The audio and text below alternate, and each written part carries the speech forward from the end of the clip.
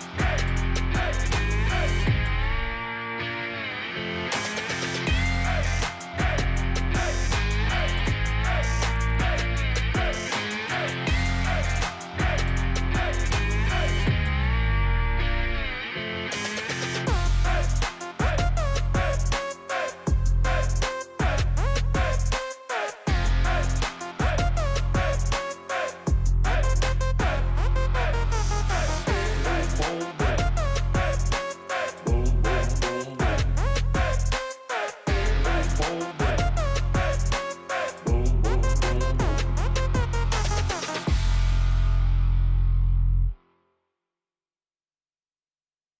Are you ready? Are you ready? Are you ready? Are you ready? Are you ready? Are you ready? Are you ready? Are you ready? Are you ready? Are you ready?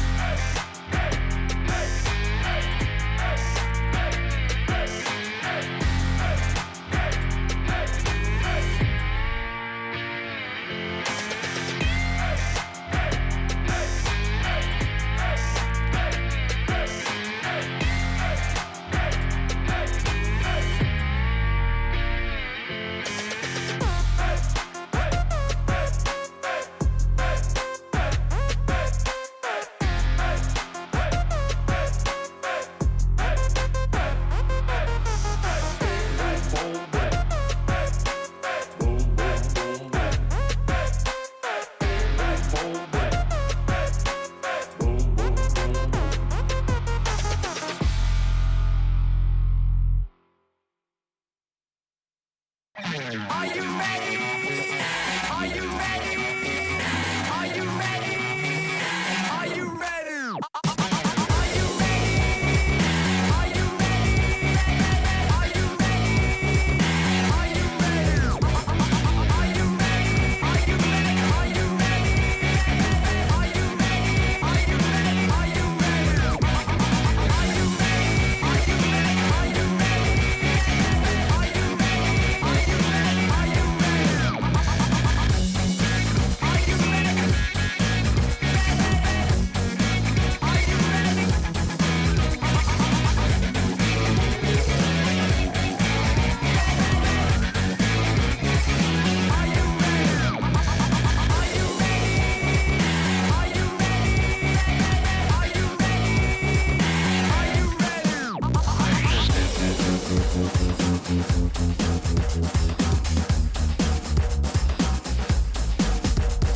Are you ready? Are you ready? Are you ready? Are you ready? Are you ready? Are you ready?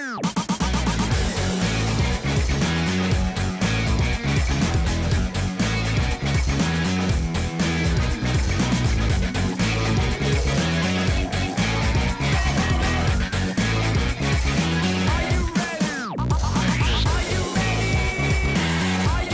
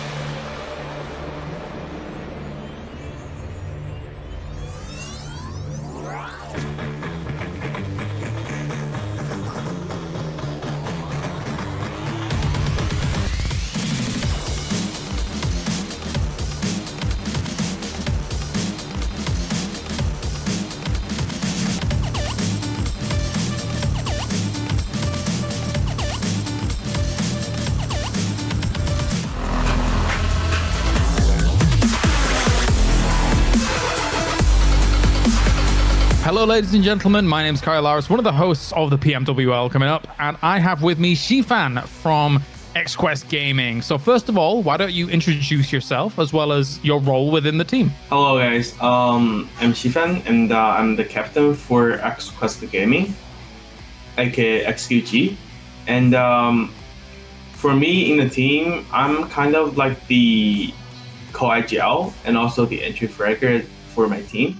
Yeah, basically that's it. So how did you first get introduced to PUBG Mobile? What's your story behind it? I played Chinese PUBG Mobile back when the game just launched, like when I was in China. Then I came back to Canada. Then I saw this like the international PUBG Mobile global version of PUBG Mobile. Then I just suddenly began to play. Later on, I was introduced by some friends. I was playing scrims with them. You know, then that's how they coming into the scene. What is your favorite memory related to the game? My favorite memory would be those moments like our team got 1v4'd by other teams. Because like in scrims, basically like we were trying to practice fighting. So we got 1v4'd by other teams a lot. Then those are the memory like keeps me like stronger. That was very unexpected, but I can see why that would be memorable. Yeah. So next question, which map is your favorite when it comes to competitive play and why? Sanhok, because Sanhok is fast paced and it's a small map and we gotta fight a lot. And the fighting is one of the thing I always like in competitive play. And I think it requires not only gun skills and also teamwork. I think that's what I enjoy in playing the most. Which team would you consider as your biggest rival coming up in the PMWL West? We haven't played so many games against other European teams or Middle East teams, but from what I heard, people said Footballist is one of the strongest European team, and we have the same drop spot. Then we have to fight each other out. So as of right now, Footballist, I think it's gonna be one of our biggest rivals in the league. Makes sense. What is your favorite drop zone location? Or it could be on any map. For Miramar, we drop it at St. Martin. That's where we've been going to since we play competitive. So I think that's one of the spot it's my favorite. Central, easy to rotate out of, you think? Yeah, and all the hills and mountains around it, you can access to that easily. And all that. And finally, what is your preferred weapon loadout?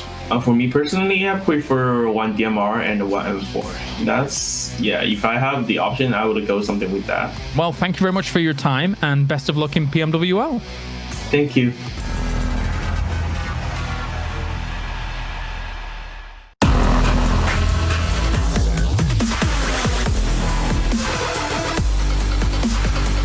Hello there, ladies and gentlemen. It's me, Kyle Harris, once again here, bringing you J7 from Pittsburgh Knights as they qualify through the PMPL Americas into the World League. So first off, why don't you introduce yourself as well as your role on Pittsburgh Knights? Yeah, so my name is J7, my handle is J7, and I play for the Pittsburgh Knights, and I'm the IGL for the Pittsburgh Knights. How did you first get introduced to PUBG Mobile?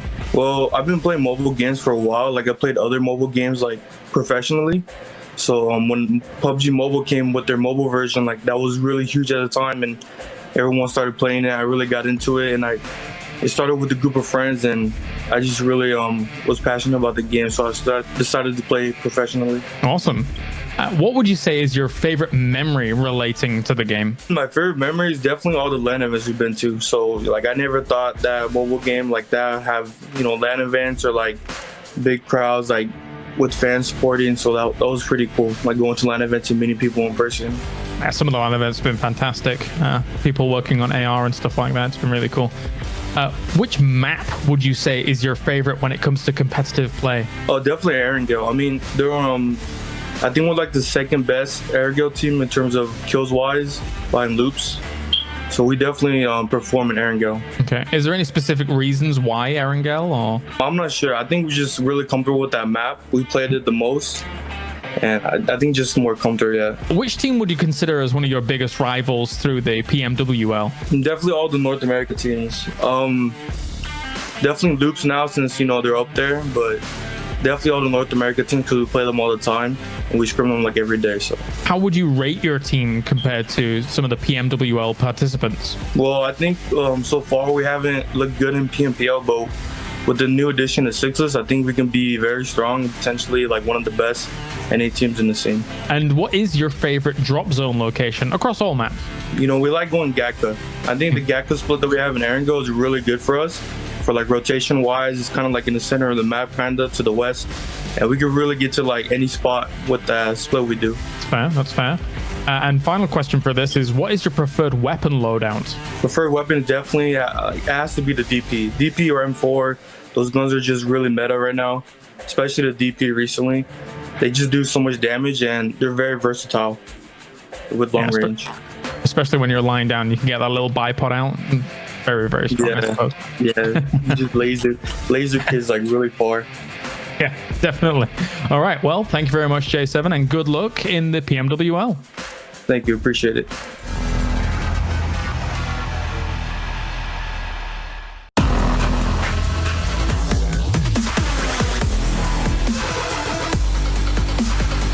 Hello, ladies and gentlemen. My name is Kyle Laris. I'm one of your hosts of the PMWL, and I have with me HH24 from Tempo Storm. So thank you very much for joining me to start things off. And my first question is, why don't you introduce yourself to the world as well as your role within Tempo Storm? Hello, I am from Tempo Storm. My name is HH24. I am a co-agile, fragger, scout. I can basically just do anything as a role. I like to achieve top fragging in tournaments. I try to do my best. Awesome. Well, yeah, we saw a lot of that in PMPL Americas, and it was exciting to watch you guys throughout that. The next question I want to ask you guys is, how did you first get introduced to PUBG Mobile? Oh, I got introduced from my friends. I was playing Knives Out as another Battle Royale for mobile. My friends wanted to make a team, so I came through. It was very entertaining, so I just stayed. And I see a lot of goals of players, so I continued and I wanted to achieve those goals. Which team would you consider as one of your biggest rivals throughout the PMWL?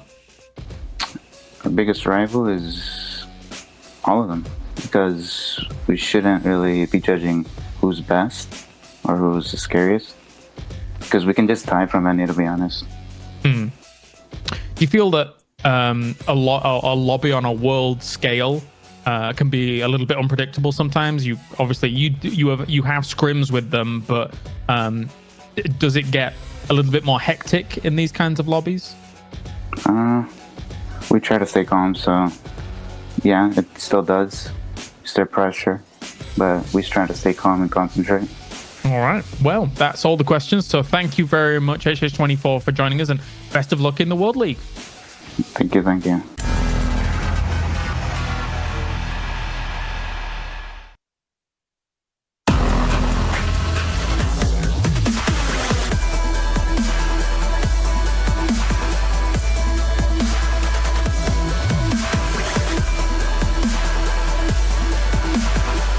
Damaging down goes George. That's a confirmation. Instantly switches to the 16. Really could be. Let's see if they go for the engagement. Senior scored out. Oh, big shot.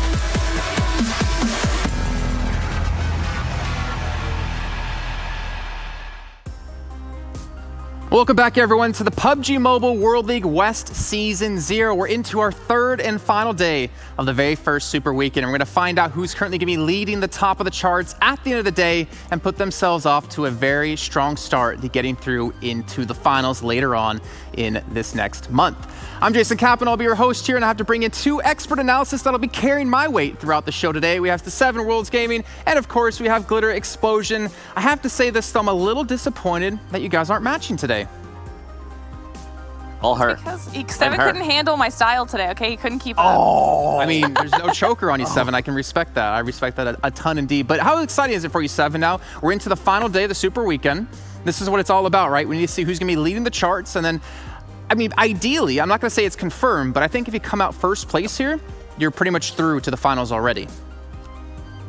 Could be, honestly. You're going to be securing yourself a lot of points here, and we've seen a lot of teams that have been consistent, and then we've seen some teams that just haven't been consistent at all. So I'm just going to be looking forward to see which teams are going to be able to continue that consistency and hopefully improve on the performances they have showed so far up to this first Super Weekend. 100%. We've been talking about consistency is key, but let's take a look at the entire format of the tournament. In case you might have missed out on any of the prior days, there was 2 days of opening matches to determine seeding going into our first week of league play. Now, throughout those weeks, the scores will be reset, so until we find 16 teams to go through into the Super Weekend, which will span across 3 different days. Now, those points across the Super Weekends will accumulate until we have the final weekend done, and we have our top 16 teams through into the league finals, which will span across 4 days with 6 matches a day. There is a ton of PUBG Mobile action to come throughout this next month, and I'm super excited to see which team will be coming out on top, Glitter, because there's a lot of money going to be on the line.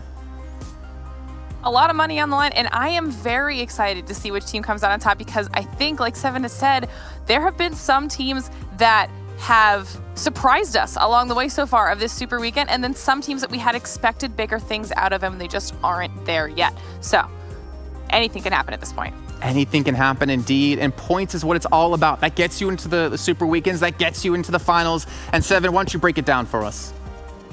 And for points, it's going to be first place getting 20 points, and then you get to see the other ones. And the one that I want to go ahead and mention the most, because it's my favorite one, is going to be you get 1 point per kill. And we have seen so many teams taking just full advantage of that. I know Cloud9, whenever Cloud9 wins, not only did they get 20 points, but they get usually over 10 points in kills alone.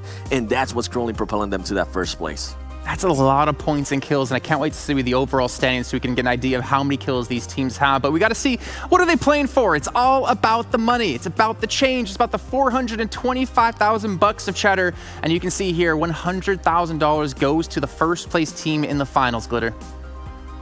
You love to see that much money on the line. It should definitely be motivating our players here. But not only is there that $100,000 massive prize pool for the finals, there's also the $50,000 prize pool for the league play portion, the weekly prize money bonuses for the first top 3 teams, and then, of course, the $1,000 participation bonus across the board for everybody.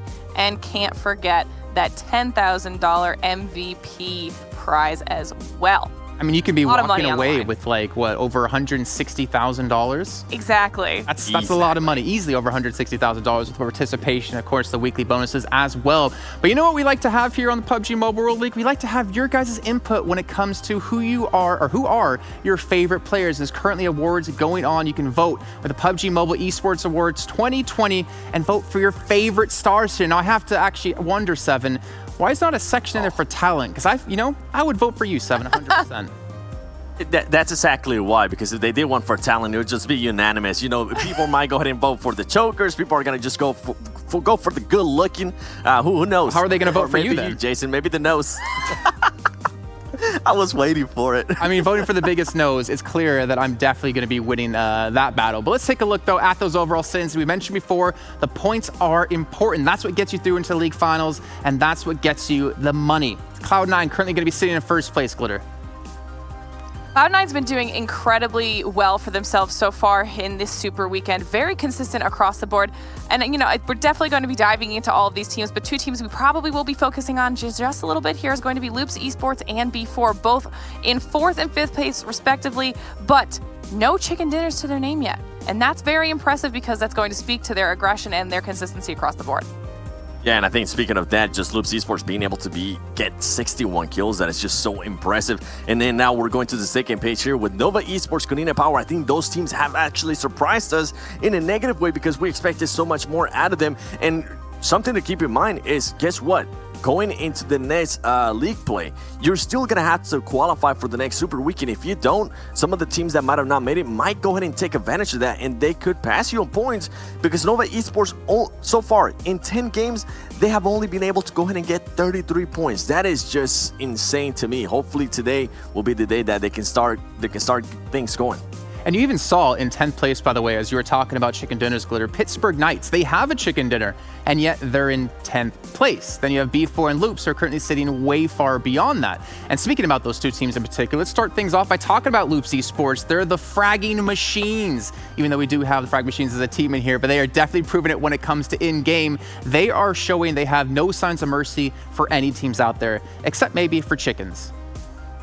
Yeah, that's it. That's exactly what it is. And I think with this team, it's just so impressive how aggressive they can be, and then also how passive they can be. They're one of those teams that can just kind of turn it on or switch it off if they need to, but when they are aggressive, they're just not blindly aggressive. Something that we saw yesterday, I was seeing their damage done and damage received there on the bottom right hand side of your screen, is that we saw them being tactical about their aggressiveness. Remember, yesterday in Vikendi, even though we're currently seeing Erangel stuff here, they did a 2-2 split that just kind of surprised us all, and they were able to go ahead and get extra 2 points from getting 2 kills on people swimming. So stuff like that is what really separates Loops Esports aggressiveness to maybe some of the other teams' aggressiveness that we tend to see.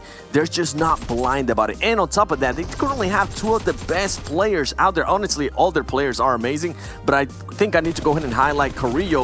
So far in this super weekend, they have been able to go ahead and get 19 kills, and then you got Kowalski getting 15 kills, and then you got Dadin getting 16 kills. So everybody in that team is performing. You have Becker with 5 kills, which, I mean, honestly, it might just be due to his role in the team, but overall, everyone is just performing here for Loops Esports, Glitter. Yeah, and this is a team that I think you were very excited on, but I was super excited to watch yesterday as well, because we were trying to see, will today be the day that they get that win? And in all honesty, they didn't even need it. Like you said, they were doing a very good job pushing compounds, securing kills very early on for themselves, to the point where the fact that they can sit in a top 4 position right now, mostly based off of that kill aggression, is insane. One really cool stat we saw in there of the average stats is the fact they have 1,200 damage on average in a match. I still have yet to see some teams even break 1,200 in a single game. That is ridiculous, and that shows they are definitely thirsty and hungry when it comes to taking these kills. But now another team we're going to have to start to talk about is, of course, B4 Glitter. This team, again, in the top 4, no chicken dinners, one of the only 2 teams in the top 7 without one, and yet they're maintaining such good placings. Yeah, and this has, I think, it's good to see coming out of B4, because there were a few games that we did see them struggle a little bit. Now, like you said, B4 is one of those 2 teams in the top 5 position that hasn't had a chicken dinner yet. But to B4's credit, they actually have been super consistent and getting very, very close to that chicken dinner moment. They currently have 4 second-place finishes in all of their games so far, and 2 of those were actually on Miramar. So one of the things we do need to pay attention to, is that going to be a pattern emerging for B4? Is that a map that's very strong for them? We also see some of their average stats up there on the screen for you guys as well. But when you look at comparing them to Loops, they're currently down 16 kills overall for right now in the super weekend, right? And they're technically only separated by 10 points overall. So both of these teams are really, really finding their groove when it's coming to being consistent, securing those kill points, and making sure that they're constantly at the top half of those leaderboards. We've actually seen some very big standout performances from Pedro and Maxon alike, with 14 and 15 kills respectively. So those players have been having an amazing showing. And on a little bit more of a lighthearted stat note, we've seen Mixera used 31 smokes so far in the Super Weekend, which is just really going to illustrate how much utility he's bringing to the Team 7. Yeah, and one thing that I actually wanted to go ahead and notate that I'm personally not used to seeing from B4 here is how consistent they've been on their damage as well. Remember, we've been seeing this team all the way back from PMPL Americas, and they tend to be one of those teams that just kind of play the outer side of the circle, so they don't really get into the fights until the very end. But it seems like here playing in the PMWL West and also on the first Super Weekend, they're starting to change strategies, and it's starting to work for the better, because they're still able to maintain that consistency that we know them by, and now they're able to add a little bit more fragging power, a little bit more kill points to their system. So these 2 teams, the reason we're highlighting them is because if they start getting chicken dinners, they are going to be a very scary team to look at. Exactly. And on the note you were saying about B4 having 4 second places, if I remember correctly, Loops has 1 second place, 2 third places, and 1 4th place. So they're struggling to close out the game. But let's take a look though at the head-to-head between the 2 teams, because that's what we really want to break down and take a look at here. And you can already see off the bat, kills is so different between the 2. But again, 7, to start things off, more kills than knocks for Loops Esports. Definitely. I think that's one thing that we've been talking about. Loops Esports is that team that's not only going to go ahead and get those kills, but guess what? They're also going to be looking around to see where they can steal kills. I remember at one point, I think they had a match where half of their kills, they were stolen kills. And that just goes to show the awareness that team is able to get here. And overall, the damage done, they're currently just outdoing everybody out there. And they're also receiving more damage because guess what? They are being the more aggressor. They're getting into more fights than anybody else. And we've actually seen Loops Esports get third party a couple times here, so I wonder if they're gonna go ahead and adjust any of their gameplay to maybe avoid those third parties in the future. What do you think, Glitter? No, that's a great point for Loops on the B4 side of things. One thing to point out is that those stats are over all of the matches, not just the Super Weekend. So the stats are a little bit Loops heavy because they did very well early on, and B4's taken a little bit to pick up. They've now done very, very well for themselves here during the Super Weekend, being much closer in those numbers to Loops in general. So I think it's also cool to see, from the stats alone, and I could be wrong here, but I'm gonna take a jab at it, is the fact that we talked about Loops yesterday and how they are very aggressive, but they're very smart with their aggression, right? I feel like B4, on the other hand, is a team that is very controlled about their aggression, and if anything, play a little bit more passive. You see less damage done, you see less healing done, less kills done. So maybe their focus is more about placements, and Loops is more about kills. And we already talked about before how heavily weighted it is over towards kills because that 1 point per kill that you can pick up here, 7. And something I wanted to go ahead and notate as I was looking at the stats is Carrillo is the player with the most grenades thrown so far this Super Weekend. That man has thrown over 30 grenades. So if that doesn't show pretty much being in close quarters with other teammates, with other teams, and being able to be that aggressive, 30 grenades, just think about that. That is so insane from Carrillo by himself. That is ridiculous. I mean, so I think Adder was like at 6 kills at some point with grenades alone towards the end of the day. But let's take a look at the schedule for you. We have obviously 6 matches in total. You can see we're going to start things off on Erangel, then we'll be going over to Vikendi, followed up by Miramar, followed up by Sanhok, and then ending things nice and sweetly on Erangel once again. And one thing I'm really looking forward to, Dream Eaters, Miramar. What is it about this team on Miramar and Sanhok that they seem to do so well on? Though I will say Sanhok last time, they didn't. They let me down in my predictions. But Glitter, this is like the 2 maps I'm looking for in particular if they can keep that consistency. I mean, they've proven so far that they can keep that consistency. We'll see what they can do here on day 3, but also before on Miramar with their consistency as well. And that's something, if we're going to be talking about Loops and B4 a lot, that's definitely something we should be paying attention to for those maps. These are the maps that, they're only playing on the Super Weekend, or at least just for this week. It'll be different moving into next week of league play. But, one final thing to note about Loops and B4 too is, they're both Brazilian teams. So, and not only, but you pointed out that we do see 2 very different play styles out of them with the controlled aggression versus kind of just like the outright aggression. So it's just kind of cool to see the different styles of play. It is very cool to see that. It's also very cool to see, guys. Tell us. Tell us? Okay, I'll tell you. 8-part documentary series that we've been talking about this entire week. Finally today on the show, we'll be premiering it after Game 3. It's about 25 minutes long, and it's 25 minutes of goosebump action that you're going to want to tune in for, so make sure you don't miss out on that. But let's be honest, you're not going to miss out on anything across the entire day. We had the honor of already seeing it, and I'm not going to lie, 7, I can't wait till everyone out there can have a chance to.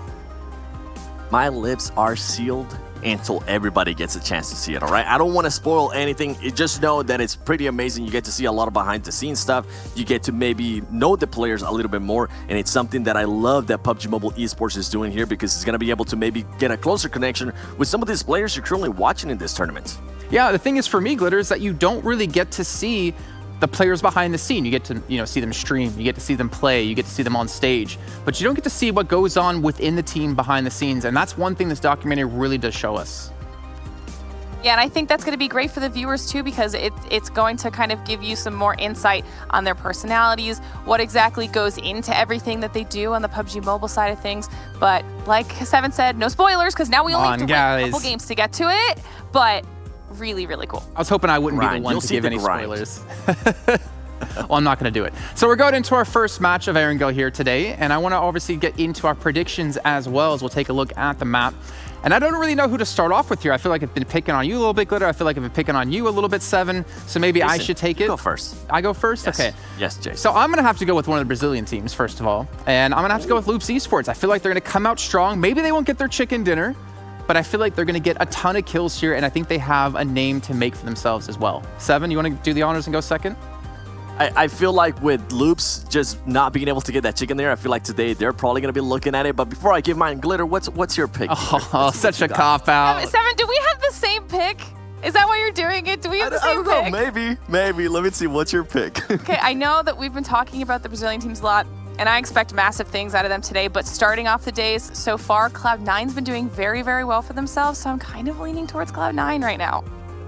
Uh-oh. Yeah, I'm going with Cloud9 as well. Okay, good. One thing I do like about you both picking Cloud9 is that I can get a little bit more ahead of you in the standing 7. So thank you guys for obviously your inputs into our first match of the day. We'll check in with you after the match has finished. And of course, you guys at home, like we've been talking about throughout the entire week, we'll be talking about until we're done with the entire show. You have a chance to win something at home if you're lucky enough, if you're watching within the game and within the Esports Center's limited time outfits going to be available for you to potentially get for yourselves. I can tell you personally, I haven't been lucky enough, but maybe you guys have out there. And I think it's time to finally bring in our commentators as well so we can kick off our first match here of our last day of the Super Weekend. We're going to bring in Viram and Cameron Davis another time here. And I have to say, you two are not looking too lucky either. I think the prediction game's been a little bit rough for all three of us here just yesterday in Viram. Yeah, I had a slightly better day yesterday, but I still have a lot of catching up to do. Mr. 60 points ahead of me. Jeez. No big deal. Okay, I see how it is. Well, how you doing today, Cameron? You're looking ready to go to kick off our first match. Yeah, it's good. I got my, not my first coffee, I actually have my second coffee. So nice. We are going to get into this, and I'm waiting to see some good action. So let me poke your guys' brains really quickly while you have some time. We talked about B4 Esports. We talked about Loops Esports. I kind of want to get your idea as well about how the teams have been playing. What's your thoughts on them being in the top 7 without having a chicken dinner? And Viram, why don't you start things off? For sure. I think a lot of it is, we've seen sort of this idea of the infrastructure that we have in Brazil when it comes to mobile esports, especially with a game like PUBG Mobile. And I think we're kind of seeing that additional level of support really come into play here in terms of consistency. Because they've been able to get so many frags, because they've been able to still place well, albeit not finish, that's the reason they've been able to do so well. And I think a lot of that consistency has to comes down to the support. We see the idea that they're playing in team houses, they've got coaching staff, they got all this stuff surrounding them, and I think that's definitely been a big factor. Also, Brazilian fans are crazy. Yes, they are. That's definitely going to be a factor. 100% agree with you. When I've done some events in the past with small crowds that sound like they're of the size of tens of thousands. Yep. Cameron Davis, what's your thoughts on Loops Esports and B4 Esports?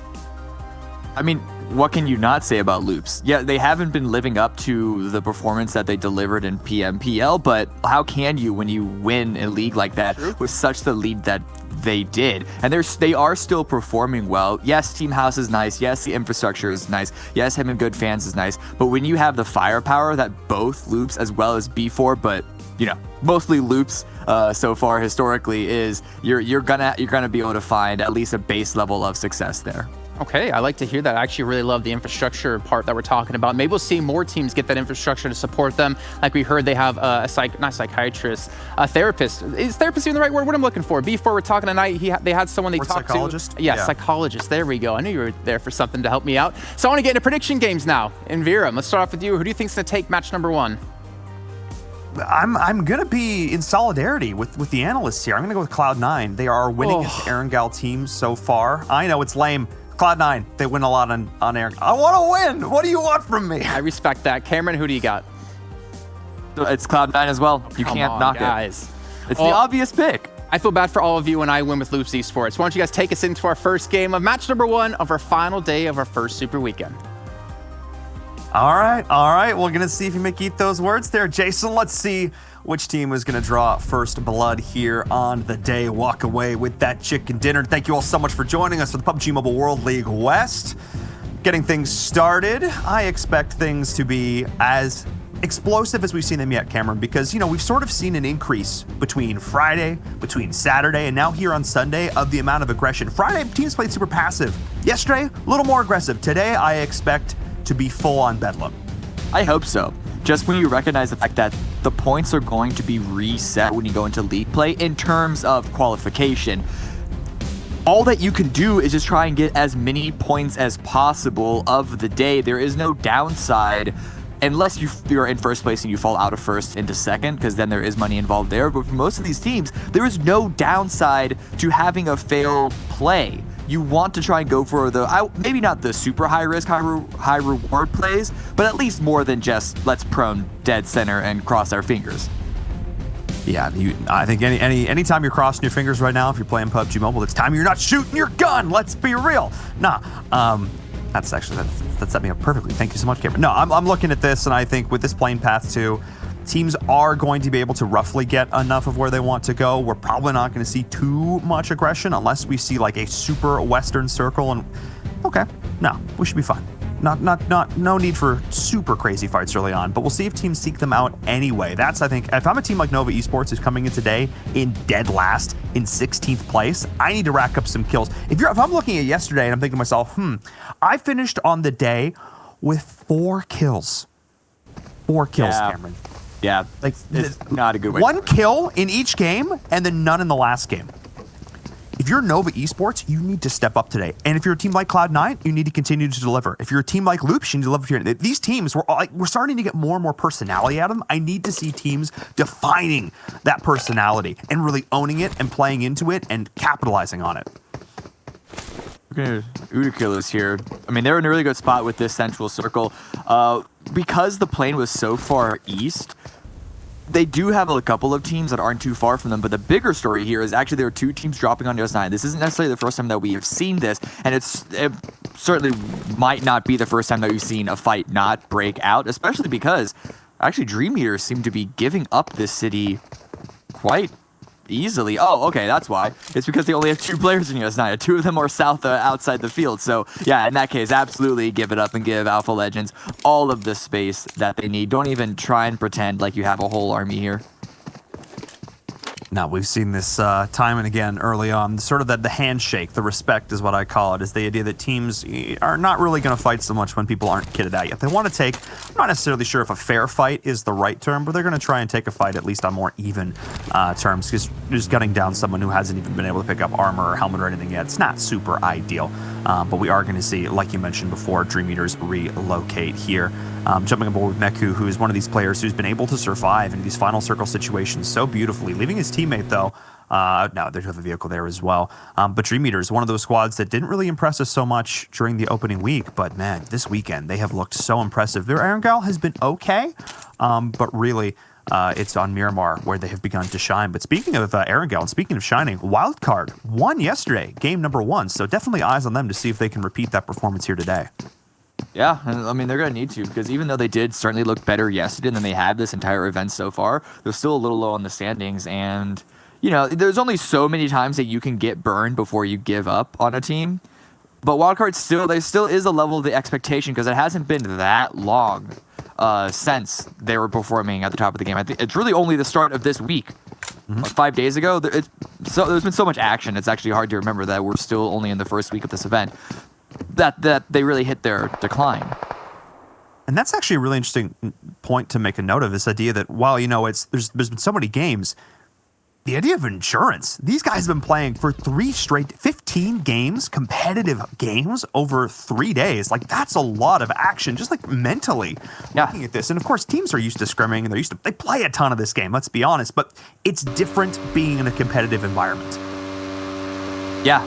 There's so much more pressure added on, and that I don't want to speak too much on the teams, but it might be a reason why some of them have really failed to deliver, just because of all the pressure time and time again, and you really don't have that time to reset, unless of course you're one of the unfortunate teams that didn't qualify for this weekend. But that's not a position that you want to find yourself in. That actually could in a way make the pressure even worse coming into the week after that. It's all about being able to, you can't forget about the pressure. The pressure is always going to be there, but it's about utilizing it in the proper ways and figuring out ways to sort of rise to the occasion.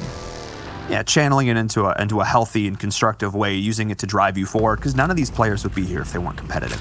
None of these teams would be here if their desire to win was not strong. The thousands of hours, the hundreds of games or more that they put into it to get to this point is paying off. You think Carrillo got as good as he was shooting if he didn't spend hours upon hours in scrims in the range, making sure he got that shot down. And that's the kind of competitive drive and spirit that's going to continue to drive these players through. And that pressure can sometimes make them play even better, not worse. You know, the idea that some of these players level up when that pressure is on their shoulders. Looking at Loops right now, taking the top of this hill, trying to get a little bit of information that they can, and Nova here, not too far from them. There's a lot of center focus. I think it's just because of how center this opening circle was, but speaking of center focus, a little bit of a fight breaking out between Wildcard and the Knights. Ooh, here we go. Trade back and forth right now. Ayala is down actually Team Queso here. And Wildcard was able to clean up that kill there. Pittsburgh Knights is getting involved as well, like you mentioned, on the flank. A bit of a third party on a third party. Wildcard meeting folks on the road. Whoa, Queso. Hang on. Marco is trying to take advantage of this. He knows they got one down. He's trying to finish it, but the tree is going to provide just enough cover, and Marco not quite able to find the angle. I think maybe if he'd stopped a little bit further up the hill, that could have been huge, but Slicky is rotating in as well. Marco just trying to find a little bit of revenge, a little bit of redemption. But I'm not even sure if Wildcard is aware that this is two different teams they're fighting. Yeah, that's a really hard call to make because Marco's the only Queso player who's actually in this immediate area. I gotta give props to the boys from Wildcard though. They have to try and navigate an angle that is dealing with both Pittsburgh Knights and Team Queso during this, and they've somehow been able to do it without losing a player here. Sam, oh no. They lost. Okay, no, Sam's up. He's good. Okay, they got him up. Well, they lost Acer. We saw at the very beginning, he made the interesting decision to stop in the middle of road with the buggy. You can actually see his buggy right there between the Knights and Slicky in the road. So you could also just tell in general that Wildcard were caught off in rotation by the Knights, but they're sticking around, and the Knights are forcing them to. The Knights are not allowing the Wildcard to even back away if they were to want to. There is a big chain of smokes there by Spring to retreat, but J7 going down. This is, again, those high-risk, high-reward plays, and this might be a little bit too aggressive for J7. And I think Knights, is this their first or second player loss in this scuffle? I think it might be their first. Yeah. There's only two dead on the server. Yeah, that's three. That's J7 going down. I think trying to get a little bit too aggressive there was Pittsburgh Knights. They didn't really have the high ground. I understand the idea of repositioning with a vehicle and try and leverage different angles. Not a bad situation at all to be in, but maybe that time you want to run in a bit more of a 2-2 in order to give your teammates some backing, because the only cover he had is a vehicle. That can explode and kill you. Exactly, which wasn't offering a whole lot. We're actually able to see them shoot underneath the vehicle there. That's offering him no cover. And now look at the smoke tunnel. They're getting Slicky out of there as best they can. He's taking some pain for it, though. I think at this point, he just might need to try and book it. They got to get into these vehicles. This is not a good spot for Wildcard. Part of me almost wishes that if I'm a Team Queso fan, ooh, nice shots from Raven, that I come back and try and finish, kind of what you started earlier on. Because both of these teams are going to be battered and bruised. This could have been another opportunity for Team Queso, who is very much a middle-of-the-pack team, to make an impact here on Erangel. Well, you say that. It's really only Wildcard that's taking damage. The Knights are getting a slap here or there, other than J7 going down. But ultimately, it's Wildcard that were just completely caught off. They stopped on the side of a hill, and it was an unfortunate situation, just very unfortunate timing for them. But the Knights, they continue to put the pressure on, realize the position that they're in. And Sixless is still trying to find an off angle. They're not done here. The circle shift is still in their favor towards the northwest. So really, they don't need to move. The only threat will be other teams rotating in their area, but they know that they at least have 30 seconds, a minute, maybe. And so as long as they don't stay too much longer than that, as long as they recognize that they need to get out when they do, then the Knights should still be okay with this. But I think Spring, he's not going to move at all. He has no option to let Sam bleed out. He's just going to line prone there and try and snake out as many placement points as he can. But the Knights, they need to, at some point, they need to recognize that they can't search anymore, and they need to find a position for phase 2. Yeah, because we're seeing that circle going to be going up further north, up towards shooting range and Severny, as we're seeing the fight breaking out between Konina Power and Tempo Storm, and that's actually Tempo Storm going out first. Oh my goodness, you saw it popping up in the kill feed, but just utilizing this little bit of terrain. So, wow, I cannot believe that. Tempo Storm getting caught out on rotation. Uncharacteristic misstep from them.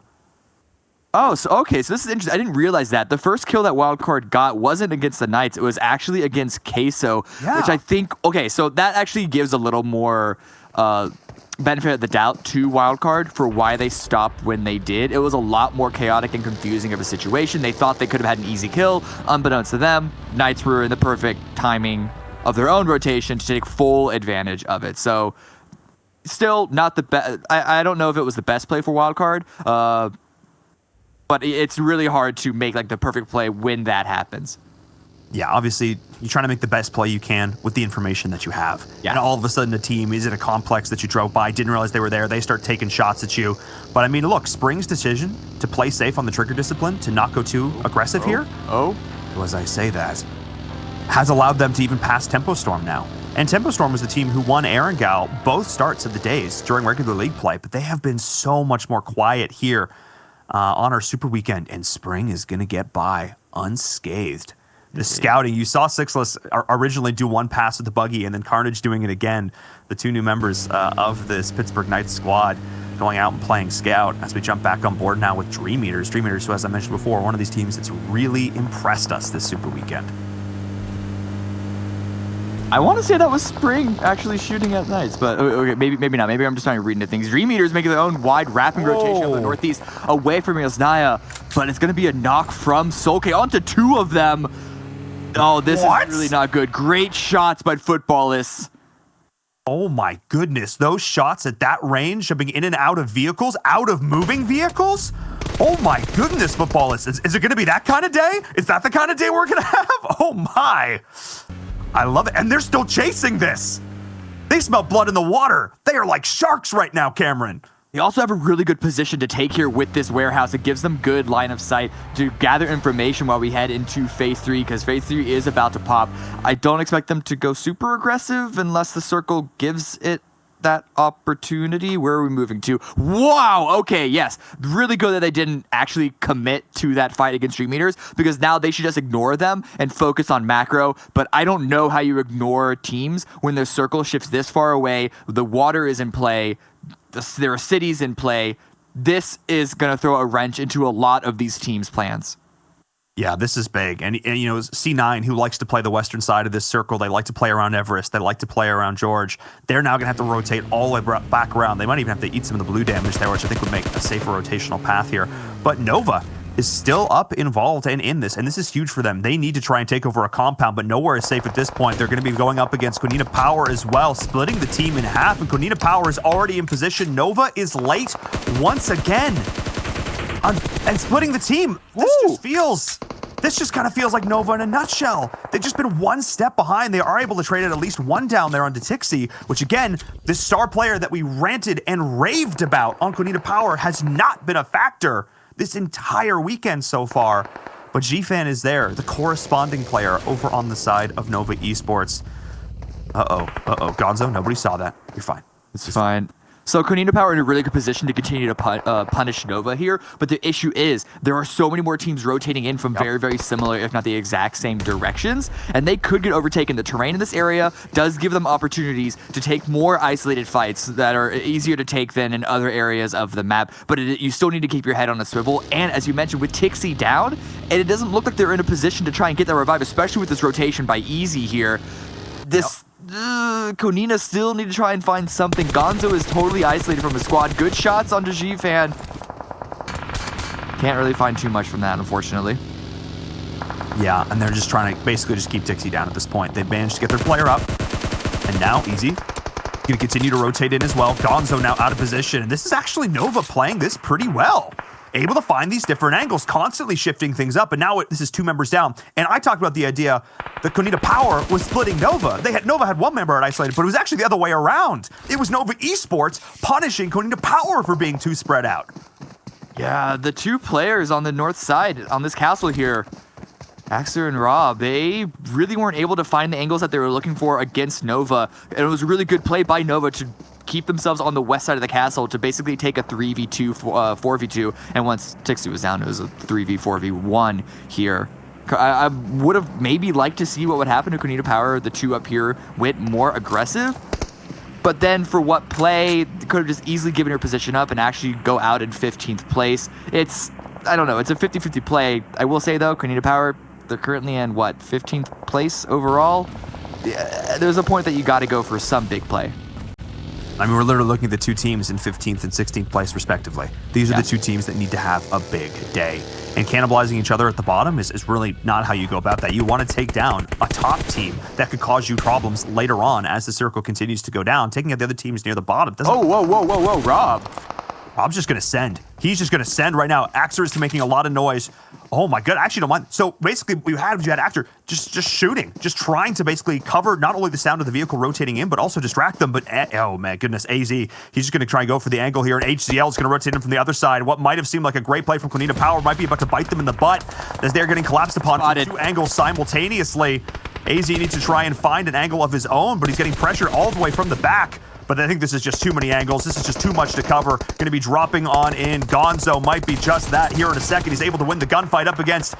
Oh no, and he can't even thirst the kill at that point. Every single member rotating in, and Axer is just too far back to try and support. And what could have been a great moment there for Konina Power winning those individual gunfights, they were simply outmanned. Really good initial rotation by Easy to give them the advantage there, even though he rotated away from Nova long before that fight broke out.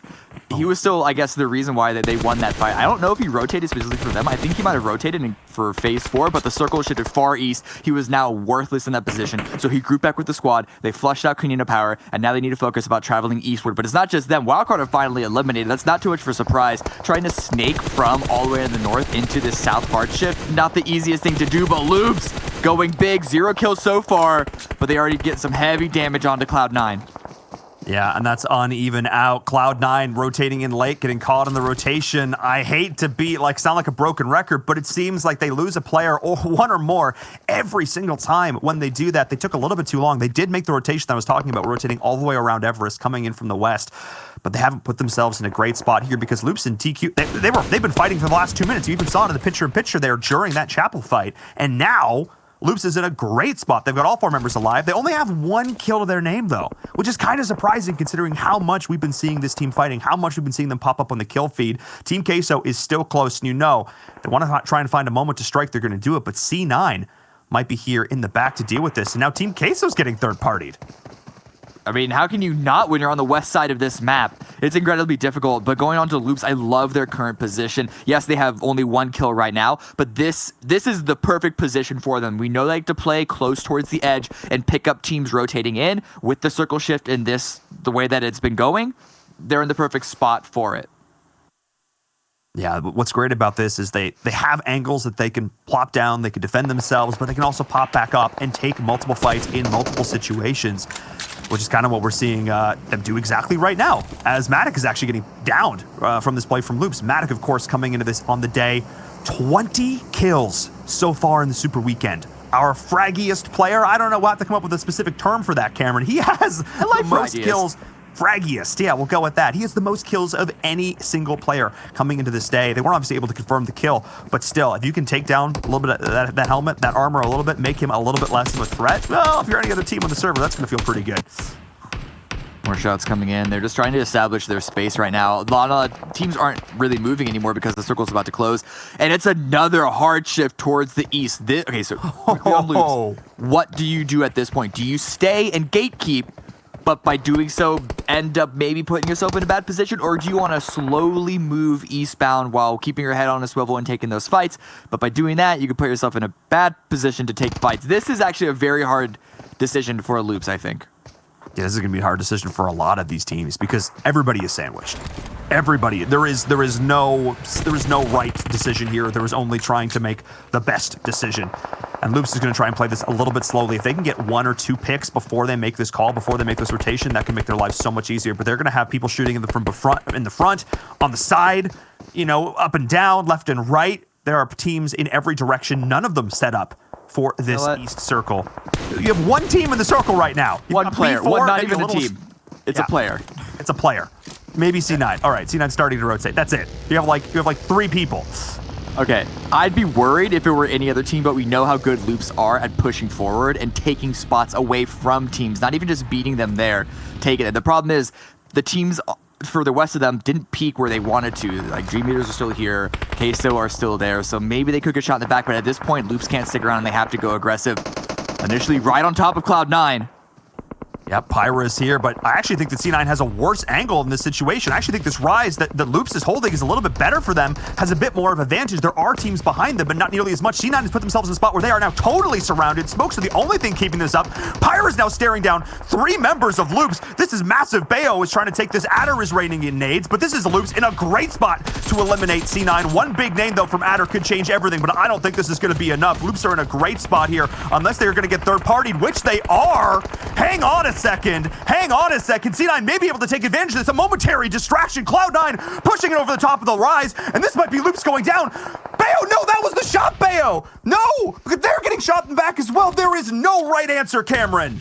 Yeah, Bayo wasn't able to cleanly secure the kill against Loops because Nova, the team that's been knocking Loops, have that exact same angle still. It's all about managing your overextension, but also clearing your angles, and it's incredibly difficult. I think that's, Unique just going out. And that's where that clears a little bit of pressure off of C9, but there are still a bunch of teams around them. Adder is going to be rotating his vehicle, using it as a little bit of cover, and the nade's still coming in, but Football is Lutz.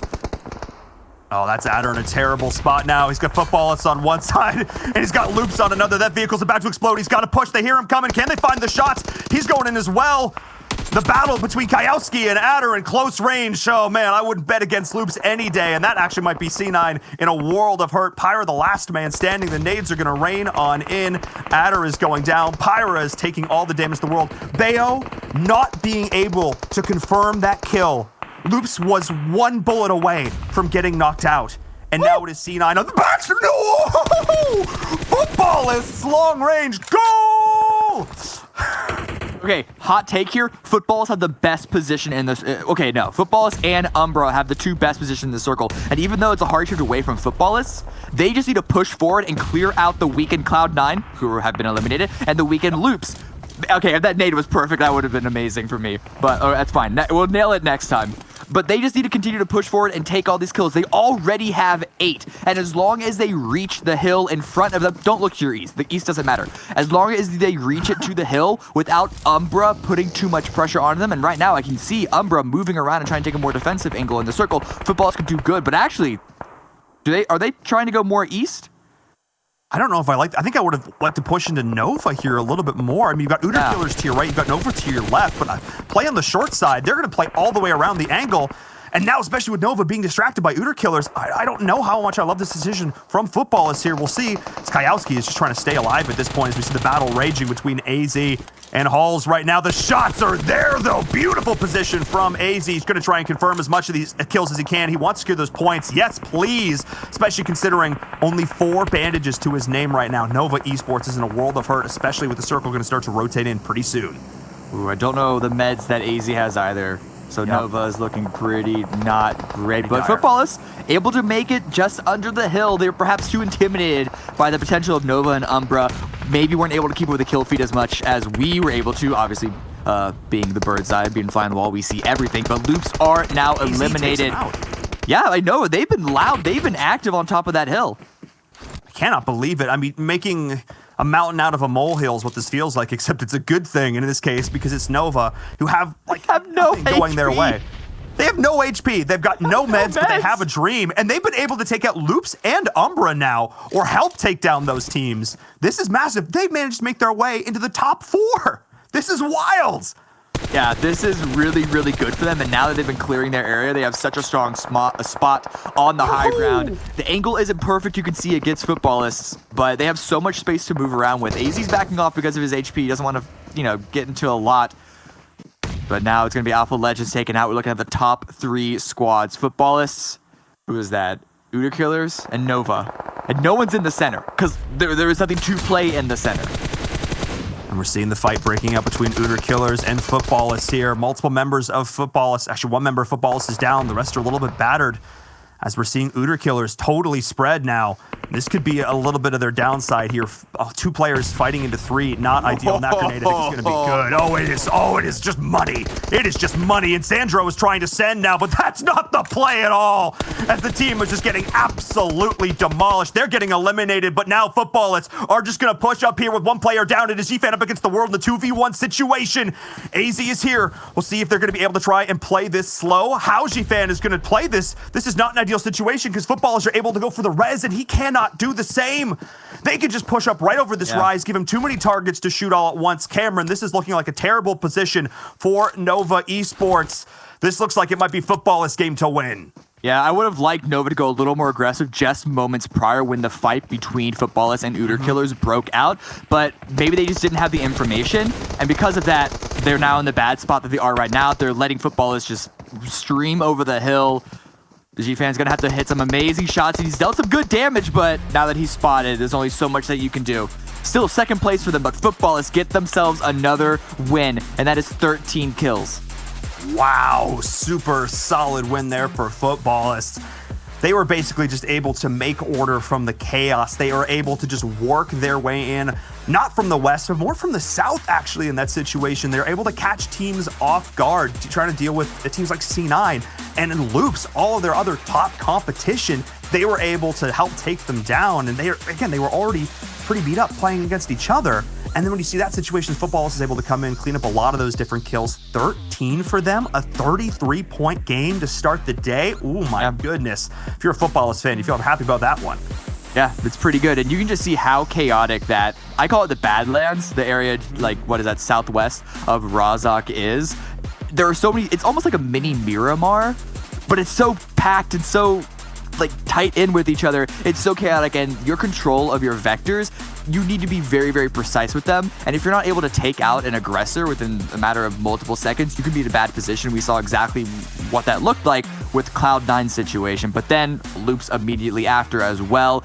You want to be able to secure all the kills that you can get, or it turns into something that you just cannot control anymore. Yeah, I just think about how different that game could have gone if Bayo, between the buggy and the smokes, if he'd seen Kayowski going for the res, because that could have meant his team could have bunny hopped over onto the other side, and they could have taken that angle. Yes, they still would have had to deal with Nova, but they would have been able to sort of keep Footballists at bay for just a second longer. Oh my goodness, but that's why I love PUBG Mobile. So close, one shot, one pixel out of place that you can see, and that makes all the difference in the world. But still, congratulations to Footballists doing so fantastic in that first game. Let's send it back over to our analyst to break that one down.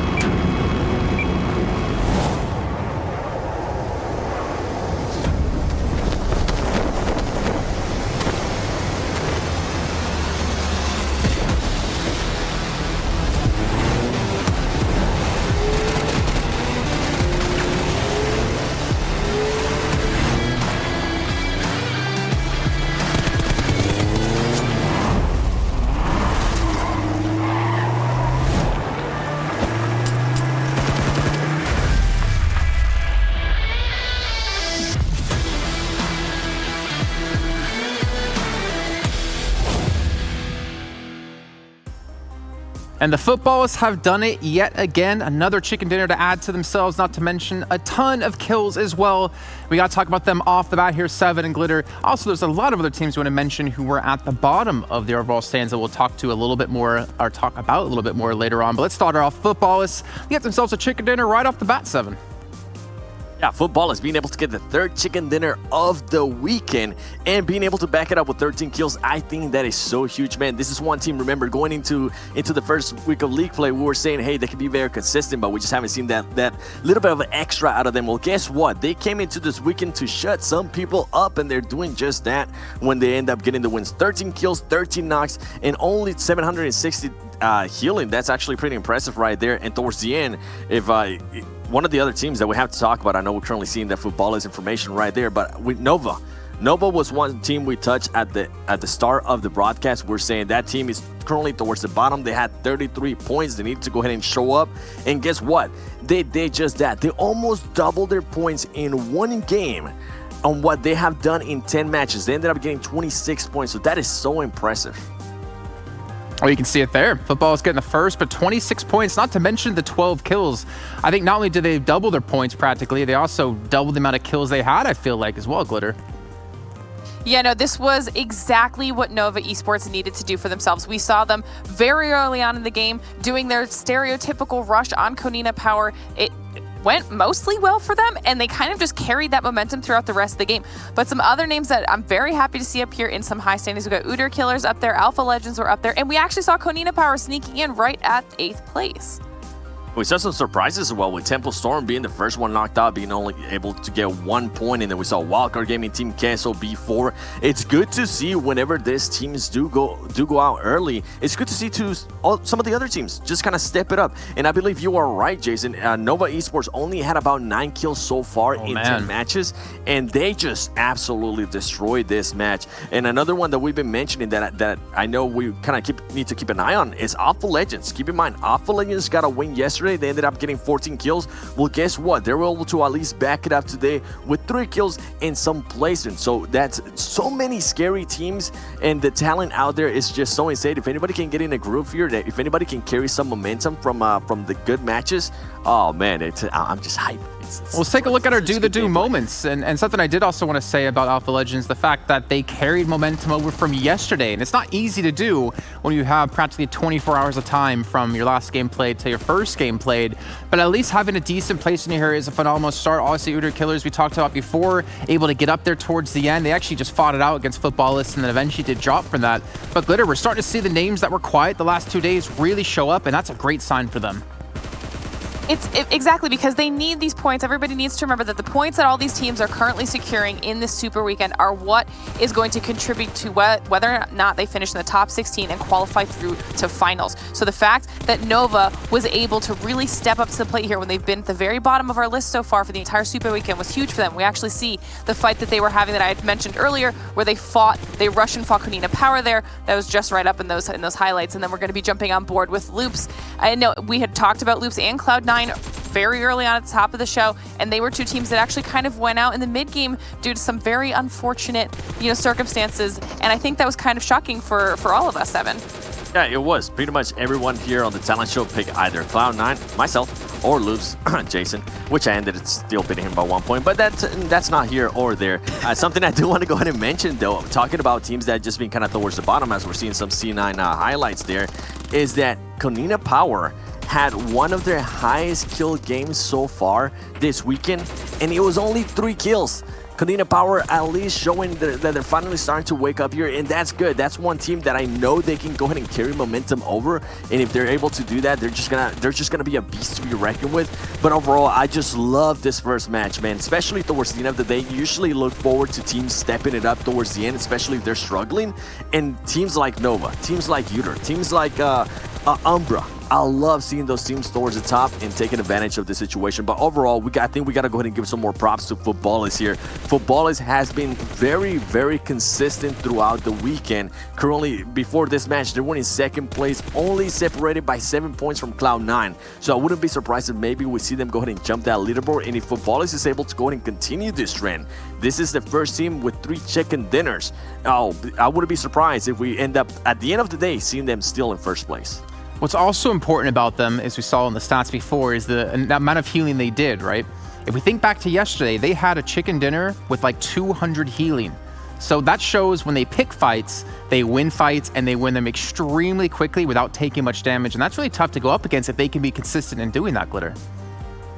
Yeah, it's very, very tough to go up against because it's going to speak to, one, their communication, which is something the casters have been touching on a lot across the board for all of teams. It's something that we had brought up before. How good are these teams' communication? Because that's incredibly important. So clearly theirs is on point right now. They're positioning in these fights. They're taking, smart engagements, getting good angles on other people, and making sure that they're solidifying their own position in the standings. Yeah, well, speaking of the standings, we're going to get to that in a second, but we're going to take a look at our total damage first, because for me, this is one of the highlight stats that we talk about when it comes to a post-match breakdown, because this is where the big numbers and the champions are made, in my opinion. You can see here, Footballists, 2,300 damage. But the important thing is, I think you're kind of already cheering about, Glitter, is that you see Nova up there and you see Udo Killers up there getting some big numbers as well. Yes, I'm actually so excited for them. Those numbers are fabulous. I think this is also one of the few times so far that we've seen multiple teams breaking a 2K damage or getting very close to a 2K damage. This is a very, very aggressive game. Super, super proud of Nova. One thing to note for Nova is that actually the player AZ had 6 of those 12 kills and 1K of that 2100 damage. So that's an amazing performance for him as well, Seven.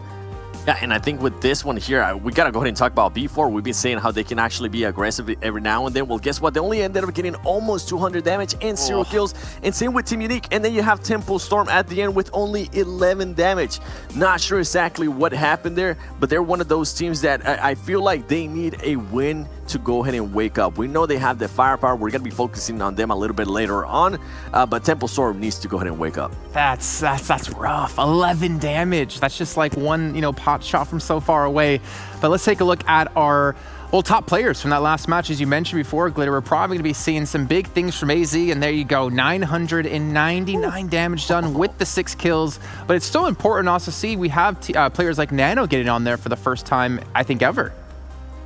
Yeah, love to see some new names up here on the top players. And of course, have to give props to Footballs with 2 of their squad making it into the top players respectively.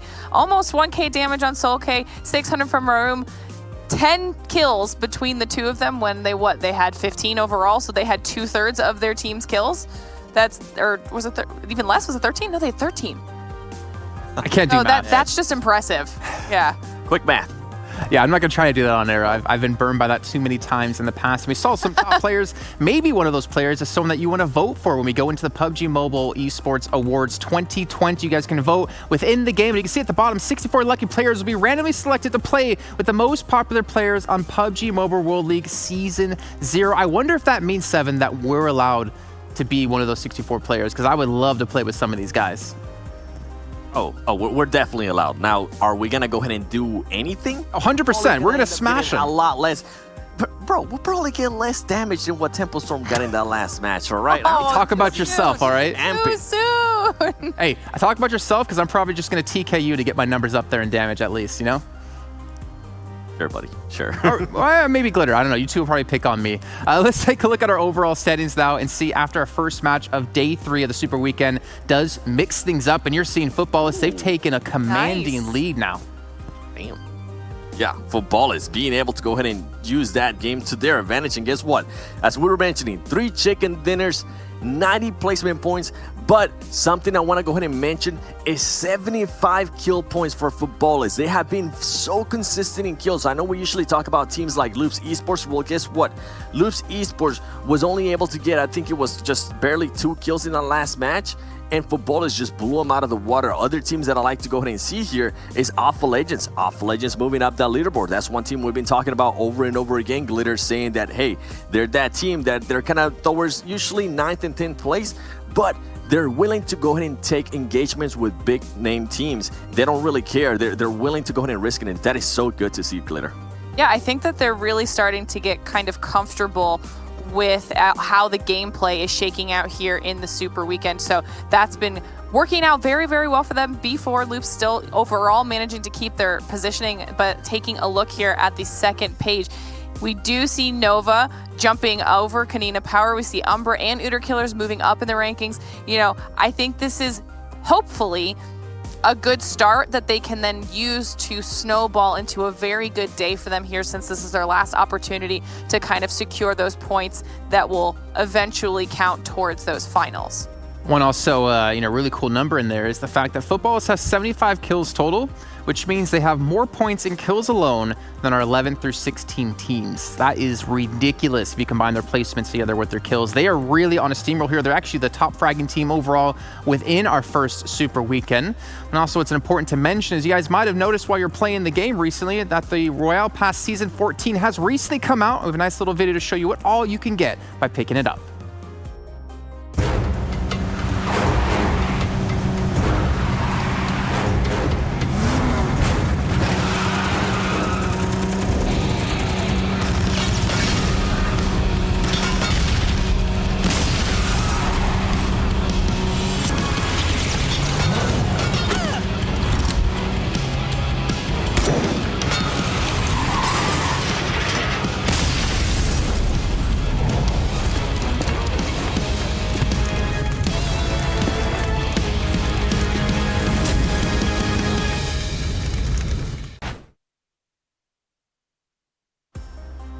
Some fantastic stuff to pick up in that Royal Pass Season 14. So make sure you guys check that out. Make sure you guys pick it up as well for yourself. And now it's time to take a look at the schedule as we get through into our second match of the day. We're going to be heading back to Vikendi, a map we've seen tons of times. When we think back to the league play, we saw it, well, every day, 3 or 2 times a day for those 2 days alone. So one thing we can be certain of is all the teams here know how to play Vikendi, but it comes down to will they be able to show up when it matters. For me, I'm looking forward to seeing the bottom teams again, you know, seeing Umbra in there, seeing Udyr Killers in there, seeing Nova in there, do exactly what they did on the first match into match 2. But the question is, can they do it, Glitter?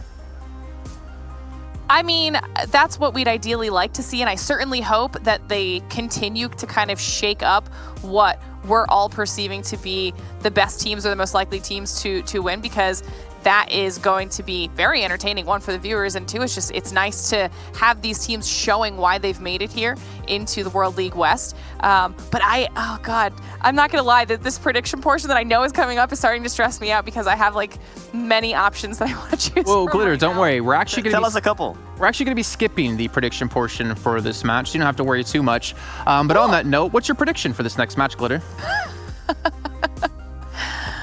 Oh, I'm torn between Loops and Footballist.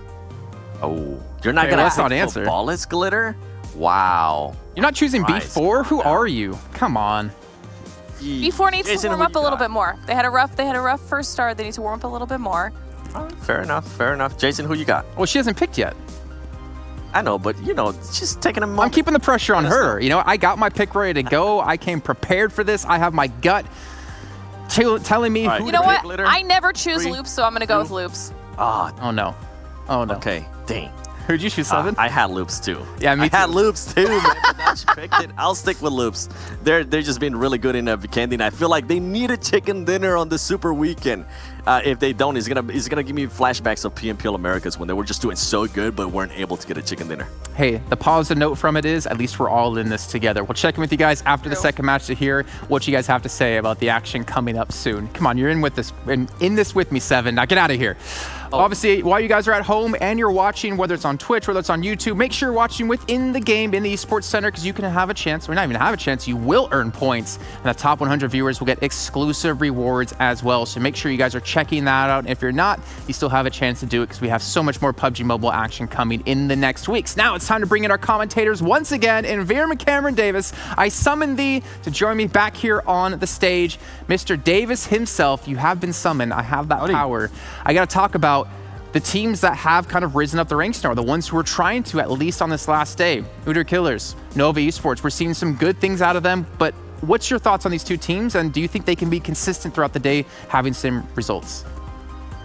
It's exciting to see what Nova did, especially when you look at what they had to go through with those circle shifts. If they were to all they had to do was just wait center and the circles came to them, I'd be a little less confident.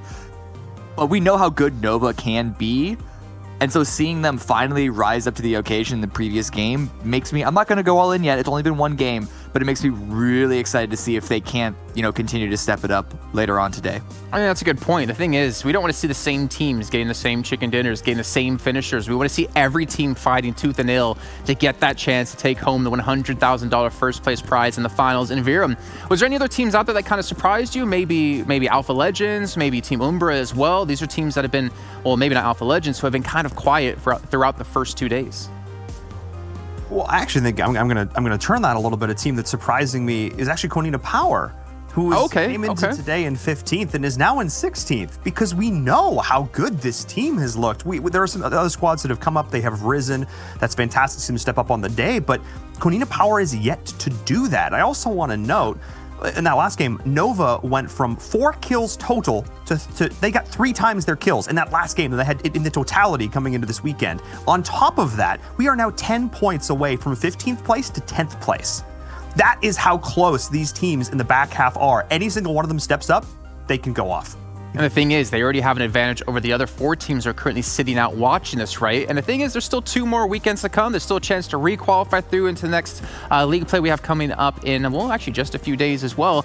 But as we get closer to getting into our second match now, we got to go into predictions. I'm sorry, I got to call you on this one, Cloud9. You guys did better than me last time. I'll give you that.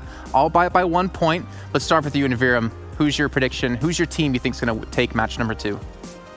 So for the record, everybody, I put my predictions, we have a document, I put mine in at the start of the day. I picked Loops. Everybody else picked Loops now, so we're all on the Loops train. We have the most, everybody except for Hot Jukes has Loops. All of us have Loops. Wait, even Cameron Davis here.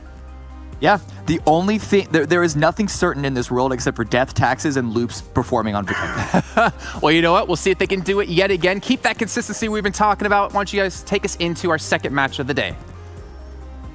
Thank you so much, Jason. Let's get this underway. Yes, Cameron, yes. Vikendi, Loops, it's like peanut butter and jam. It is a match made in heaven, and I cannot wait to see what they can do here again. I'm still harking back to that first day of league play, that crazy compound action. It's nonstop. And again, I think Loops has put themselves in positions where they have slowed down in a few situations, and I want to see them rev back up again, and I think this is the perfect map to do it. Yeah, in tabletop role-playing games, some of them have a mechanic called flat-footed, where if you're not currently moving, you have a disadvantage when you're in an engagement. That's basically Loops to a T. If they're constantly moving, if they're constantly being aggressive, they perform very, very well. But the second that they just stand still in a compound, it's almost like their blood sugar just drops. It's like they're that, what's that action movie with the bald martial artist guy who just like constantly has to... and he has to keep adrenaline. He has to keep his adrenaline up. Statham. Jason Statham, exactly. It's not pulse, but it's along the lines. I like that. But oh boy, this is gonna ramp that adrenaline right back up to the top, because this is the hardest southern shift we've seen on Vikendi. This is awful for the teams that are going on the north side. But finally, we get a Volnova favored circle. We finally get a Hot Springs winery favored circle. Which, again, if you're a fan of Wildcard and Konina Power, hey, they're back at it again. They didn't do this yesterday, and we were like so surprised. You know what I mean? It's like going to your neighborhood coffee shop, and you have a different barista, and you're like, wait, what? Who are you? You don't know how to make my non-fat soy latte. Well, who even are you? What's going on? Bring him back. I don't trust you. Yeah, exactly. They do the fancy leaf on the top, but no, everything is. You're gonna add a non-organic coffee to my drink. I don't want that. Can't even imagine. Fair trade. Okay. No, I can't even fathom. But no, everything is better now. Wildcard, Konina Power here, and they don't have to rotate. The question is, do they feel comfortable in a city like this? Street fighting, not excellent. So we'll see if they're going to opt to reposition here. I think that might be the case. So let's touch on. Yeah, we can touch on that later, because there is a little bit of engagement here. Ulysses is pushing Cloud9 away. Bit of a rough drop here for Adder, and I'm looking on the map to find where the rest of his team is. And there are some good compounds to loot around Dino Park, just to the north and the west of it. Okay, so it looks like it was just a little bit of a sloppy parachuting, and the game plan was always to sort of take those compounds just to the west. I think they should be fine right now. But just going back to your Volnova point, there's a nice position just to the west of Volnova that Wildcard can take. The question would be Konina Power, because controlling that bridge, maybe we could see something happen on phase 2. But with the city, it's going to be weird. Then again, we've never seen a circle like this before, so who knows? Maybe it's a lot more impactful than I'm giving it credit for. I'm still saying Wildcard, I think, have a better opportunity than Konina. We've seen a lot of these, this is a Vikendi circle. We've seen it northeast, we've seen it northeast a bunch of times, we've seen northwest, but this is the first one that's been really, really hard shifted to the south. And this is going to cause, I think, a lot of problems for teams who are rotating, especially because, imagine if you're a team, you waited all the way to the end, you just dropped out at the northernmost point, and the circle pops, and you're like, well, crap. That's the world you're living in right now. So we'll see how these teams make this rotation down, because, part of the reason why Tempo Storm only got 11 points in that last game. Sorry, guys, I'm going to call you out, but they got caught on rotation. They legitimately got caught on a rotation. I actually don't know how you only get 11 points of damage. Points of damage, yeah, not even points on the leaderboard. Points of damage. Points of damage, yes. I don't know how that, I need to know the math on that. Was it like an arrow to the knee? Guys, I don't understand. On someone before they got taken out. Yeah. But still, teams are going to, I imagine we're going to see a lot of that right now. And again, this is something that I harp on teams a lot. Sometimes it's unavoidable. I will be honest. Sometimes you're reacting as fast as you can, and you've got to go. And that's, I think, what we're going to see here now is teams, a lot of fights on the road. And that, I think, is going to make for a very, very interesting mid-game. Yeah, I'm looking at Loops. They're in a position to gatekeep teams rotating from the west side, similar with Umbra on the north side, and then Unique on the east from Hot Springs. But a lot of these teams here, Yala and Nova, they're center of the circle, yes, but it's on the south coast. it's an interesting decision because the mechanics aren't super straightforward. The center of the circle needs to be on land, but how much water's in play can really be up to anything. So I haven't done the math on it. I'm not an algorithmic genius, but they're fighting. Nova and Yala are fighting right now, and Uter Killers are also arriving just to the west, Wildcard and Dream Eaters just to the north. And look, you can see how open this is. There's a little bit of verticality to some levels, but this is a very interesting place to fight in. I don't know the experience that some of these teams will have. I feel like this is just a lot more wide open than other areas of Vikendi are. Yeah, and a lot of these teams are sort of going down and hugging this South Coast, Loop being one of them, Loops being the team that basically all of us had pegged to do really, really well this game, and they're going to commit all the way down here towards the coast, and that's an interesting decision. I maybe, because here's the thing, if it does shift down south, you're in a great spot, but if it doesn't, you have put yourself in the worst possible position, but I have to at least give them props. They made the call. They're making the call. I will say, remember, this is Loops. They're really good by pushing forward, and by going down to the south, and by going down to the coast, they guarantee that no one's going to be behind them like there were last game. So, you know, big brain plays here. It might not be the best play overall, like in a vacuum on a chalkboard, but I think it's a really, really nice decision considering what their successes have been and what their skill set is. But one skill set, oh, look at that. Okay, so they're trading 1-for-1 right now in this aggression. Yep. We do see one player going down. They need to get optics on the one in the window. They're going to thirst the kill too. Yala Esports. We didn't even talk about, I don't think like I said their names in game number 1. And now they are in the World of Hurt, which is trying to defend a compound against Loops Esports. The other two players are going to be rotating in on the flank. They're playing it a little bit slower though. And Anas is going to be able to survive that. Zero and crew on the flank, and this is the early action I was talking about, and this is Loops Esports doing what they do best. I call them the breachers, and this is a reason why they will breach your compound all day long, but Anas has put himself up in a great position on the roof, and I actually don't know. I don't actually love Loops' positioning right now. They are going to need to rethink this and play this very tactfully. They have the man advantage, and I think with a couple of grenades coming out from the west side, they know that Lord and Zero are just beyond that hill. They know that it's no longer a 4v1 engagement with Carrillo going so aggressive and actually getting inside the building. A couple of them, I think it's a 2-2 split. And Karowski, oh, that's roast a marshmallow. That's brazen there, yeah. Yep. Oh my god, he's not brazen at this point, luckily. You're a fan of Loops Esports. As Anas, though, he is going to be the one I'm watching for, especially here in TPP. He's got so much information that he can relay to the rest of the team. And Loops are going to full commit to the building. They're going to try and rush him down, but I don't think they realize he's already elevated. He is ascended, Cameron. Yes, yes. But now they're on the top floor. Now how does Yala take this back? Yes, Anas had a really good angle, but he didn't really do a lot with it because all 4 members of Loops are now inside. He didn't even punish Dean or Korowski from moving from behind that wall. Okay, wait, Zero spotted out. They're not just going to give it away for free. No, here they go. Uzi's close range. This is what you love to see, especially here on Vikendi. But Anas, again, if he could try and find an angle going in from behind, they've got knowledge that one of these players is going to have to try and rotate around the outside of the building. Zero. I don't know if he knows just how close they are right now. Going to try and force him off the angle there with the molly. They are going to do so, trading downs 1-for-1, but the building, the cover is going to favor Loops so much in this one. Zero's in a terrible position, but we do have Anas going in from the outside. No, the shots from Loops are just too good. And now this is a 3v1 situation. Lord against the world. He's been in this position before, but he can't quite do it this time. It's Yala Esports eliminated, and it's Loops doing what Loops do best. And over here, there's another standoff between Umbra and Unique. And Umbra are all close, grouped up. But let's see if the spread, if the crossfire setup by Unique could help them out. The problem is, if one of these players gets knocked, it's going to be difficult to get the revive, so they're going to have to land their shots. And I don't know the chances of Umbra really peaking because I'm looking where they are on the on the main map, and there's no need for Umbra to really move. They honestly can just sit and wait and force Unique to have to make the plays. Yeah, both of these teams can play it a little bit slower. And I think at this point, being able to control the tempo, control the pacing in engagements like this is super important.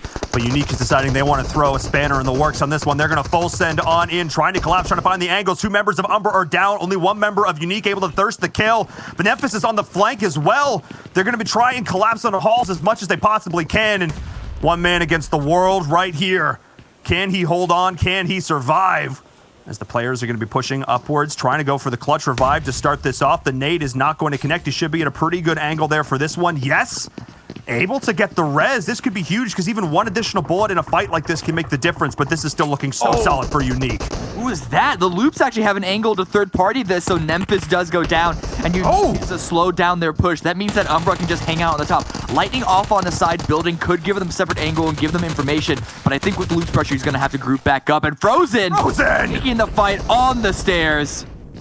I cannot believe that. The way he was just able to strafe back and forth, find the angles there, and now they're just going to push right in, and that is Umbra down. Beautiful play from Unique. It's been a couple days, boys. Glad to see you on the server. Yeah, taking all those kills in a good position in the circle. Phase 2 didn't really change things up too much, as you can see.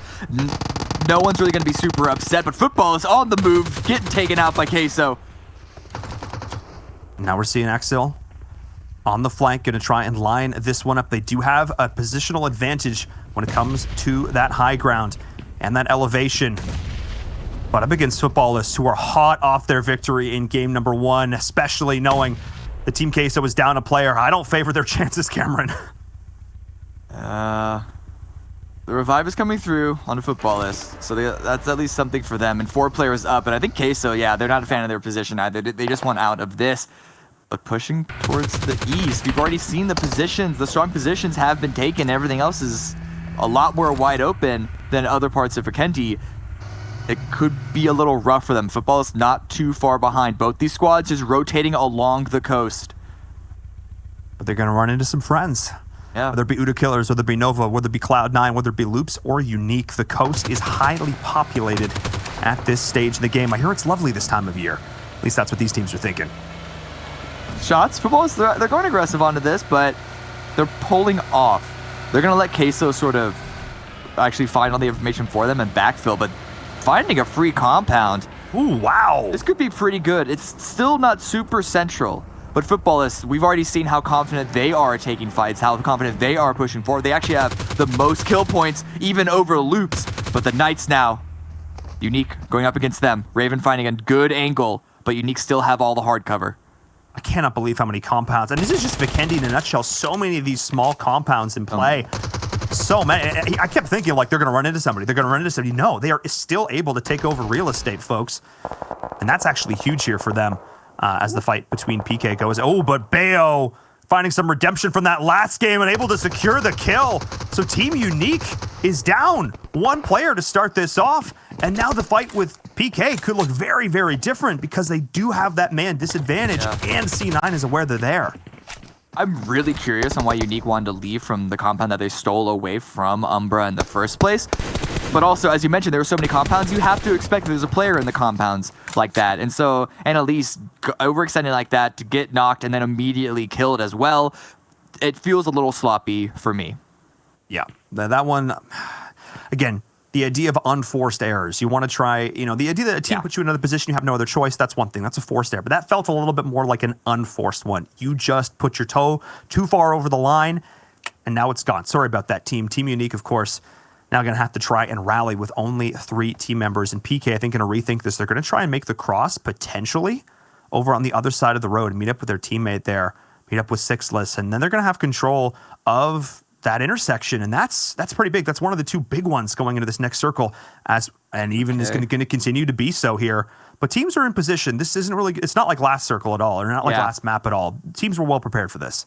Oh, Footballists, are they going aggressive on the case? So they still want to take this fight, and I think they recognize that it's going to be an isolated 1 team versus 1 team. The third party action is not really going to be that big, but Queso, they are already out, or at least Marco is. Run, Marco, run! They're just chasing him down! Footballists have absolutely no chill! Oh my goodness, I love it. Now he's just going to loop all the way back around. Oh my goodness, if I'm Soul K, I'm wondering what is happening right now, but hang on. I don't know if they necessarily realize that the rest of... Hang on, I don't know if they... Now they know Team Queso was still here, and because they tunnel visioned on that kill, they put themselves in a terrible position. Let's know! Hang on, Team Queso with the big brain play, 600 IQ on that one. Let's step it up, but let's see if Ayala can survive. This is a 2v1 push. Yeah, they still got to defend. It's only 1 player from Footballists. The might be a lot, and Ayala going for the spray, can't get a knock, and the repeat, only a little bit of damage. So a good defense so far. And now Lovazen taken low as well. Interesting molly play for himself, but it's going to be a push on the ground floor by Ayala. Oh my goodness. The one member of the Footballists is down, make it 2, and Team Queso, the hunted become the hunters in an instant. Footballists eliminated, biting off more than they could chew. I talked about the confidence of game number 1, and this time it was the hubris that cost them in game number 2. I do not know if Queso set that trap on purpose, or they just realized when Marco was in the vehicle and no one else was ready and Footballist vehicles rolled up, that they could turn this into their favor, but that was amazing play. The bait and switch there from Marco, separating them into 2-2, and then the initial spray out from Ayala from the window brought it totally back into their favor. Yeah, and that just felt like, I don't know if they thought there were more people in the vehicle and the whole team was fleeing or what, because that was not a standard play. That was not a standard play. But how Team Queso were able to react to it was exceptional. Fantastic from them. That's what I like to see from the team coming into today. I think in 9th place for them. And that's feeling pretty darn solid if you are a Team Queso fan. Vamos, let's go. Let's make something happen here as we jump now on board with B4, one of the teams we highlighted at the start of the show. One of these teams hailing from Brazil. And we'll see if they're going to be able to do something here. Loops, their counterparts, you know, one of the favorites coming in today. They need to step up as well. And a team that I highlighted that needed to step up, of course, it is Konina Power. Konina and Wildcard have not moved from Volnova because there's been no need to. They've both just controlled the east and west exits. And, I mean, that's really good play for them right now. There's really no need for them to leave the city, and it's still in the zone at this time. I am curious what's going to happen, not just to them, but also to other squads if it stays a prominent compound or multiple compounds, depending on how you define it, in this zone. And we actually talked about this. This was the first thing that we looked at. Are they going to leave? Are they going to try and take over a compound? How are they going to play? Are they going to play in the city? Because that can get very interesting. You can spread yourself too thin really, really quickly. And we'll see how this goes, as we are going to have Volnova and Winery still in play here. A lot of these teams on the south on the coast are still loving their life choices, but if it does hard shift up north further on and does play more into Volnova, that could get very interesting and a very good position for teams like Wildcard, who, like you mentioned before, going to play Gatekeeper. You stand here trying to spot it out. There's a bit of a standoff here on Winery. And Nova, they're controlling all of it right now. But Uter Killers and not too far away, Dream Eaters are sort of putting up shop, trying to post up. But B4 losing a second player, not a good start at all. And they've been in a rough position because of their drop location being so far north and then being on the east side. It's understandable why they wouldn't be the strongest position right now, but still, losing 2 players is not how you want to be able to continue this. And they still have to cross the bridge, getting taken out by, I forget, that was some team from Volnova, and then now Alpha Legends rolling up is going to make Levy and Maxon very, very uncomfortable right now. Yeah, because, you know what, I understand the thought process, sending Mixero across, you're going to try and scout, see what's going on, but no, Konina Power has this on lockdown here. You do not cross the bridge. This is their bridge. And now you're in a position where, okay, do we try and rotate down south? But PK is holding that angle. Do we try and swim across the top? But then we don't have vehicles. Like, if you're B4 or you're Alpha Legends, there's not a lot of good solutions here. As we take a look back at that fight before, Team Queso just playing that so beautifully. That was massive. And even the fights went back and forth with Nova Esports. They've been getting involved, carrying over the momentum from game number 1. And there's Alpha Legends now doing the work into B4. So, like, even your side of the river is not safe if you're Maxon, the last man standing. Maxon, of course, who had some stellar individual statistics coming into today. I feel like we don't hype him up enough. I feel like we talked about Mixera and Pedro and Levi, but Maxon actually was the one putting out the highest in terms of kills and damage for that squad. So, you know, he's still up here and alive for the team, but he's in a rough spot. Alive for how long, though? Luckily, Alpha Legends are... Oh, okay. Yeah. Good 2-2 split. Alpha Legends using to isolate that player, but also not committing into just searching him out with the blue overtaking them. They still need to cross the bridge themselves, but it's actually not too bad for them. The circle means that they only need to cross the southern bridge, which alleviates pressure from Volnova. There are a couple of teams around here right now, and the lack of utility makes it very dangerous because the Knights, they're lying in wait. Oh my goodness, wait, is Sixless actually going to try and snipe them out of their vehicles right now? That's ridiculous. Oh my goodness, like a bunch of beached whales, those cars just tossing right over the edge. Okay. Now they have this ridge.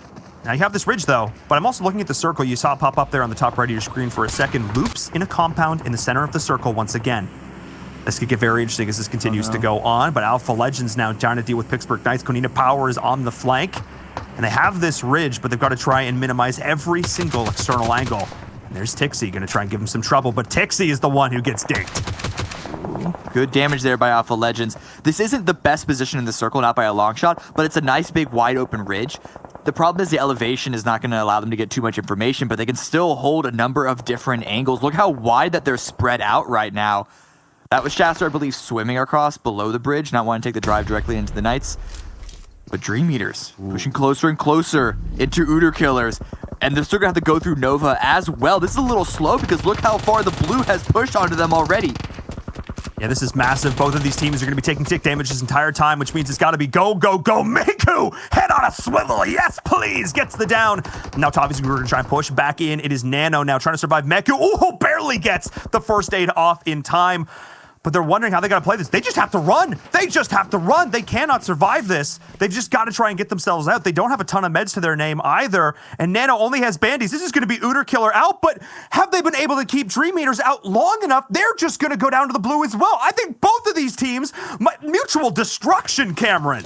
Yeah, you have to move faster when you're on the far side of the zone like this. I'm really surprised that Dream Eaters waited for the blue to push them in, because now look what's happening. Nova just keep them the whole time. They heard the action. They moved as far as they needed to, and then just sprayed them down from a distance. Nova are in a really good spot to... I mean, Uter Killer started it, and they're now out. But Dream Eaters, they're about to... I think they're going to go out in 11th place, if not 10th. Look how low their health is. Varsit's just trying to send in a vehicle. That's not going to work out. That's it. Oh, he's done. He's down. They're out. Nova going to be able to pick up a couple of those kills, or at least one of them there. Yeah, wow. I mean, that was just, again, mutually assured destruction at that point. Both of those teams held it a little bit too long. Somebody needed to pull the trigger a little bit sooner and go, because in the end, the blue just took them down. And I understand having respect for the team next to you and the potential damage they can do, but in that point, you just have to trust in your gun skill, because if you don't, that's just what happens. Yep. You don't have to take the fight. There might have been an opportunity for Dream Eaters especially to take the rotation path that they could have taken already. Nova did have the high ground over Winery, so I don't want to harp on them too much for that. But the point is, a decision had to be made. The Loops here, defending a compound. Can they defend as easily as they can attack? Luckily, Nova are already a little bit damaged, but the utility's already coming out. They know that there's a team here. Oh, Dadine, get that head down, sir. Oh my goodness, gotta try and back up reset. Get inside. They are able to do that, but like you mentioned, can Loops do... Uh-oh! HCL, nobody saw that. Don't worry about that, buddy. Throwing smoke grenades at your teammates is a great way to get this going, but they are able to lay some smoke down, start things off the utility. But I love this decision from Loops. They're backing up, and they are just basically gonna close down on all the different real estate they've got to control here. They're not trying to control too many buildings at once. We've seen them do this before, Cameron, and it has bit them in the butt every single time. Yeah. The reason that makes it even better is because this compound is only half in the next zone. So there's still going to be blue pressure on the back of Nova. And so Loops are just making sure that they make the choke points as favorable to them as possible. Dadine dealing out some damage, can't get a knock just yet. And more smokes are coming out from Nova. This is going to make the hold a little more difficult, but the damage is still in Loops' favor. It is indeed, and Dadine very smartly repositioning away from the vehicle that he was shooting. Dadine, don't do that again, as they're able to pick up a first down there, but this might be the go button, rotating around the corner. Those are the shots. Dadine is able to pick that one up. That's the first one down for Nova, continuing to execute on in, and now it is G-Fan trying to survive, but Kowski and crew are hunting for them. Kowski, though, this is absolute chaos right now, especially because they're getting third party from Tempo Storm during all of this. Hang on a second. Veneral is taking a lot of damage. Nova's actually being able to survive because Tempo Storm is getting involved. And now the whole team, they've got to reset. They've got to slow down. HCL on a scrap of HP. Need to take back this compound, but Nova is holding on. Carrillo is in a terrible position. And Tempo is closing on in. I cannot believe this. The perfect opportunity for Nova to take advantage. And Rain is going in. But can they find the shots, the nades, the bullets? They're all going to continue to put the pressure on this team. But Loops is there. Carrillo, your MVP from PMPL, living up to the name, saying no, get out, Tempo Storm. This is our fight. This is our zone. We will not go down so easily, but they still have to deal with Nova, Cameron. But they only got one of their players knocked, and Konina Power also arriving. But the fact that Loops is able to hold on to this as well as they have is absolutely amazing. Yes, they're getting shot from every single angle, but a lesser team would have been deleted at this point, sent several servers away, but they're holding on. Federal is getting picked up right now. AC gets dropped. HCL is the only one remaining from Nova, and Konina Power are swarming through. I cannot believe it. Actually, Konina Power is the one to take down Nova. The thorn in the side of Loops for so long. Denied by another team, but it is still a 4v4. Axer, get your head down, sir. Don't go in there. And I don't even think they realized that Loops was this close. Federal is there, but the nades are going to go in. Oh my goodness, Konina Power, do you know what wasp's nest you just put yourself into? But Tixie with the shots! The 1v1 against Federal, he will not be denied. And now Konina Power has the advantage, but Dadine is getting up on the high ground. He's going to have the advantage of the rooftop, and Ravini is trying to push himself in, but they're not wanting to take this fight up against Loop unless you're Tixie, in which case you care not. You will take things over all by yourself. The one-man army, the wrecking crew, the battering ram taking over this compound, and now it is Carrillo against the Worlds. Jump out the window and take them from behind. They know that you're there, but they have to focus on the rest of the circle, and you could take that into your advantage. Using a bit of a first aid kit, and he hears the vehicles go off. The problem is he's gonna have to move. I don't know much more he could do, though, because even Konina's power send is not being so successful. They lose one on the send. C9 holding it down. Adder does get dropped, but look, Knights in the north, Unique to the east. I think that's still Queso alive down towards the south. One compound left. Can Cloud9 hold on to it? That's not a good start. Oh, Pyra. I think they were able to get part of that out there. But no, look at the difference. Carrillo does eventually goes down. He tried to heal Strat out as long as he could. In 6th place, given how many kills that team had, I think Loops will still be pretty happy with this one. But look at the difference, Cameron. When Cloud9 is 9 kills, oh my goodness. When Cloud9 is able to get a compound first and not be light on this rotation. They were able to get here first. They were able to get the advantage, and now they are able to deal damage in every direction. They are the threat. They are the raid boss now that everyone else has to contend with, especially because they got this next circle. Yeah, actually, their compound, their building in this compound is still really prominent in the next shift. Oh. Knights finding the angles. That's the one. That's 2 against Konina Power. There's only 1 left standing. Six God finds those angles every day, and he's able to stay alive even up against Axer just a little bit longer. Does eventually go down, but doing so much damage before he does so. But that's Cloud9 on the other side now, and they explode. Sixless gets them both there with the help of Cloud9. Oh my goodness, Pittsburgh Knights. I shouldn't even be surprised at this point. They're in one of these final circles. Cameron is now C9 is going aggressive on Team Unique. They're not overcommitting. It's a good decision for them right now because Unique have a nice little low ground to hide behind. And I think Cloud9 want to wait to see what the Knights do before they go aggressive and flush out these final rats on the south side. Are they aware of Ayala's existence as well? Just trying to snake it in from Team Queso. I don't think they know he's there. He's playing this really quiet, really close to the chest. He's just playing for placement. If he can get up to that wall, maybe we'll see something, but that also could be an overextension spotted out we'll see him. By the Knights. It's tricky to say how much grass he actually has to hide behind at this point. There's a smoke that we saw that's also in his favor, but Frozen, Unique, trying to peek up. They want an opening knock here, and pressure onto Beowulf. I believe from the Knights. The Knights and Unique could form a temporary alliance here. I mean, look, you have a united front in Cloud9 staring at you, but the flanks are being controlled by everyone else, and Ayala is still here. He's still involved. Oh, Adder, though. Adder spots him out. Hang on a second. Now Adder knows he's got to totally reset. He doesn't even know what player, what team is from, and Ayala, oh my goodness, nerves of steel, doesn't even flinch. Not much that he could do. He's got to hope that Cloud9 don't spot you, or that another team comes in and interrupts their push onto you. Top 4, and we're in the final zone. It's going to go dead center, and it's not in a building. It doesn't favor any one particular team. You see the smokes already start to come out from Cloud9 to set up shop, but they recognize that they are more or less surrounded. So what was once a good position is going to be a lot for them to handle.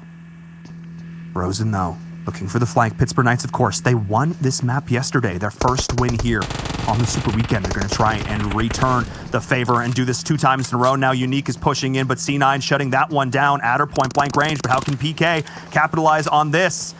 Well, they can't so far, no downs, but that's Team U-League still eliminated, and Team Queso been able to snake their way through, but Raven steps way too far forward. The smoke, it was not worth it, dear sir, but the circle is pushing in. Oh my goodness, Carnage is going to try and heal strat out the back of this, but how can Cloud9 survive? Every single team is trying to heal strat, every single team is trying to survive, but who will be the last man standing?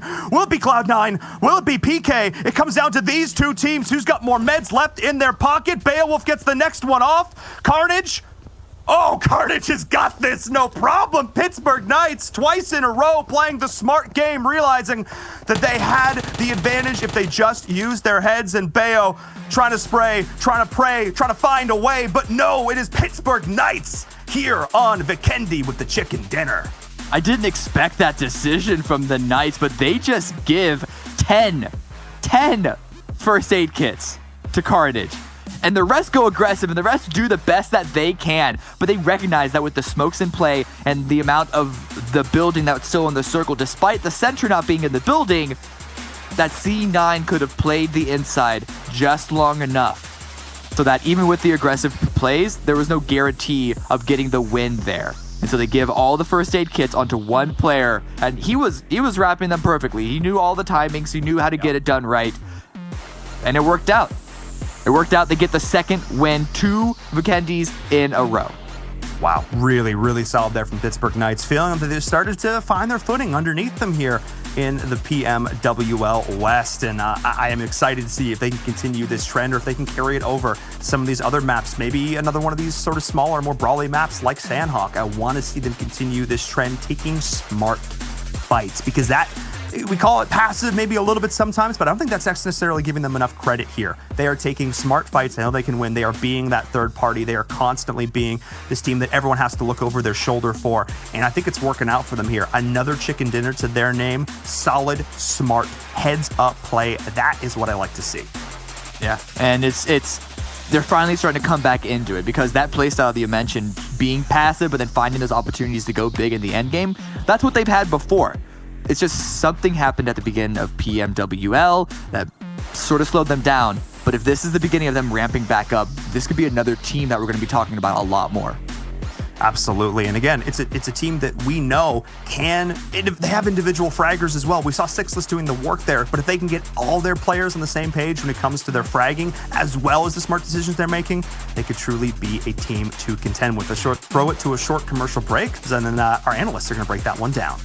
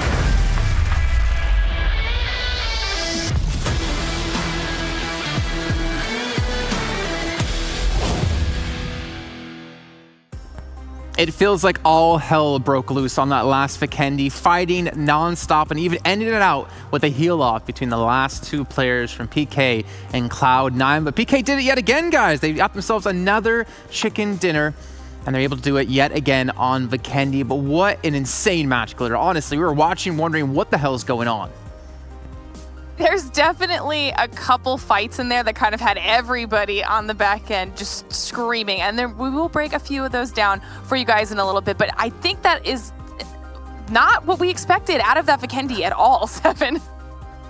That was just so crazy. And we're going to be breaking down some plays here as Glitter was mentioning, especially with Footballers after getting that win and Glitter not picking them. I think it hurt Footballers when Glitter didn't pick them, but overall Pittsburgh Knights, something I was telling while we were watching pretty much this game, that Pittsburgh Knight usually performs really well in Vikendi. I seen them perform well in Vikendi since league play, and now here getting back-to-back wins in Vikendi, I think that is huge for them. Remember, there were one team that was kind of sitting towards the bottom, and then they got that first win, it gave them a fresh breath of air, and then they got the second win, so hopefully they're able to go ahead and continue that consistency here and just carry that momentum over. In another team that we need to go ahead and acknowledge that is starting to get hot here is going to go ahead and be Kanina Power. Kanina Power being able to get 8 kills. Remember, we were saying how the last match was one of their highest kill games so far this weekend with only 3 kills. Well, guess what?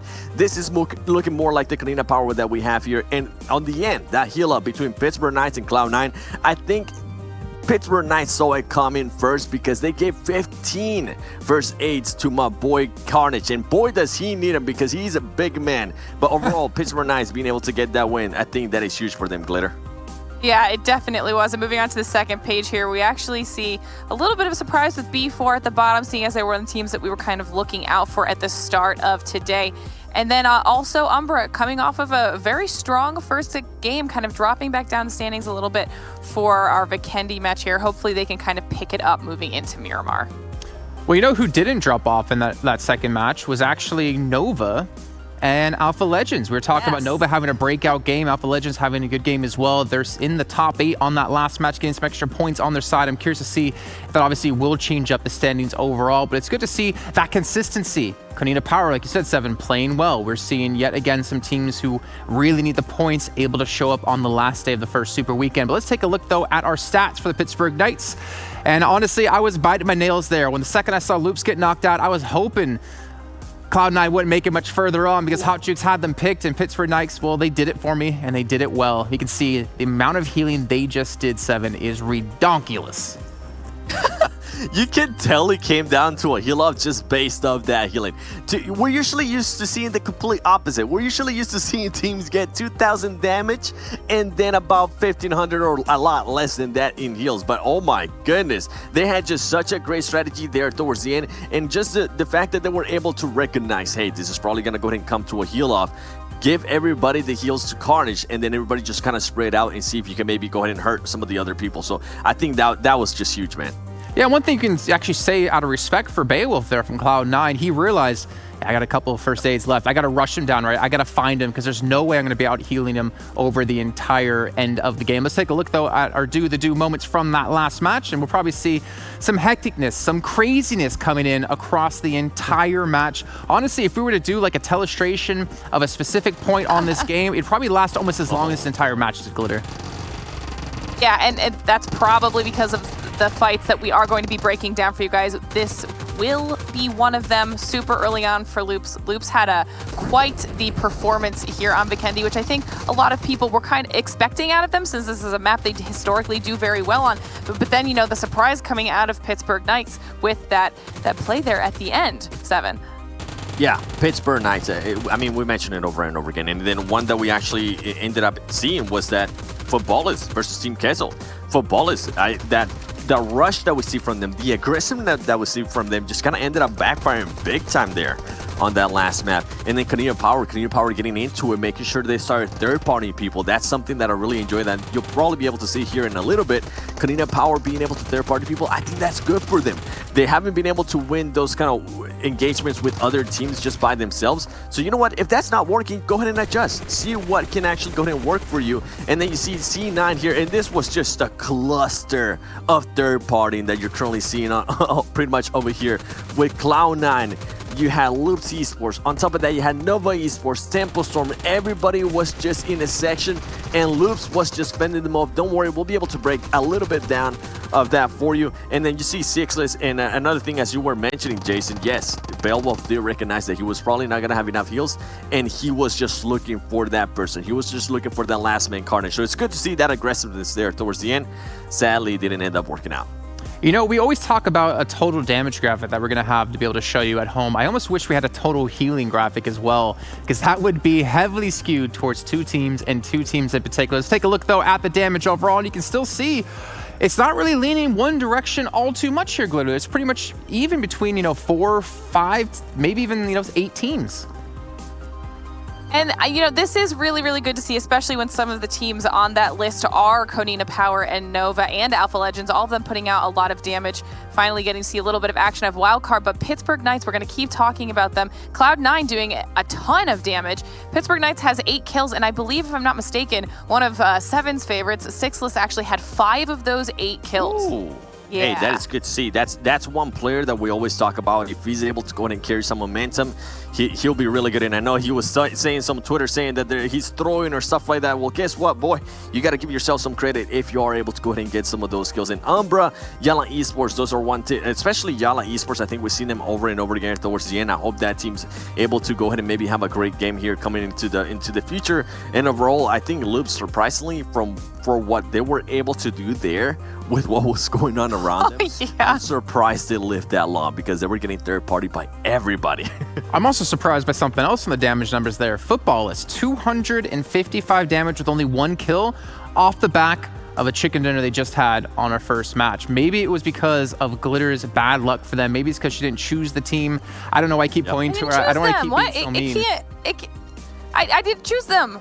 It can't Maybe be my you should fault. have. Maybe that's why they didn't do too well. But it's really a common occurrence we're now seeing, right? Is that we have teams take a chicken dinner, think of wild card, go into the next match, 15 plays or something like that. I don't know what it is about that to see things just kind of switch all on its head. And it's unfortunate sometimes, just like it might be, well, fortunate for some of you out there as we talk about the PUBG Mobile Esports Awards 2020. You guys can go into the game and vote for your favorite stars. And of course, 64 lucky players will be randomly selected to play with the most popular players of PUBG Mobile World League Season 0. So maybe we can convince them for next Season 7 to add in a talent section as well so we can participate in this one, because I don't think I'm going to be chosen.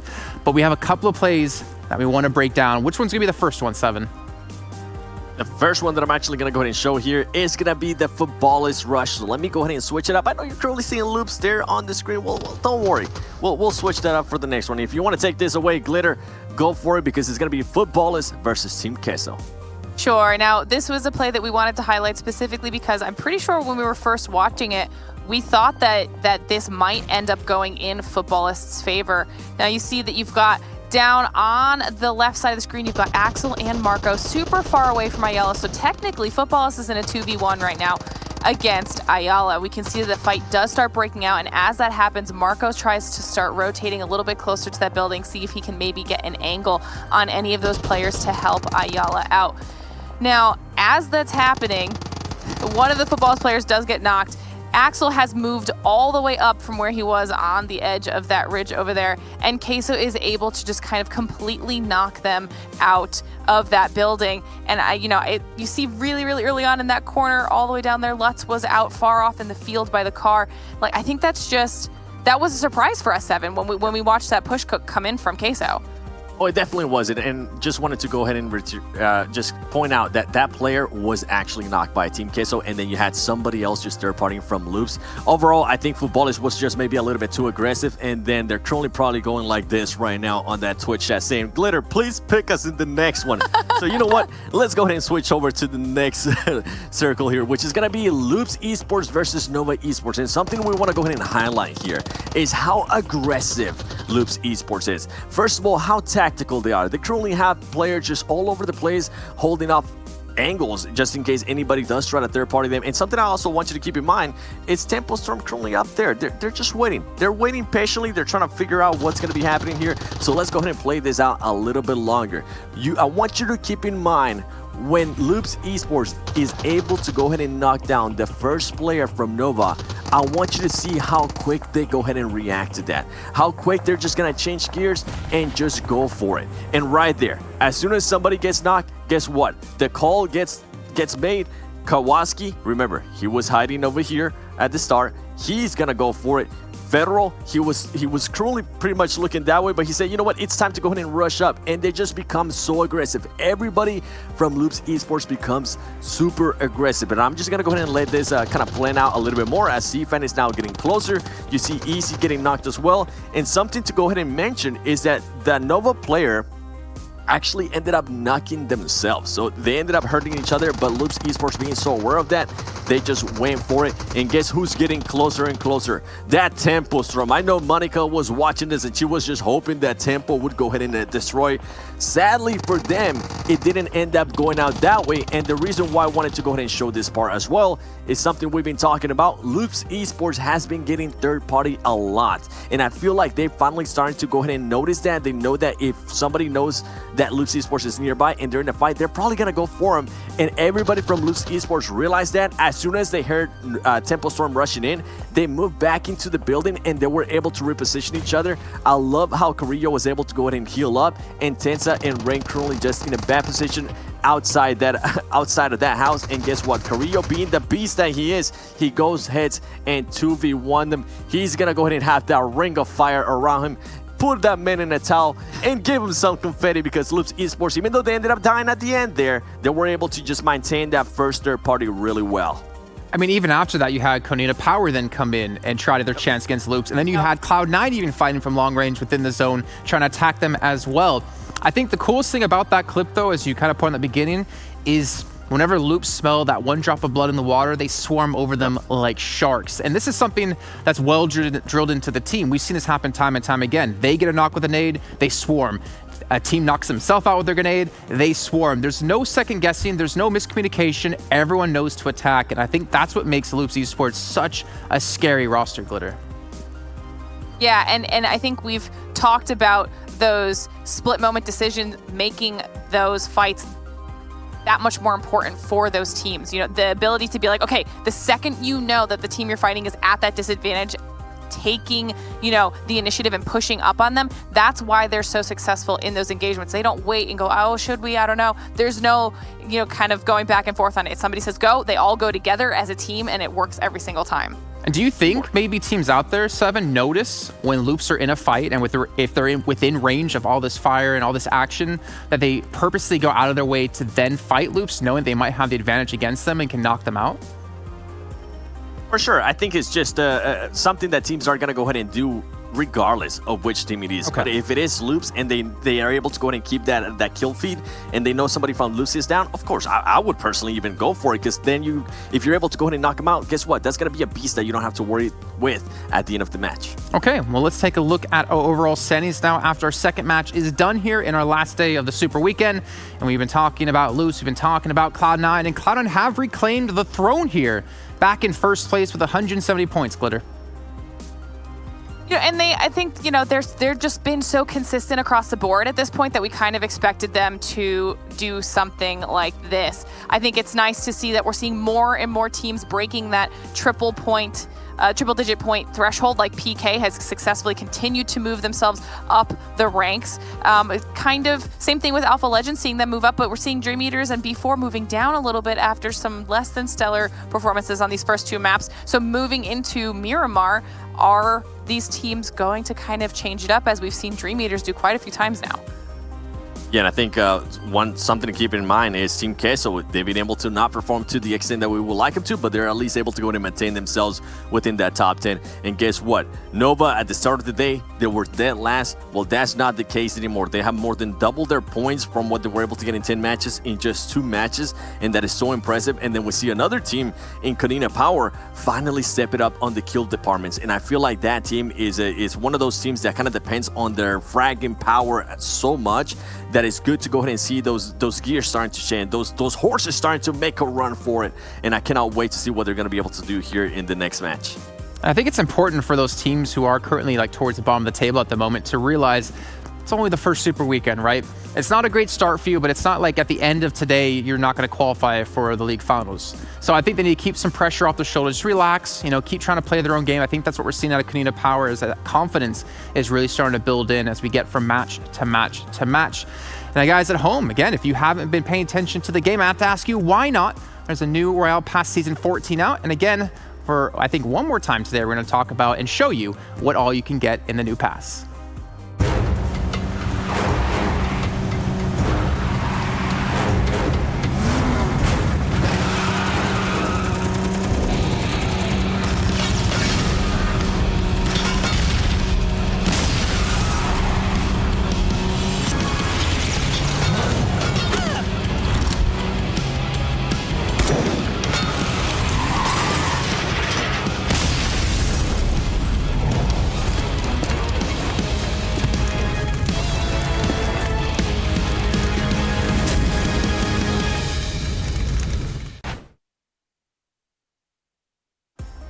And now as we move into our third match of the day, we're going to take a look at the schedule yet again so you guys can see what will be coming up next. We kind of teased it before with Miramar, as we've been talking about before. We've been talking about Dream Eaters as a team that's taken it every single time it's been played now in the Super Weekend.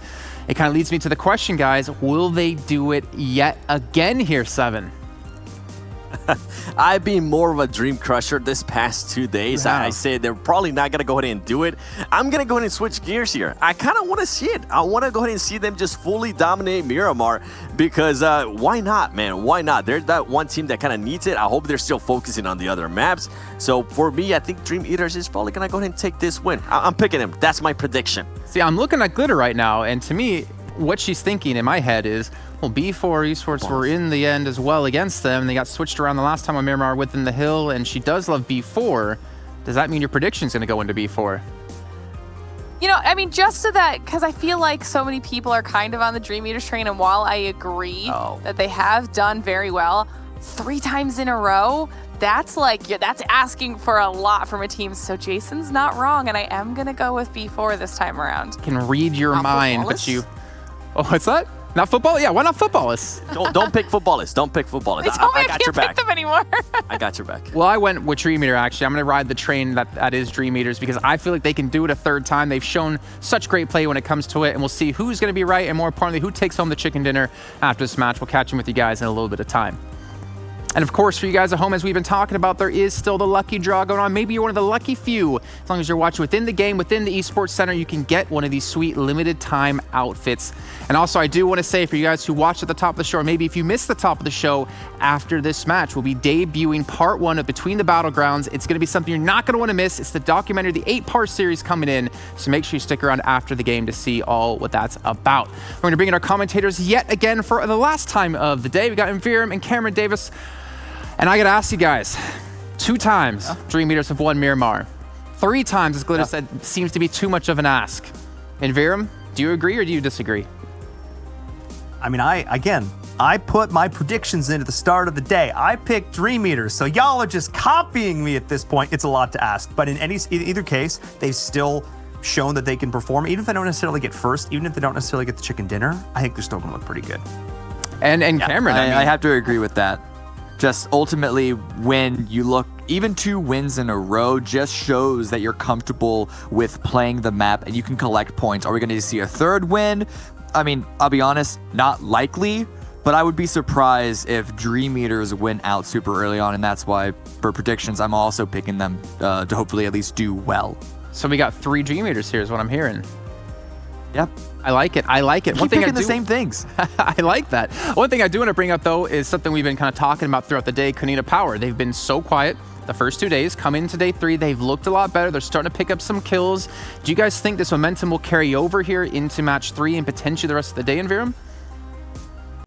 I think so. I think we're starting to see the ramp. They're started working their way up at halfway up the mountain now, and we'll see if they can keep that going. Try and find the summit here at this point. I think the biggest difference is in day 1 and day 2.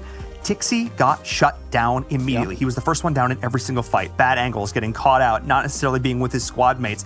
But in this last one, we saw the power. He was basically able to outgun Loops by himself in that last fight on Vikendi. If you can keep Tixi alive, it's a 3 protect 1 kind of scenario. Put all of your resources into him. It's like we're playing a different genre of game. I don't care.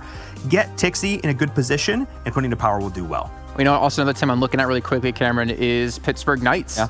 They won twice now on Vikendi. Do you think we're going to see some more oomph out of them today?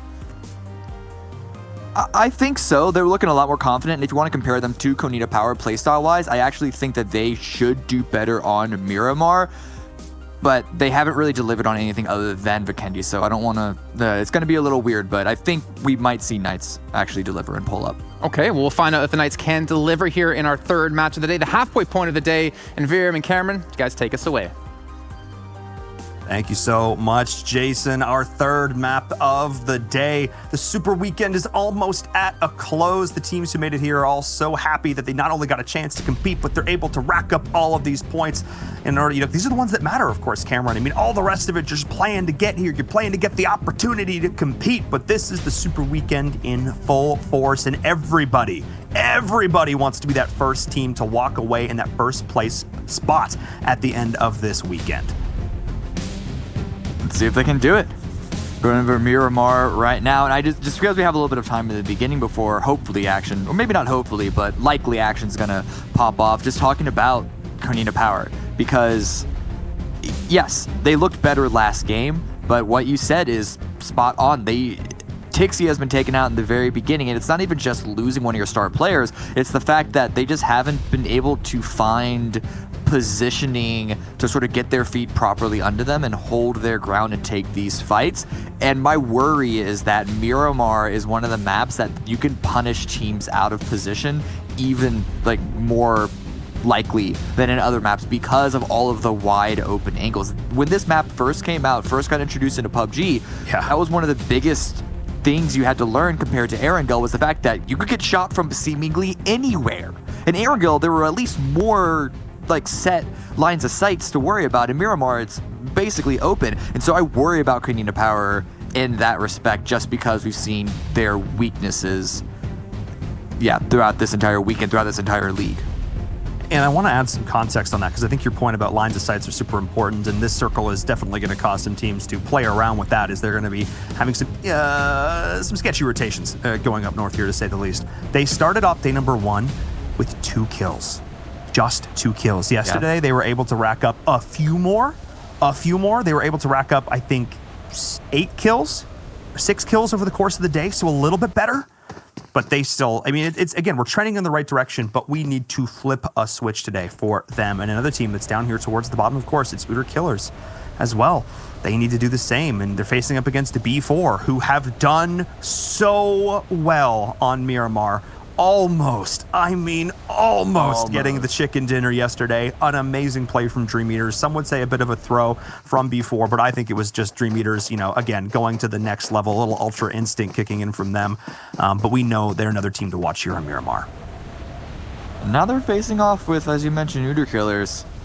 And this could slow. The worry about this for me is, though, even though they're not in a position to fight, B4 have full control of Monte Nuevo proper, is will this keep them from rotating in a timely manner? Because Uter Killers are kind of in between B4 and where they'd want to rotate up towards the north. But those aren't the only teams that are staring at each other. Halls from Umbra taking a lot of damage, not knocked, but still very, very wounded from Konina Power. And it looks like Konina Power aren't committing to this either, because just the amount of cover that there is down there in Graveyard is quite a lot, so it would be a bit use of resources to just try and take one player out, get one little measly point, especially when they have an opportunity to get a more central circle if they loot up quick enough. But it's still damage onto Umbra, and Umbra still need to figure out a way to get that player out safely and then get that player looted. Yeah, I was going to say, I mean, obviously, if Konina Power was going to commit to this, I would have made a joke about, it's fitting that he's already in a graveyard. But no, they're going to be able to survive a little bit longer, and I think you're 100% correct. This is something that we saw other teams, footballists, do in that last game, maybe get a little bit over-aggressive on one kill and ignoring the bigger picture. I talk about it, the idea of tunnel visioning. Konina Power is not going to do this here. Instead, they are going to rotate early, get themselves in a good spot, and this is the right call. Yeah, it's all about managing, and this is what every team does in every single situation, is managing what is the worthwhile maneuver. Pushing a fight to get 4 kills and wiping a team, generally pretty worthwhile if you can do it successfully and you have a big advantage so you don't take too much damage, or if your players get knocked, you can hopefully not lose the player totally from the game. 1 kill, not really much, but HCL, this is a very worthwhile kill because it's virtually free. I think it is. I mean, there's no such thing as a free lunch, but I think somehow Nova Esports was able to find it, able to defy the odds, because in a lot of situations, HCL has actually been the player on the receiving end of that little drive-by, and Nova Esports losing 1 player early, and this time instead he is the one dishing it out. So I like that a lot here. Alpha Legends, of course, now going to be down to only 3 players. And they're actually one of these teams that's really stepped up and impressed me this weekend. Again, they're one of these teams right in the middle of the pack, right there with Wildcard and Tempo Storm and Team Queso. But they have looked solid. They've been able to get, actually, I think in terms of teams overall, they have some of the most consistent placements, at least on day number 1. They are almost usually within that top 8. Yeah, well, you're still going to need to have a couple of games that you can win or make it to the top 3 to make it worthwhile. Just the way the points are stacked, and placements you generally lead to more kills, which sort of steamroll the events, steamroll the points that you get getting even just one win in an event is depending on the format, depending on how many games that you play, can be a requirement to win. And so Alpha Legends, I believe they're still looking for their win of this event. But I do agree that they, especially compared to league play, because if I'm not mistaken, they're one of the teams that were right on the cusp of qualifying or not. They've really stepped it up. And so they're a team that I'm hoping that we're going to continue to see them get better and better, and maybe they can start being in the conversation for top 3 next weekend. For sure. And they just to put a pin in that, they were actually able to pick up the chicken dinner in the last game of yesterday. Second place and a first place. So they do have that first chicken dinner under their belts.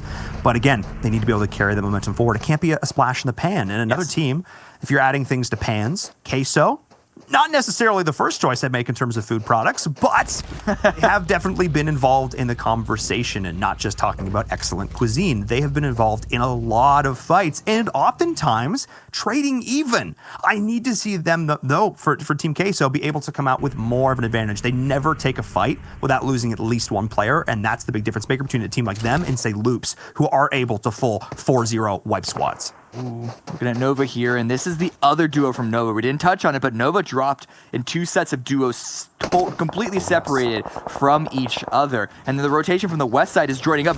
C-Fan gets spotted out, takes some damage, and he's bailing. He hears the attack, but oh no, okay, that's gonna be bad. That could be really, really bad for him. Frozen trying to find the angle. Oh my goodness, in the vehicle, it's stalling. No! Oh my goodness. I talk about this all the time. If you've ever seen me cast PUBG Mobile, driving is important, fam.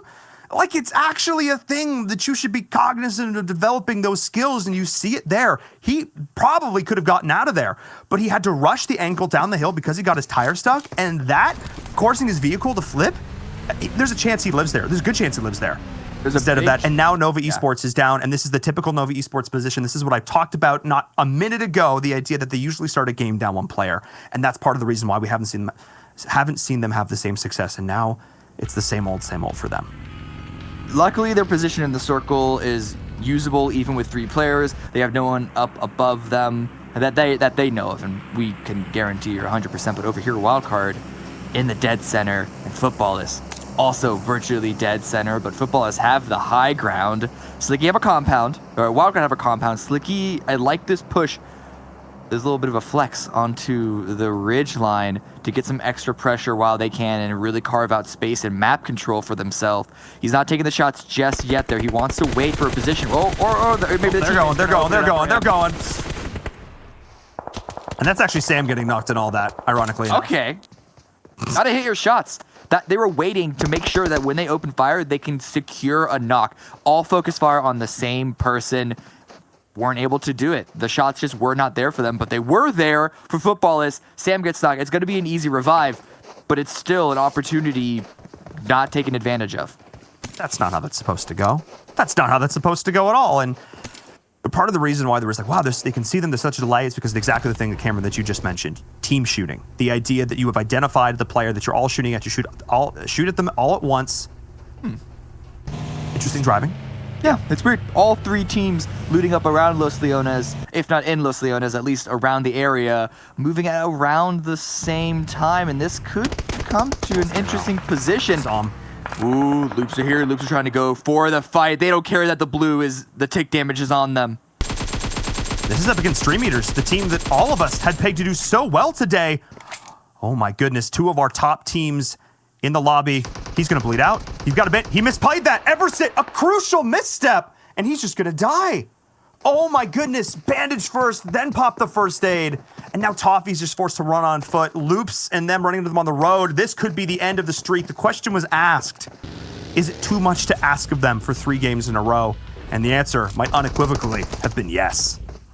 Losing 1, okay. Losing 2, really not good, especially because Toffee is having to run. And he finds a bus, but that's not the quickest vehicle.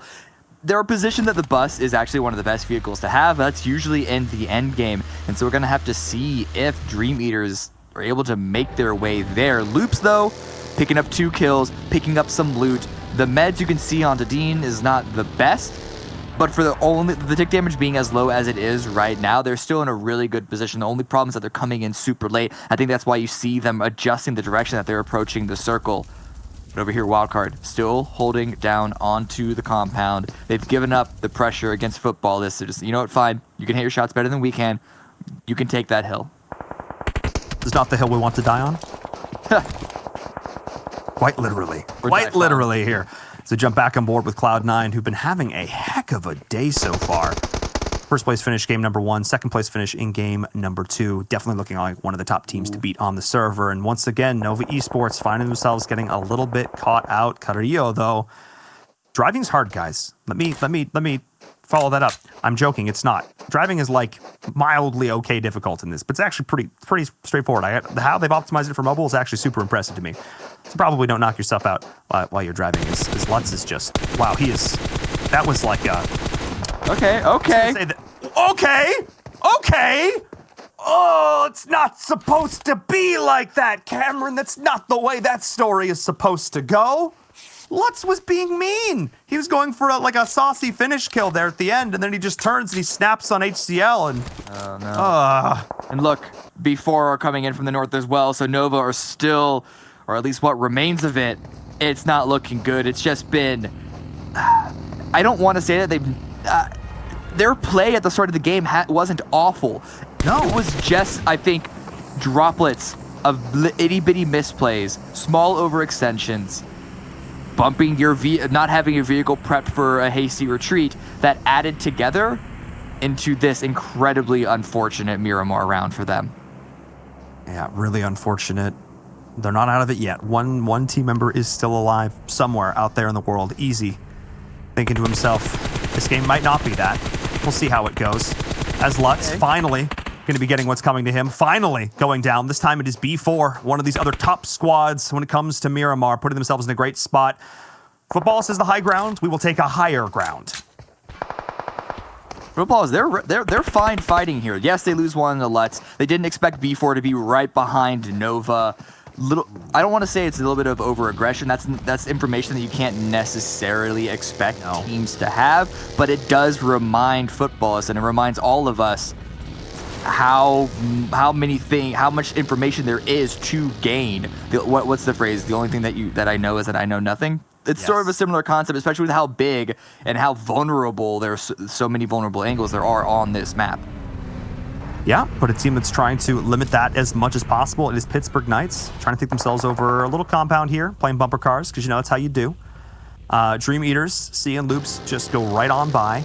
Both of these teams took an almost identical path in, but after all this, Loops stayed in the vehicles. Because they're actually a little bit lighter, they were able to know where that next circle is rotating in, and now Dream Eaters is actually behind them, which could get interesting if other teams like Uter Killers end up taking some of these fights, but this isn't looking ideal, because this to me feels like if you're going to hold a compound as Loops, this is one of the better ones to do. You've got a lot of different angles to deal with. Yeah, and it's not center. We know how much Loops hate the center. Yep. They're not into what is it? They're not into like nice little bread loaves. They're into donuts. They're into bagels. They're things without the center involved because they hate it so much. But Konina Power, a lot of pressure onto a rotating Tempo Storm as well as a rotating Team Queso. It's a scrappy fight here, but Axel gets dropped. That's 2 down for Queso and 2 totally finished. But Tempo, they're bleeding out as well.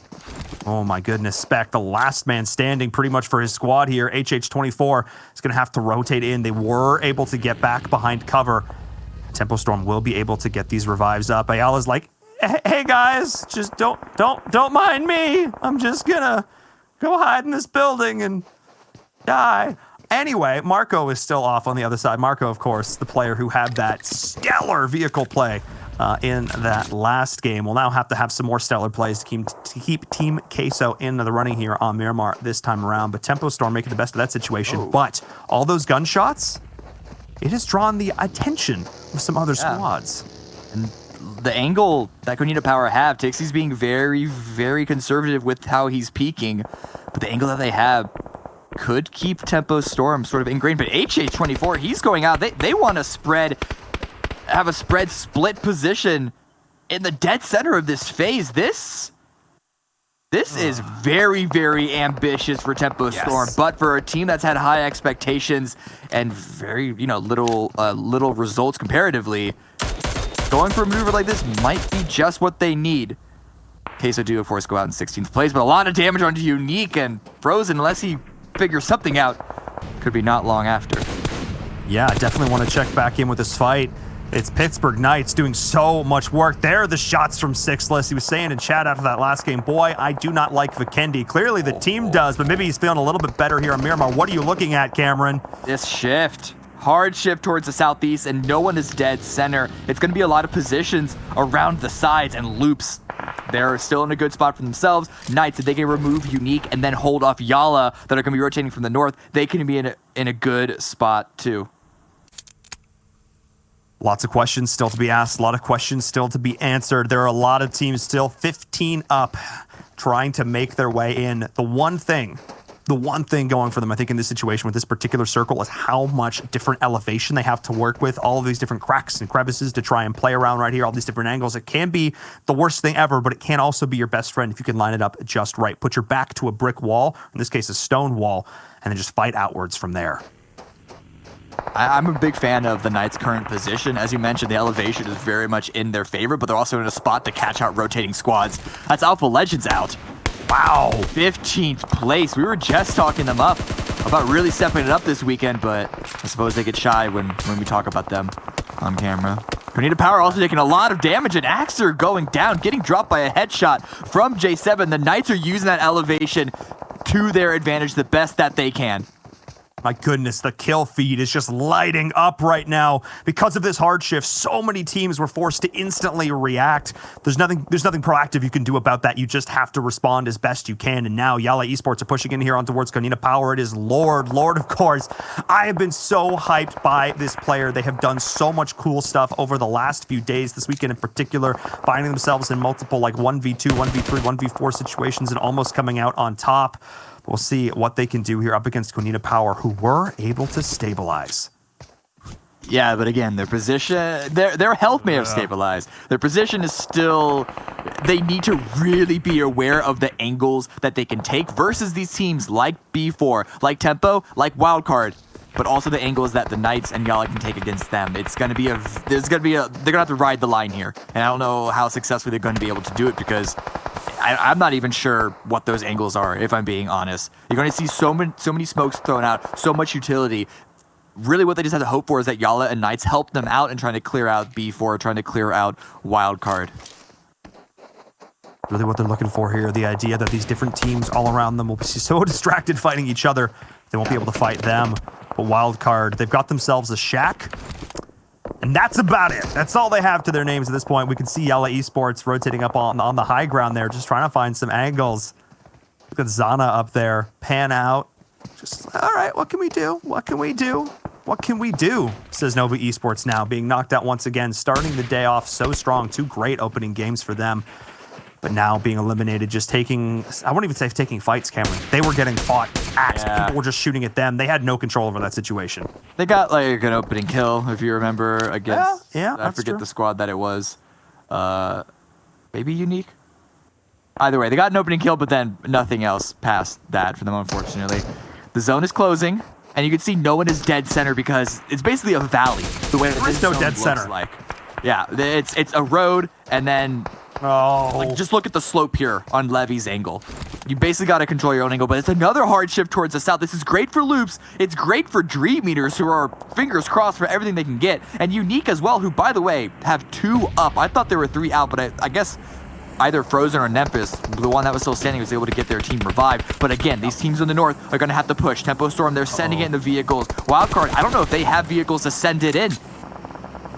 Yeah, but Footballists are all rotating into that position on the minimap up into Dream Eaters. Acer and Slicky trying to find the fight now onto the other top team here on Miramar. It is B4. They are going in.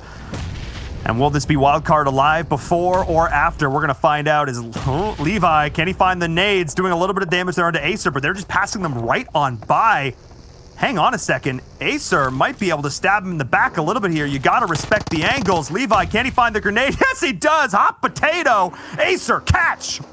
This is how you manage being on the hard side of the circle. They are moving, but they're aware of Wildcard. They're getting in front of Wildcard, and they are punishing them for having fewer players or having fewer items to use in terms of vehicles and everything, but they're getting closer and closer towards the zone. The blue is starting to move in, but they still have a couple of meters ahead of it to play with. But Cloud9, they're already inside, but B4, you can see them on the distance trying to shoot down a third party this engagement. Adder against the world right now. Axer close range. Got that additional fire support backing them up, but Adder's actually going to drop and get finished. B4, the third party, getting involved like you mentioned before, and now Pyra is out on an island, and Axer's just got to try and survive. The nade goes through. Does it? Oh, it does! There we go! And that is Konina Power taking a little bit of damage here from Cloud9. The last man standing is Pyra trying to secure this kill, and will be able to do so. But he's now that he has that, he's gonna have to take that shack. But you can see the angle. You can see, well, not even the shack. I don't even know if that shack is in the circle. I think it's, look at the minimap. There's a tiny itty bitty speck, and I think it's just barely outside. And Spec, well, and the player Spec is looking in his direction from Tempo Storm. Well, I say that, he gets eliminated. He gets taken out. This could be an opportunity for Cloud9 to move in. We'll have to check back in on him later because Loops here are defending from multiple pushes. Uter Killers from the south, Umbra from the north. It's a lot. This is exactly the building where I was like, yeah, this is a compound that Loop still has to hold. This is a building they still have to hold, but it gives them enough opportunities and angles to sort of limit what side they want to defend at a given time, which is exactly what they're doing now. They did lose one member here, but they're still taking a lot of fights, and Dadin is playing aggressive, maybe too much, as he is going to back up and look to try and reset this, because the next circle is going to be determined soon. He's able to keep that vehicle alive, and that is so important. Prolord there, just making sure that Loops don't go aggressive off of that knock. A good defensive play while his teammate gets the revive, but it's going to be a shift towards this direction anyway. This will alleviate a little bit of pressure off of Umbra, but they're still going to need to... I don't know if they just want to sit still, though. I think they can hide behind that hill, still in the next zone, but by doing so, they're going to be giving up map control. That being said, they could also easily just use Loops as their bodyguard, who are going to be taking care of all these other angles, and they find an opportunity to push off of that. They don't need to be hasty at this point. And that's why you can see their attention turn towards the northeast, the north side of the circle, and get kills from that angle to make sure that no one pushes on them and tries to backfill and stab them in the back. That's really what we're looking for here. Who is going to move first? Who is going to ride the edge of the circle in? Because it is a valley. There is that elevation there. You can see the stairwell pushing upwards into the oil tanks. That's going to be some interesting bit of real estate to try and fight over as well. But there are a lot of teams who've got to cross the road at this point. A lot of teams that have to cross the road, like 7 or 8 teams that have to cross the road. And that is going to be a tall order as Loops, everybody is looking at B4 on this side right now. Pedro with the happy feet, not quite enough though, as Team Umbra is also shooting in the same direction. Oh my goodness, B4 Esports, who have looked so good on Miramar, are now in a world of hurt. They have a marathon in front of them. It's all still out in the open the entire time. This is what I was talking about when I said a few phases ago. The center is wide on open. Dream Eaters get eliminated. They lasted further than I think a lot of us expected, but they still go out in 10th place with I think 0 kills to their name. But they're not going to be the last by any means in the next couple of months. You can see all the damage on the south side, but Levy's pushing forward, takes out Konina Power, and he's able to find his way into the circle, just barely the last remaining player. But I think that's Umbra pushing onto him. Sixus goes down too. Cloud9 also gets eliminated. It's a lot in the span of only a couple of seconds. Like I said, those are all those teams that had to cross over, had to cross the road. It was Dream Eater, it was PK, it was Footballs, it was Yalla. Footballs and Yalla decided to sort of just edge creep their way down around the south side, fighting into Uter Killers, trying to find some angles up against Loops in that building. And Loops have just gotten so much luck with this circle. They've held onto this building since the second circle. Yeah. I don't know how many kills they have though. And when you compare that to B4, despite Levy being the last one remaining, 11 kills for that.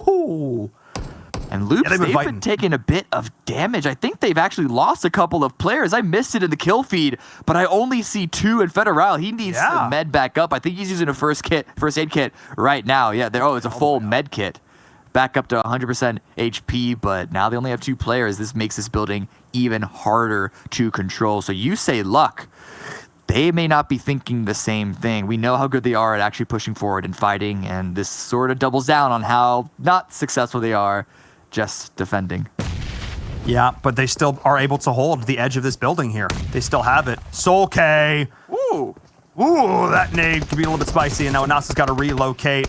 Got to try to find the angle here. This little bunker that they're able to hold right now is doing work for them, but it also means that the grenades only have one place to go, and that's down. It's like we're playing whack-a-mole right now. That's what this looks like. Just a second too long. Anas and Lord, yes, it's a bold to throw a grenade in, but they're using the 2 boxes there to try and alleviate as much of the damage as possible. A good counter grenade to stop the push because they know the blue is forcing in. But there it is. Anas does get dropped, and it's just Lord remaining. And he's waiting for the peak. But Loop's on the high ground. Oh, they want more. They know there's one more member in. Yeah, and they're just going to slowly rotate around the outside here on this rise. They're going to keep an eye on Lord. They're not going to commit too many resources to try and deal with him here. They have bigger fish to fry. They're looking up against Team Umbra, looking up against Loops, Uter Killers. They're going to try and maybe clean this one up as the distraction comes on in. Yeah, they're not going to want to get shot in the back here. But I like the fact that Soul-K is prioritizing other directions as the circle is slowly pinching everyone in. The blue, the inexorable collapse. As Lord, the last man standing for Yala Esports. No meds, no hope. Got to try and get 1 kill to round out this game as Carrillo is holding strong. Oh my goodness. 4 do go out. Now we're looking at the top 5.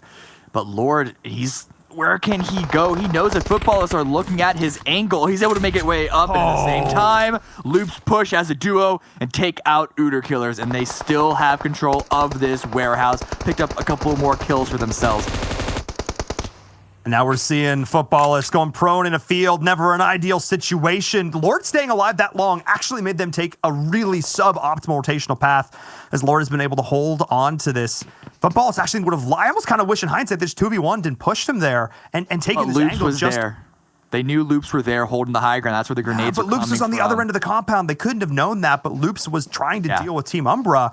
That was the opportunity, and now only 3 teams left, and Team Umbra actually looking like they have a great position, but Loops have been able to hold on, and here comes the breach of the compound. Carrillo and crew, can they hold on to this PRZ on the flank? And I can't believe Lord has stayed alive this long, but they know exactly where it is, and here comes the grenade.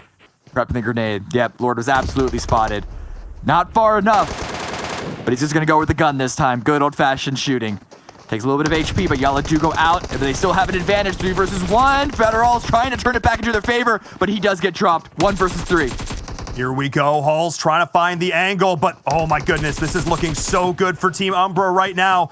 Spraying and praying right on through. Can they get the shots? The jumping around the corner. Carrillo was trying to do it, but I don't think he's going to have enough bullets in his clip to get this one done.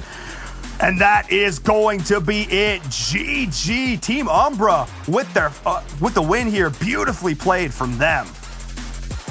They have fewer kills than Loops, but they got the win. And that's really what's important in the position that we saw them just a few phases previously.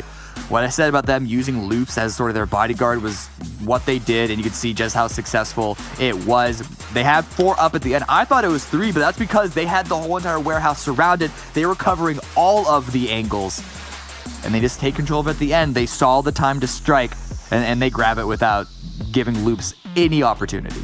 Yeah, no hesitation there. Really, really solid play. And it was so interesting because I kept seeing all these names popping up on the kill feed so often that I was like, wait, who's still alive? Who's dead? If it's that chaotic for us, the casters, we have the bird's eye view. We know what's going on. If it's that chaotic for us to keep track of it, I can't imagine what that must have been like as a player there at the end. Football is almost able to find their way into contention. They've had a great day.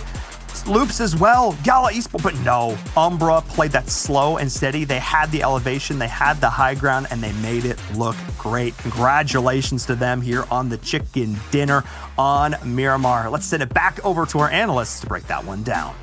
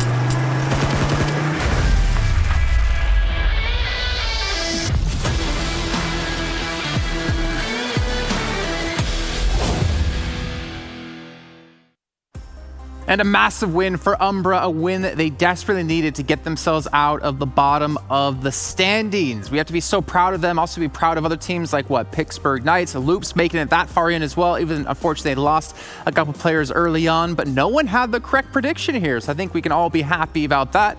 But Seven, what a big win though out of Umbra. Again, a win that really is going to help propel them forward here in the rankings. Yeah, I think that was huge, and honestly, we were kind of surprised there towards the end because they were playing so passive. They just didn't want to go ahead and take into any fights. Ultimately, that ended up working on their favor, only being able to get 8 kills. I think that's good for that team, and as you were mentioning, this is probably going to go ahead and push them just from being at the bottom, which is just, it's good. Remember, you never want to go ahead and be at the bottom. These players are very competitive, and it can start getting to their head if for some reason they do end up there. And another team, Yala Esports. Yala Esports, we've seen them go out first a couple times already, and being able to at least get 10 points there for them, that's huge. And then I have to go ahead and give some credit to Pyra, being able to get some extra points for Cloud9. I think that was awesome too, being able to throw some amazing grenades when he had B4 up against him. And I know you wanted to go ahead and say something about B4, Glitter. I mean, B4 pretty much was dominating that entire lobby. If you look there, you can see they had 11 kills, the most kills for any team in this game. And I'm sure that will be reflected in the damage as well.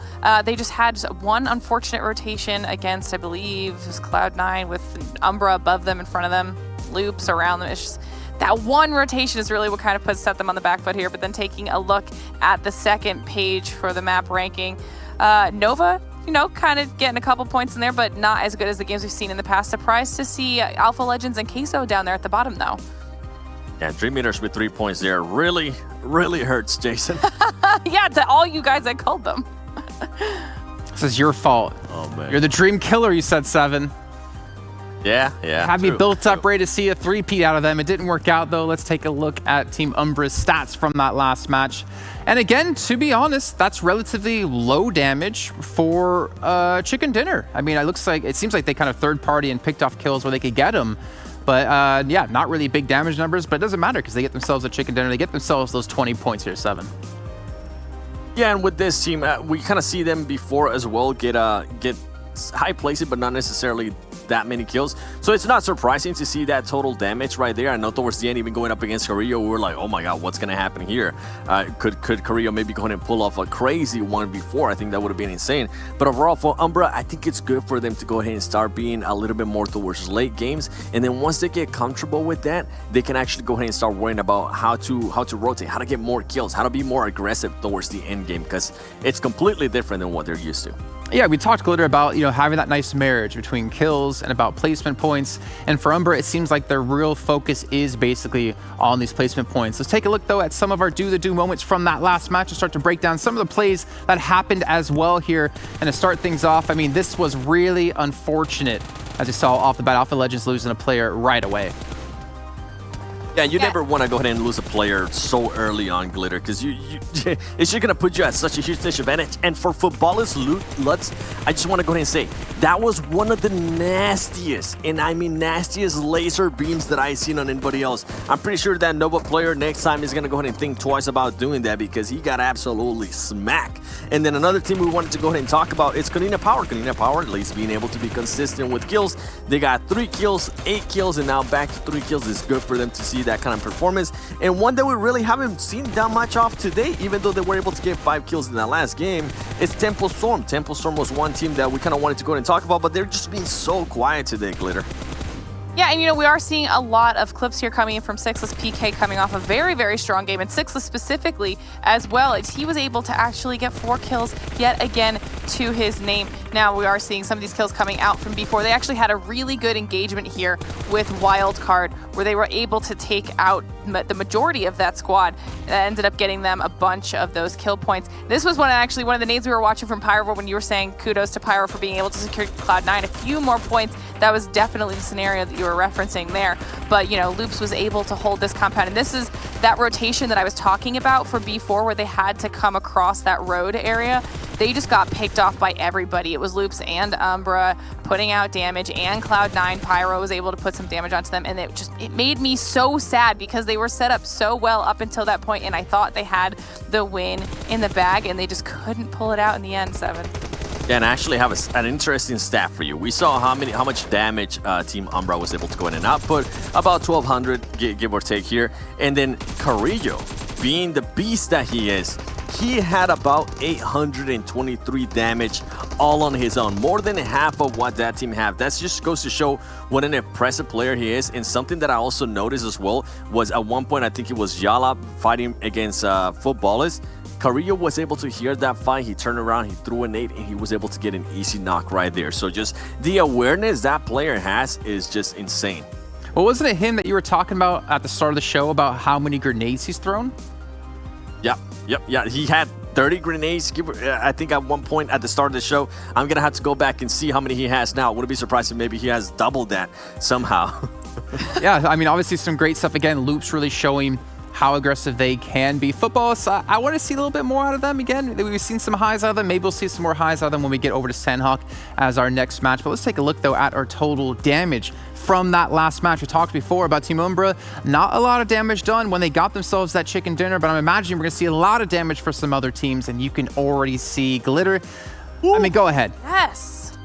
I mean, this is what I'm talking about. B4 had themselves set up so well to win this game. They're at over the 2k damage point, and they, got taken out not relatively early, but in that final 5 position. So clearly they're the damage leaders for the lobby. They were the kill leaders for the lobby. This is just so sad.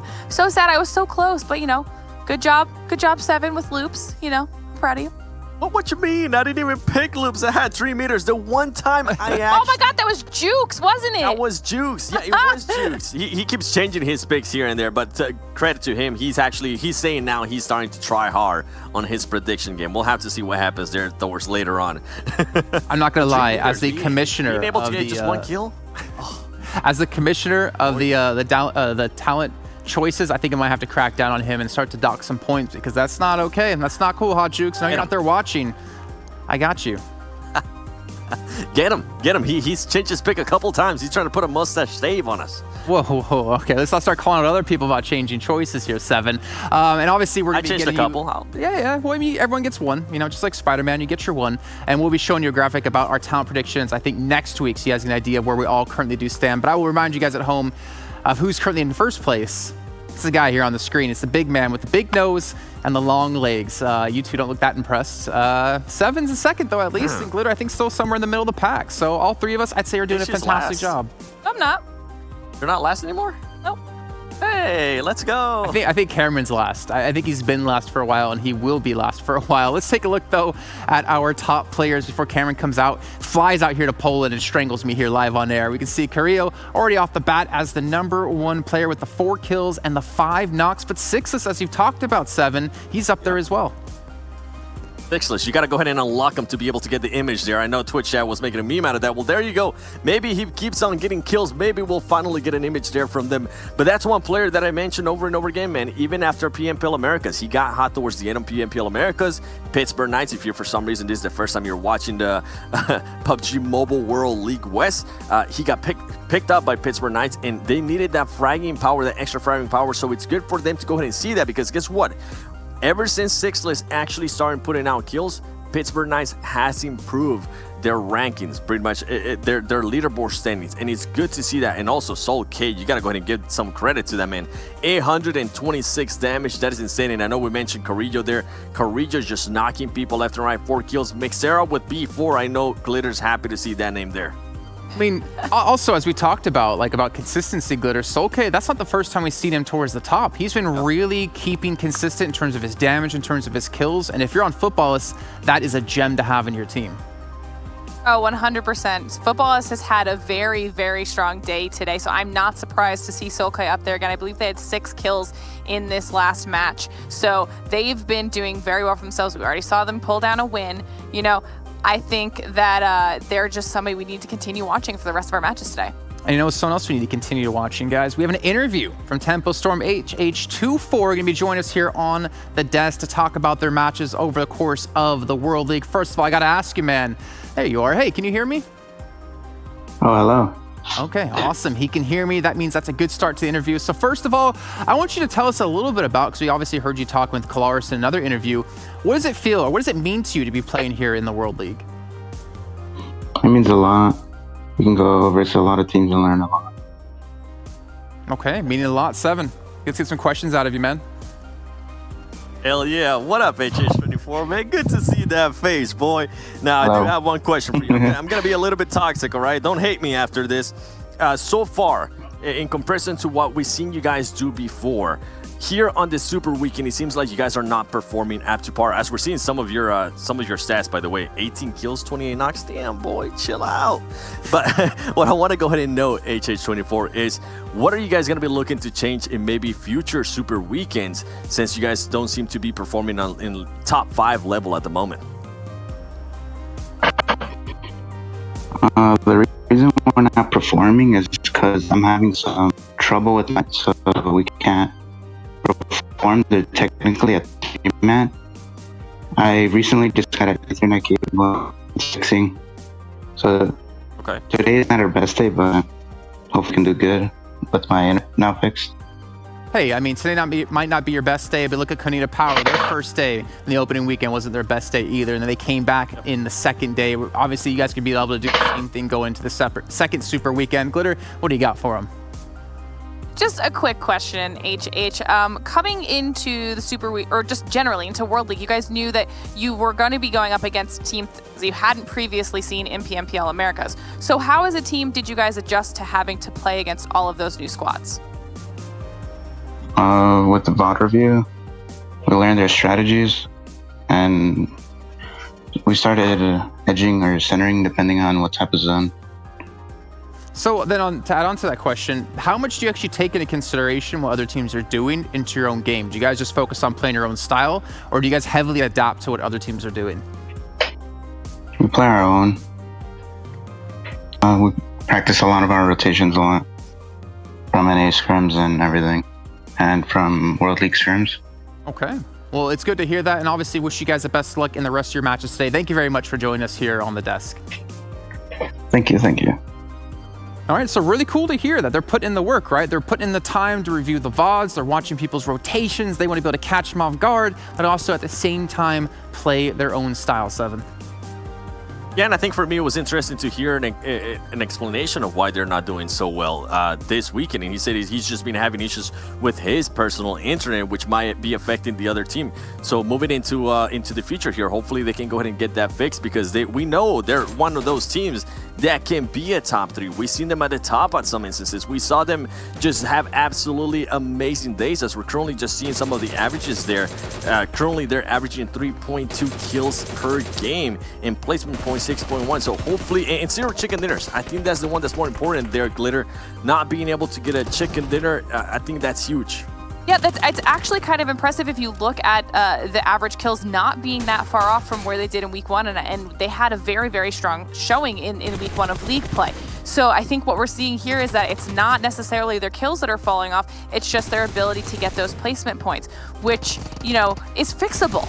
If you are a team that's constantly playing scared, trying to force yourself into a more aggressive play style is a lot harder than just being able to adjust your placement points, in my opinion. You know, all they have to do is maybe work on a few rotations here and there, and they should be in a way better position after that.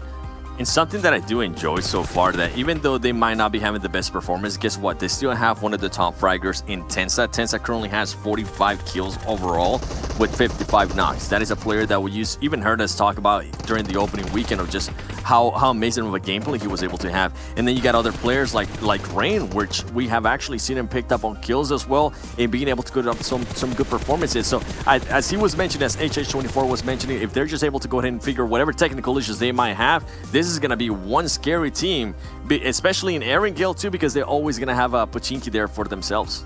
Yeah, I feel for them. You know, it's kind of rough to go into the league play week and then be able to get 2 chicken dinners, then go into the super weekend where you really need to start accumulating those points, and they can't really match up to the same level. It's got to be frustrating, but hopefully for their sake, they can pick one up here in our next match. But before we get to that, let's take a look at the overall standings to see where everything does lie. And well, look at that. We have a tie for first place coming in between Footballists and Cloud9 here, Glitter.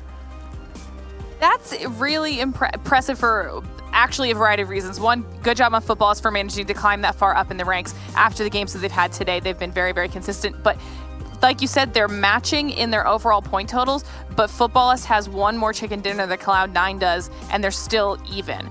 that is speaking volumes about Cloud9 as well and their ability to be equally as consistent across the board while not necessarily having the same amount of chicken dinner, Seven. And something that's been impressing me a lot about Futbolis is just the fragging power they've been able to go ahead and they kind of kicked it up a notch. We always say Futbolis is that one team that can get 5 kills a game. Well, guess what? Now they're getting even more. Now they're getting those 7 kills, 9 kills, 16 kills. So it's impressive to see a team like that has that potential already in regards to placement points and also kills, being able to step it up to another level. I think that is huge. And then as we're seeing, Tempo Storm, even though they're not having one of the greatest weekends, guess what? They're still maintaining there within the top 10. And I think that is huge for them. As we're going here to the second page, look at this. One team that I know we were kind of hyped about, that I know we were looking forward to seeing more of a progress. They have went down again to last place in Nova Esports. They ended up in second place earlier in a match with 12 kills. Well, guess what? You need to go ahead and continue to be consistent. You cannot afford, and this is something I want to go ahead and point out, you cannot afford to have just a great match and then just slack off on the other ones. You have to be consistent, because then you got teams like Umbra, teams like Konina Power. They're looking to get hot. They're looking to also get consistent as well. Yeah, a lot of teams are looking to really build up some extra points as we go into the final matches of the day with 2 left to go. But you know what it's time for? I am so hyped to talk about this. I'm so hyped for everyone to see it, the premiere. But I want you to give me a little bit of a drum roll, you two, if that's even possible from you guys. I was also expecting, maybe some actual sound. There we go. There we go. Some rolling R's in there. We have part 1 of Between the Battlegrounds going to premiere here live on the West League. And you guys are going to want to watch this because it is fantastic. And we'll see you on the other side.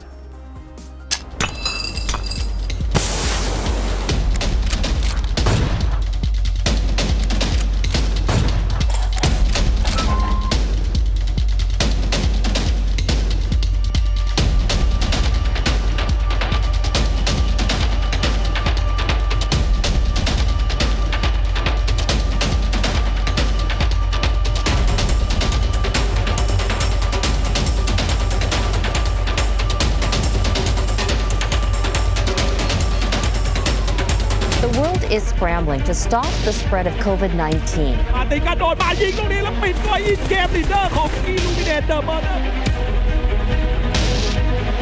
New announcements today of events being postponed or canceled.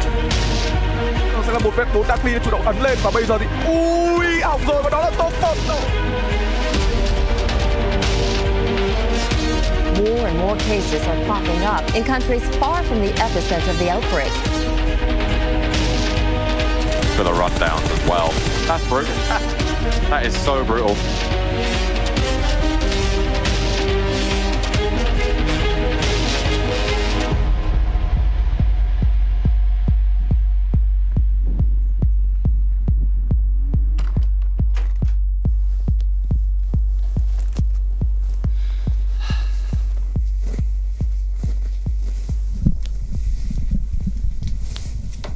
Hey, John Allen. Hey, Blank. We'll bring you in just a moment. Stand by. Going live in 5, 4, 3, 2.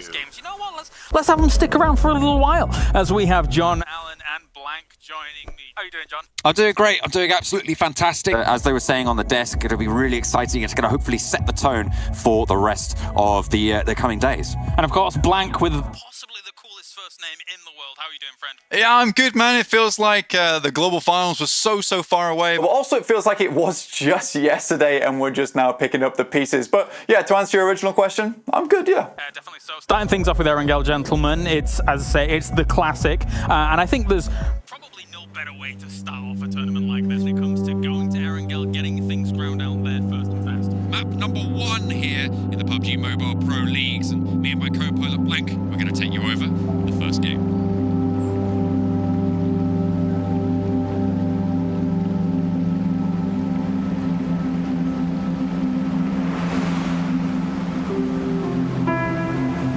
เป็นผู้เล่นจากเกม PUBG Mobile ครับชื่อในเกมชื่อ Illuminate Martin ครับผมตำแหน่ง IGL Leader Sniper Scout ครับจากทีม Illuminate The Murder ประเทศไทยครับชื่อจริงชื่อตินภพเบญจวงศ์ครับผมจนพออายุช่วง 19-20 ก็เริ่มเข้ามาอยู่กรุงเทพมาเป็นช่างตัดผมก่อนเป็นช่างตัดผมได้ประมาณ2 ปีก็ผ่านตัวมาแข่งเกม จริงๆเติบโตอยู่ราชบุรีตั้งแต่เด็กแล้วครับห่างจากกรุงเทพประมาณ100 กิโลครับ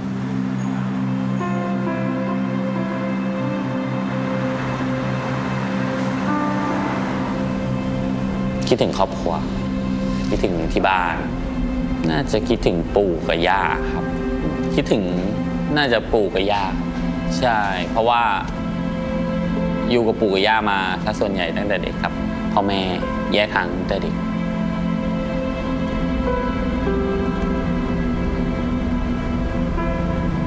ในตอนนี้กรุงเทพค่อนข้างจะวุ่นวายถ้าเทียบกับเมื่อก่อนกับตอนนี้สภาพบ้านเมืองตอนนี้แบบเงียบสงบมากครับมาดูสบายถ้าถามจริงๆดูสบายมากกับเทียบกับเมื่อก่อนที่ชุมชนเป็นชุมชนแออัดมากเกินไปมันทำให้ก้าวไปไหนเนี่ยมันดูน่าอึดอัด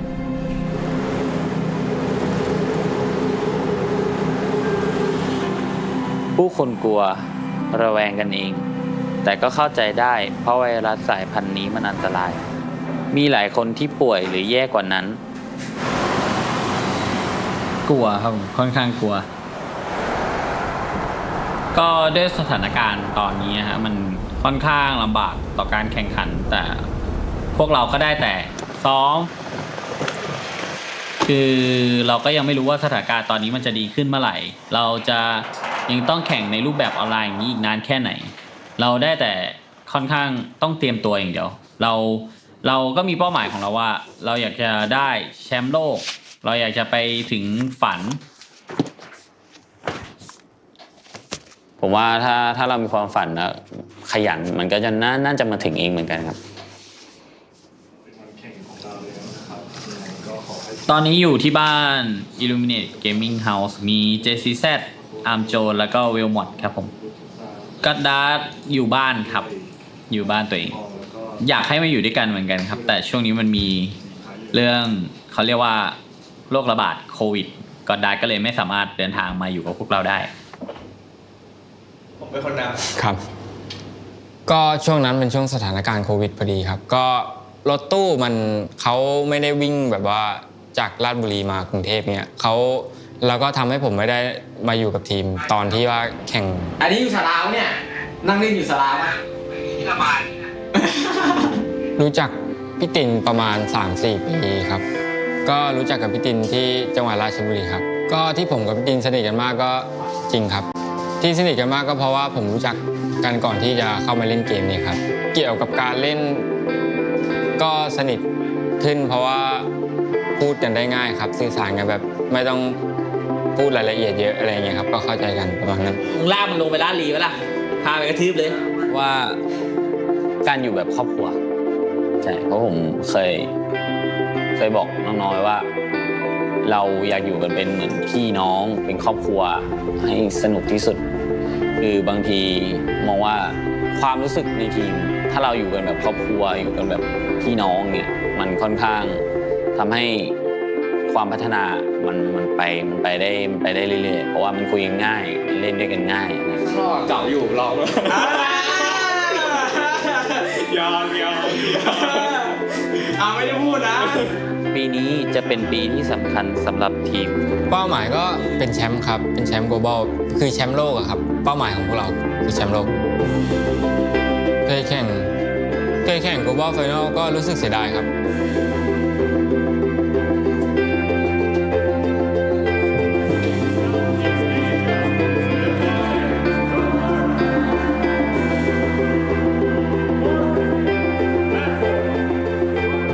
จากการแข่งขันรอบ Global Final ของปี 2019 นะครับผมรู้สึกดีใจและประทับใจมากครับที่ได้ไปแข่งในเวทีใหญ่ๆแบบนั้นนะครับซึ่งเป็นความประทับใจที่ผมรู้สึกว่าควรจะมีสักครั้งหนึ่งในการเป็นโปรเพลเยอร์ครับ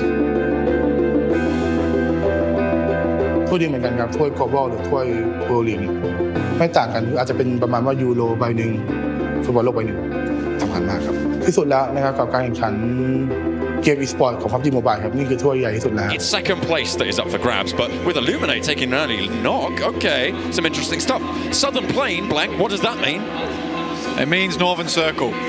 You know how it is. Illuminate Murder had a really rough run of it last year in 2019 at the Global Finals. They made it to that very, very final match on the last day of the Global Finals itself. They're currently in second place. But look, the peace treaty between Illuminate and Orange, it's over. That map goes through, Illuminate Murder go out so early. Other teams are able to work their way up, and Illuminate Murder drop from second to fourth. A huge drop in terms of prize money. Drop in next year. Martin going down as well early. This is really actually quite big, John. Illuminate going out now means that they have no real chance to hold on to the number 2 spot. Well, they have no say in the matter, certainly. They've got a little bit of a lead, but... Some might even say that it was one of the main reasons that the team disbanded so quickly. ต่างกับที่2กับที่3ใช่ไหมที่4กับที่2ครับที่4ที่2ที่2มัน$150,000 $150,000 ดอลที่4มันเหลือแค่38,000ไม่มีใครที่จะมาแข่งระดับโลกเพื่อได้ที่4 Eliminated. They're down in 13th. That's disastrous. มันเป็นประสบการณ์ที่ทำให้รู้เลยว่าเวลาแบบเราไปได้รอบถึงระดับ Global Final เนี่ยมันค่อนข้างจะกดดันและตึงเครียดขนาดไหนอะไรเงี้ยมันน่าจะเกิดผลกระทบกับทีมนิดน้อยเพราะว่าอย่างที่รู้กันครับไลน์อัพเก่าตอนแรกก็คือไลน์อัพที่ลงตัวแล้วแต่มันเป็นปัญหาเรื่องความรู้สึกของคนในทีมกันซะส่วนใหญ่ก็เลยทำให้เราต้องเปลี่ยนและแยกกันออกไปให้แมททอยไปอยู่ทีม Secret แล้วเราก็หาผู้เล่นใหม่ผมเข้ามาทีม Secret ได้ยังไงก็เกิดจากการที่ว่าผมได้ถูกปลดออกจากการแข่งจากที่เก่านะครับแล้วก็ได้มีการถูกเชิญแล้วก็ไปเทสตัวที่ทีม Secret นะครับแล้วก็ได้เป็นผู้เล่นของทีม Secret just making sure he will cover his team ก็สำหรับเรื่องการที่หนักใจก็เป็นเรื่องที่ผมออกได้ยังไงครับจากทีมเก่าก็คืออยู่ก็คือโดนไล่ออกโดยที่ไม่ทราบเหตุผล How did that happen plotting now for Team Secret Sometimes there are rivalries that develop, disagreements that happen, especially in the heat of battle, in this sort of crucible of tension that is competitive play.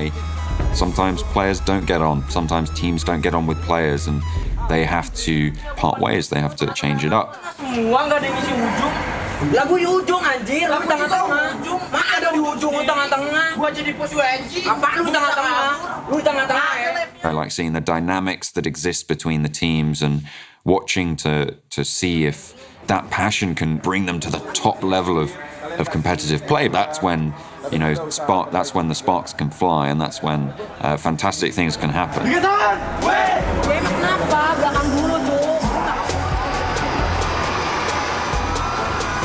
One of the most memorable moments that I've ever witnessed in PUBG Mobile has to be in the Global Finals at Kuala Lumpur. There was the team Bigatron. They were playing on Miramar. Both their teammates, as they're rotating, get killed. Wow, okay, they're going to be able to confirm this. I don't see any reason why they would. Microboy, not quite able to get the peek over just in time, and actually, he gets away with it. Ryzen staying alive. And Beowulf now moving over to him, try and finish his fight, but his teammates are quite far away. A good 200 meters. Huge. The shot. Huge plays from Beowulf. He misses the confirmation, but he gets the next knock, and the blow-up is there. Everyone's low, and the rest of Bigatron will need to try and capitalize here. C9, they are in the next zone as well. They can take this fight, they can take their time, but they will need to push in afterwards. And I'm like, you know what, this is the beginning of the game. Luxy and Zuxi, they're in an awful position. They've got to get away from this one.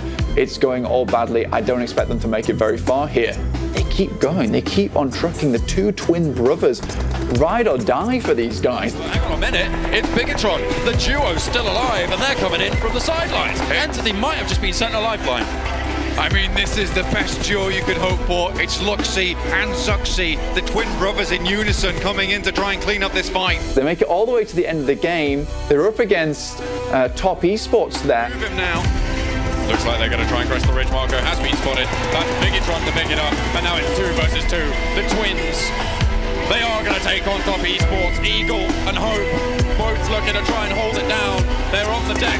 They're vying for control. Eagle takes the majority of the damage, gets the first knock, and now it's 2 players alive for Bigatron against Hope from top Esports. The push is coming through. He wants to go for the fight. He's going out wide. 32 bullets in the mag. Is it going to be enough to take him down? Luxy takes a tumble. Zuxi over the top, and it's Bigatron. I don't believe it! they come back in swinging. 7 kills.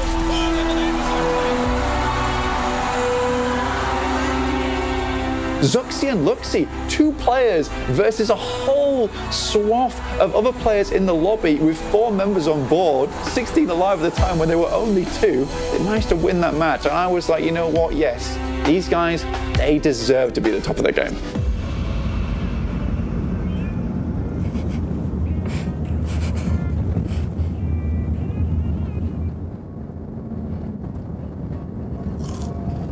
Di tim gue sendiri ada 4 player. Di tim gue sendiri ada Zuxi, dia kembaran gue sendiri. Sifat positifnya nggak punya. Gak apa-apa kan? Kan biar lebih menarik. Oke lanjut. Di tim gue sendiri ada member 1 Zuxi, dia saudara gue sendiri. Kalau gue sendiri sih mungkin sebagai game leader, ya gue menentukan ritme permainannya. Terus ada Ryzen atau Abi, dia selalu sabar, dia juga sebagai rusher dan carry juga, bisa dibilang dia kayak aim star juga. Terus ada Nizar atau Microboy, dia kan sebagai support, dia juga suka membantu teman gitu loh.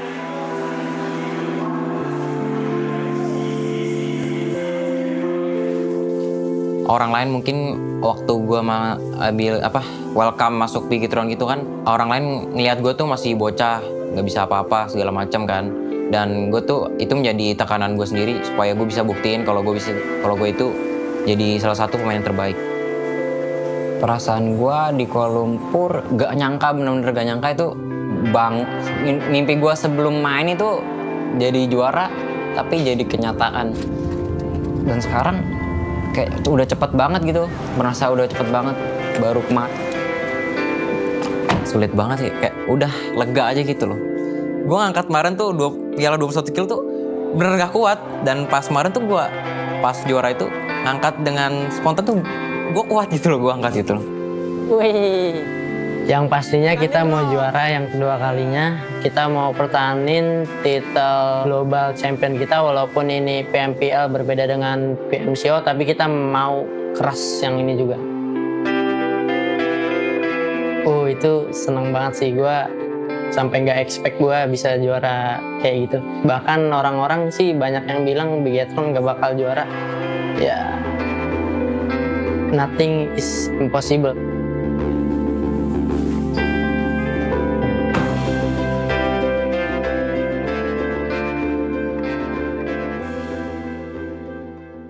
Halo. Assalamualaikum. Apa kabar Pak Kapten? Waalaikumsalam warahmatullahi wabarakatuh. Aduh. Woi. Pak Lukman, apa kabar orang Semarang? Iya. Untuk di Semarang itu alhamdulillah sehat semua. Ya. Karena anjuran pemerintah kita semua jalankan sehingga Jadi kita ambil hikmahnya ya, di tengah pandemi ini anak-anak masih bisa bertanding, masih bisa membuktikan yang terbaik buat negara. Iya, betul. Karena yang membawa keberhasilan itu kekompakan, ya kan? Nah, kalau orang tuanya kompak, anaknya kompak, ya berhasil. Nah, coba kemarin orang tuanya nggak kompak, ada satunya nggak kompak. Ya. Itulah. Iya kan? Untuk anak-anak kan lagi bertanding nih. Itu dukungan kita harus penuh.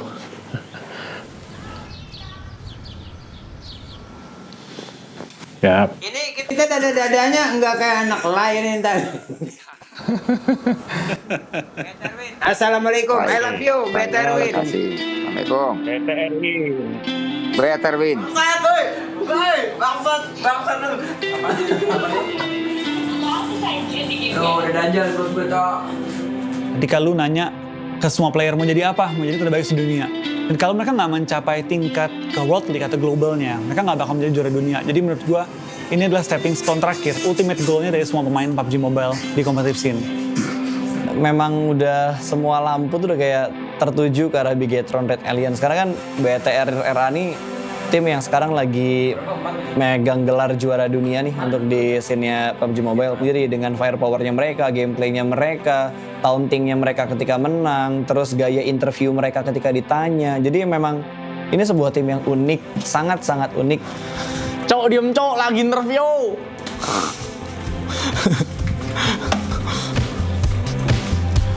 Kita siap.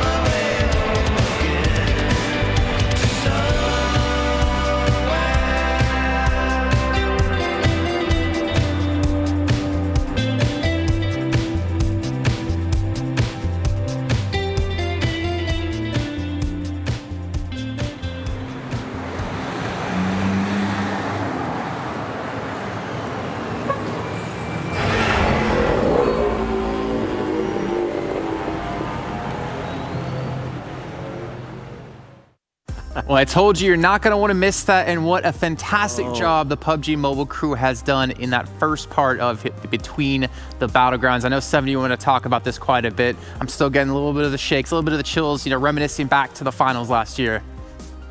Man, once they show BTR running into that podium and him trying to lift up that trophy, I was getting chills because we were right there. We were able to go and experience that, live it, and it's such an awesome documentary. I cannot wait to see it. And then for that final part right there with my boy Scout, oh man, that second episode is gonna be fire. Yeah, I was gonna say that looked exactly like Scout. I remember seeing a documentary they did before in the PMCO South Asia Regional Finals, and that was phenomenal to see. Glitter, I know you were taken aback by Zuxi and Luxi, so great human beings, so humble. You know, what do you have to say about BTR? Not only was that, you know, for me, a lot of that stuff is new to see. So one, it's awesome to see that perspective. I think that they were an amazing story to follow. I kind of need to maybe be coached by them so that I can get better at some PUBG Mobile action. But I don't even know if they're good enough to help forward. Wow. Damn. Okay. Well, you know, I think moving forward, the series is only going to get better from here. Come on, you know we're enemies here when it comes to our prediction games, at least on and off air. Let's take a look at the schedule so we can see what match is coming up next. It should be match number 4, and you know what that means. We're going back over to the jungles of Sanhok here, 7. Again, a good map for teams like Dream Eaters. Footballists won this map yesterday. How do you feel like we're going to see the teams perform here? Who do you think, not your prediction, but who are the teams you think are going to stand out on this map? I think it's going to go ahead and be Footballists. Footballists has been just pretty consistent here as well. And then B4, you kind of have to give B4 credit. Remember from the interview we did on the first day of the Super Weekend, they told us this is their favorite map. So I wouldn't be surprised if somebody from us is going to go ahead and end up picking them. How about you, Glitter? Which teams are you going to be looking forward to? I'm definitely looking forward to B4, obviously. But I do agree. I think Footballists has been incredibly consistent today. And even Loops have been incredibly consistent all day. Even if they didn't have, you know, a full squad up at the end of the last match, they still did very, very well. So I think those are definitely teams we should be looking for. Okay, well, it's time to get into our prediction games. We heard a couple of teams we think are going to do well. I'm going to start things off with my prediction to make it easier for you two. Footballist. They're going to take it. They're going to take the chicken dinner, and mark my words, they're going to get themselves 15 kills. I'm calling it now. 7, who do you got? 15 kills. Damn, boy. All right, now, we're very close in our leaderboard, so I was actually going to go for Footballists, but I'm going to go completely the opposite. I'm going to go with B4. I want to see what B4's got in this one. Okay. All right. I mean, that's fine. If you want to fall farther behind me, I'm cool with that. Glitter, who's your choice? I'm also going with B4. Oh, come on. I don't like you guys ganging up on me. I like when we're all in unison, all with our choices. We'll see who's going to pick up the victory and that chicken dinner after this. We'll check in with you guys once the match has finished. So get out of here. Go. Scat. Get out. So anyways, guys, for you guys at home who are watching, you still can earn yourself some points when you're watching within the game, within the Esports Center. The top 100 viewers will get themselves exclusive rewards. If you're not doing it yet, do it now. You still have chances, and we still have a lot of weeks left to go anyways here with the World League. It's time now to bring in our commentators for the first time today, Hot Jukes and Mustache Dave. And my lord, Dave, I'm digging that shirt. Hey, thanks, man. Thanks. You picked it out. You picked it out. So, I mean, you got some good style yourself. I think I do. But my girlfriend dresses me. So, Hot Jukes, talking about these matches, we've seen some teams. Like, for instance, Team Umbra. They've stepped up quite a bit. They got themselves a chicken dinner. We've seen teams like Uter Killers. We've seen Nova. We've seen Alpha Legends. We're seeing newer faces come into the limelight here when it gets into these matches on the final day of Super Week. But do you think we're going to see them yet again on a map like Sanhok? I think it's totally possible, considering that Sanhok, like I've said multiple times in the past, it's just one of those particular maps that anybody can win. I think it's very heavily zone dependent and position dependent. But man, so far we've seen the leaderboards go through it. Even our first place, I'm not even sure who's going to be able to take that in general. But man, honestly, I'm still so hyped up after seeing that awesome special that you guys just put out there earlier. That was insane. Oh yeah, well Dave, we can talk about that a little bit because we were there. We were in Kuala Lumpur for the finals. We got to see Bigatron lift up that trophy, but it's so cool to see a little bit behind the scenes to learn more about the team.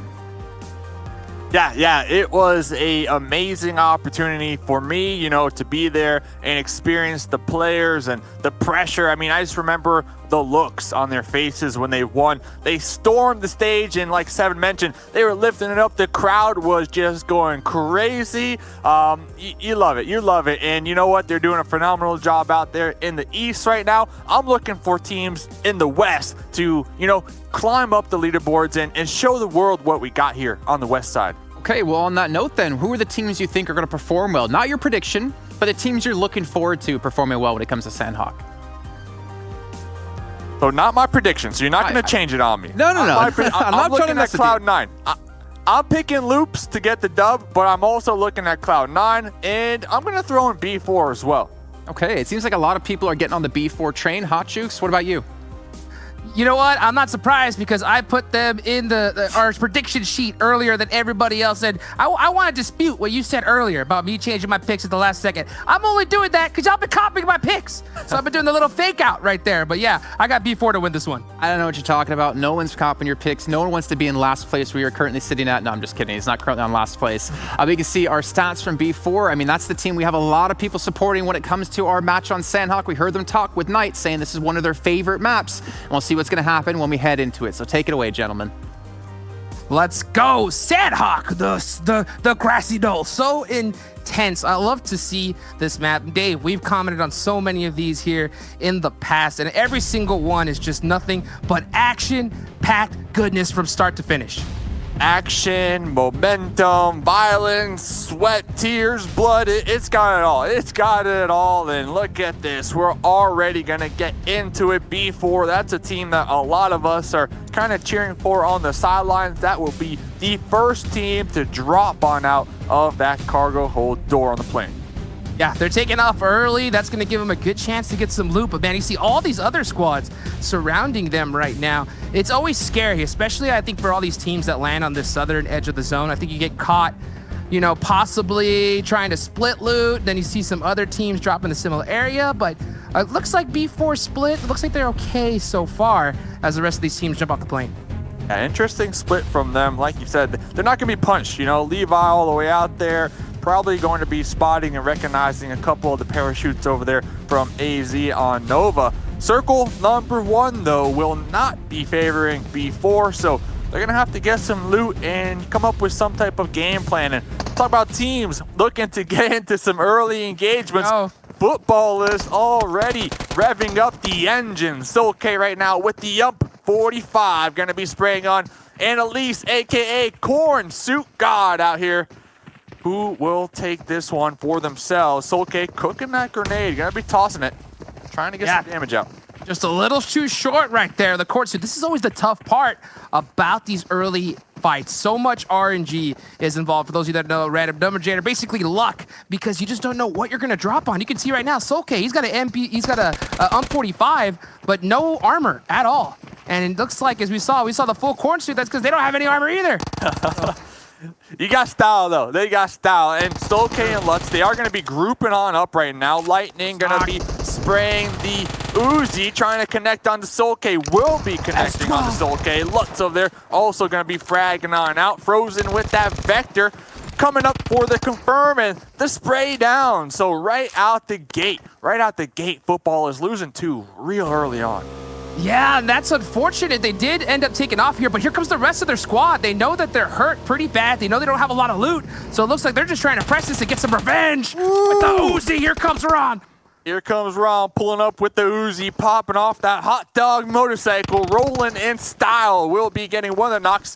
Looks like Lightning attempting, or at least thinking, to get this revive. Rom extremely aggressive. Gonna be spraying down one, spraying down another, but will be tagged by Annalise and immediately that's it. Thirsted and footballists are done. Wiped out the map of Sanhok. Are you? What a way to start off this Sanhok, Dave. Are you kidding me? The rest of footballists, they came in hungry. You know what they were craving, Dave? Some chicken. Oh, they were craving corn. They wanted some corn right there, you know, Yeah, but you know yeah. what? They said, guess what? Dinner, not today, you know, not today. So, yeah, football is getting taken out right there. It was a risky play. I mean, I think it could have worked out. Oh my goodness. Look at that nade from Marco. So yeah, I mean, obviously, footballists, they didn't have to push with their two up at the end, right? But they were feeling themselves, and they're all the way up there at the top of the leaderboard, so they definitely have some room to work with when it comes to failing, I guess you can say. I mean, at the end of the day, though, they're an aggressive squad. Everybody knows that, and they didn't appreciate Unique, you know, taking out two of their members real early on here. Oh, yeah, you can see this replay right there. They're just going at it back to back right there. Lightning, seeing the kill feed gets ran over. Not sure exactly what happened right there, but yeah, really interesting fight between two squads that definitely need to want to put up some big points. Footballists, you know, they're turning pretty high up on the leaderboards. Kowski finding out Ayala, though, from Team Queso. Yeah, gonna be taking some shots out there in the distance. Ayala kind of separated from their squad mates. Will be bleeding on now. About 50% left.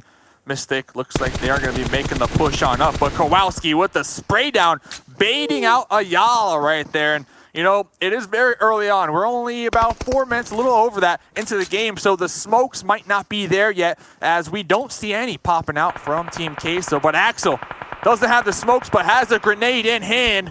Trying to cook this one. Will be tossing that one. It is going to be cooked just a little too much.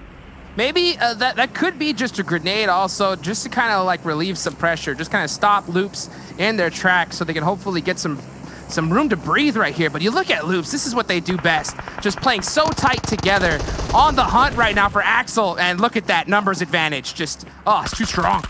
Yeah, too strong. I mean, Axel popping up there with the Uzi, trying to air that one out onto Loops. And, you know, Federal is going to be connected on, but they have this rock for cover. And now it's just up to Marco, the last person alive for Team Queso. And look at that, just using basically his team's comms and just kind of blind firing right now, just trying to see if he can get an easy knock. Because if he is able to get that, that would definitely change the momentum for them. But look at that, you see in the kill feed as well, Dream Eaters putting some more punishment onto Team Queso right here. This is the worst case scenario for them. I mean, you picked Dream Eaters, what, like 2 games ago, right? So maybe they got what it takes. Totally possible. Totally possible. Dream Eaters, you've seen them get it done before here in Sanhok. And I mean, today they haven't had that same kind of insane game that we saw here the other day from them. But at any point right here, I believe that this is just a map that anybody can win. You right there, Dadin, with the 3 times. I know you love the 3 times, so I had to, you know, start using it. I actually was playing a game today, put that bad boy in a car 98. I got 2 knocks with it, 2 knocks on it. I mean, the 3 times. Your opinions on it? It's strong. I mean, it's so strong right there. I think a lot of these players, especially at this level, they love the 6x, of course, if they get the hands on it. But the thing about that is, though, what they do, a lot of these players, they actually use the 6 times, but they reduce the scope down to the 3x. There is that option to do that, and that kind of helps out with their recoil control. And when you're able to when you actually do that, it reverts to your 3x sensitivity. So that kind of just works out both ways right there to use that 3x. Nas. A Nas getting the first knock onto Dadin from Loops, and Federal tossing that grenade right on over that rock. And yeah, they should be able to get the revive on Dadin. Oh, but Lord, with the Molly, we'll be tossing that one up right on top of Loops, and then we'll be tossing a grenade. Another nade. Garijo tossing a grenade onto Lord. Look at this. I mean, Loops, they have so many grenades and they are getting so many initial knocks, and here they come, just pushing on up the hill. 0, about 5% HP, no percent HP, and Yala Esports taken out by the hand of Loops. Loops are just a wrecking ball right now, just going through squads like a hot knife through butter. I mean, goodness gracious. I mean, do you see that? I think they have some of the best nade placement I have seen so far, especially here in the PMWL West. Every single one is right where it needs to be. Oh, goodness. Speaking of right where they need to be is Dream Eaters with Marco, the last member up. So far, they've missed his building, though. He's in the shack. In the shack. He's not going to move a muscle. Not making a move. Not making a sound right here. Dream Eaters, they look like they are going to be taking up residence within these compounds. We see Tempo up there on the high ground, Loops on the opposite end of this one. So those two squads on the mountains out there in the distance, they could play a distraction onto the side of Dream Eaters, allowing Marco just to remain here in this little hut, relaxing, trying not to get spotted. Yeah, and the fact that Tempo's on that hill right there, kind of peaking right now, it could be really dangerous for Dream Eaters and possibly kind of give Marco a little bit more time to stay alive and get some more placement for his teams. But one thing I want to talk about, though, really quick. Yeah. Just realizing, of course, footballers, they went out really early, right? Yeah. First. Yeah, they went out first. But first. Yeah, and right now, they're tied for first with Cloud9. So if you really think about it right now, this is a huge game, especially to see who's going to be on the top dogs for week 1 of Super Weekend. This is the last of week 1, right? So Cloud9 and Loops can definitely pass them up right here in a major way. So I'm really looking forward to see how that turns out. Yeah, and I don't even think they got any kills onto Team Unique. They had a couple knocks, but they weren't able to confirm it. So yeah, that's gonna play a factor when it comes to how many points they can rack up. Talking about Unique, look at that. That Unique rotation. Wide rotate. Yeah, they are in a boat. They're just cruising up there. Oh, yeah. It's always interesting. Every time I always get a little bit of a laugh every time I see a team rock a boat in Sanhok. You don't see it often. I have seen it work out, though. In the past, we saw a team do a boat all the way around and snake their way to second place. So that was really interesting to see. I wonder if maybe, Team Unique is taking a page out of their book. A good page. It's a good page to take out as long as you have the meds, right? Because we've seen, Circle 5 is where it starts to get a little sketchy if you are in the blue zone because that thing starts chunking away. And I feel like a lot of players by now, they shouldn't be underestimating the Circle and the damage that it outputs. And talk about underestimating. Tensa was spotting out one of the members from Loops, but these tree branches will be blocking it for the time being. Oh, yeah, and you can just definitely tell. Now they're just playing kind of like a peekaboo right now, just making sure that they don't want to give up their position. They always want to stay. And you notice that every single time their placement is in a spot to where if they do get knocked, they're able to get picked up really quickly. You see a lot of the top teams do that. You saw Loops earlier, right? Right when he got knocked, boom, they would put the pressure down, got him back up instantly and back into the fight. And, Dream Eaters, though, catching Federal off guard. Well, hopefully they can boom it once again and get this pickup onto Federal. We saw just a moment ago, Loops, they have 5 kills so far. 5 kills so far. Hopefully they can get the revive. Dream Eaters currently trying to pinch Loops right now. And then on the opposite end of this, Tempo Storm as well. So hopefully, for the sake of Loops, you can find some better cover and move forward here. Oh, yeah, you can definitely tell Loops are just trying to hold on. Dadin's really separated right now on a big off angle. As both, it looks like Tempo Storm and Dream Eaters are just putting that pressure down. Cloud9, though, is coming from the back. This could be devastating for Loops right now. Yeah, here comes the uneven. Cloud9, the revenge right there. They love the third party as well. Bale uneven on that roof. They are going to be getting that knock and immediately making the push. Here comes the grenades trying to confirm the knock and just make it a little bit easier when it comes to taking this engagement. Yeah, you know that these are some angry shots right here, because I'll tell you what, Uneven got killed earlier by a Loops member in Vikendi, and that could have possibly affected their first place position in that map right there. So you know that they're looking to take Loops out early, especially considering this is a big changing game for them to possibly get first place. Ooh, Tensa with the spray down out there, trying to put a stop to the push from Cloud9. If I'm not mistaken, I think it's just Dadin up alive in that little tower by themselves. They were playing that off angle that we made mention of just a moment ago, and thankfully for Loops, they were there, because if not, the squad would have been wiped. Oh yeah, yeah. That was those shots from Tempo right there. That just put the brakes onto Cloud9. But yeah, Dadden's still up alive right now. Definitely one of the top players we've seen so far in this tournament. So far, he has 47 kills. That is just insane to be able to put down for one player alone, and only, I mean, just barely surpassed by Carrillo with 61 as well. So this Loops team, they have just been fragging out of their mind so far. Yeah, and thankfully for Dadden, in the next circle, pretty center position. And we were looking at Unique on that boat play from earlier on. They pulled up right behind us. They are right on the outskirts of this engagement between Wildcard and Knights. So we might see some third partying coming out here very shortly from Unique. Totally possible right now. And this is the kind of like the trivial part when it comes to Sanhok. You look at the timer. That's the deadliest thing. Besides the blue zone, of course, but they go in hand, you know? Every single time you see this zone shift, these squads are going to have less and less time to be able to move into the next one. You can already see there's only 37 seconds left on the clock. And if you take a close look at it, once this next circle change, that time isn't going to be a lot more than that. And we see right now the Knights slowly kind of separated will be making their push on into this new circle. Like Raven will be spotting out one of the members from Konina Powers. We saw Konina Power just a moment ago in the buggy. Yep, they were making the pull up. Gonzo watching their squad mate Tixie just get murdered, get slaughtered right in front of them. Only 2 up right now for Team Umbra. Yeah, Gonzo going to be going for that spray down. We'll be connecting on to Prez, and there's only one more. Only one more. Going for that jump shot. Pro Lord swapping on over to that Uzi. Pro Lord spotting out Gonzo. Gonzo jumping up once again with the M4. Swapping to the grenade. Can't even toss it. Carnage taking down Gonzo with the third party.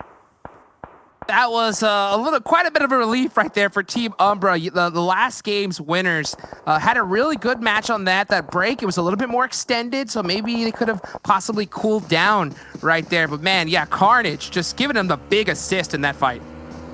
The big assist, and immediately look at the stats right here. Look at the highest damage dealers so far. Carrillo 455, Sam with 357. Just to give some perspective, every time you get a knock on somebody, that's 100 damage. A thirst, 100 as well. For the most part, though, you're not even really able to get those crazy thirsts. So 455, that could be just 4 kills right off the bat.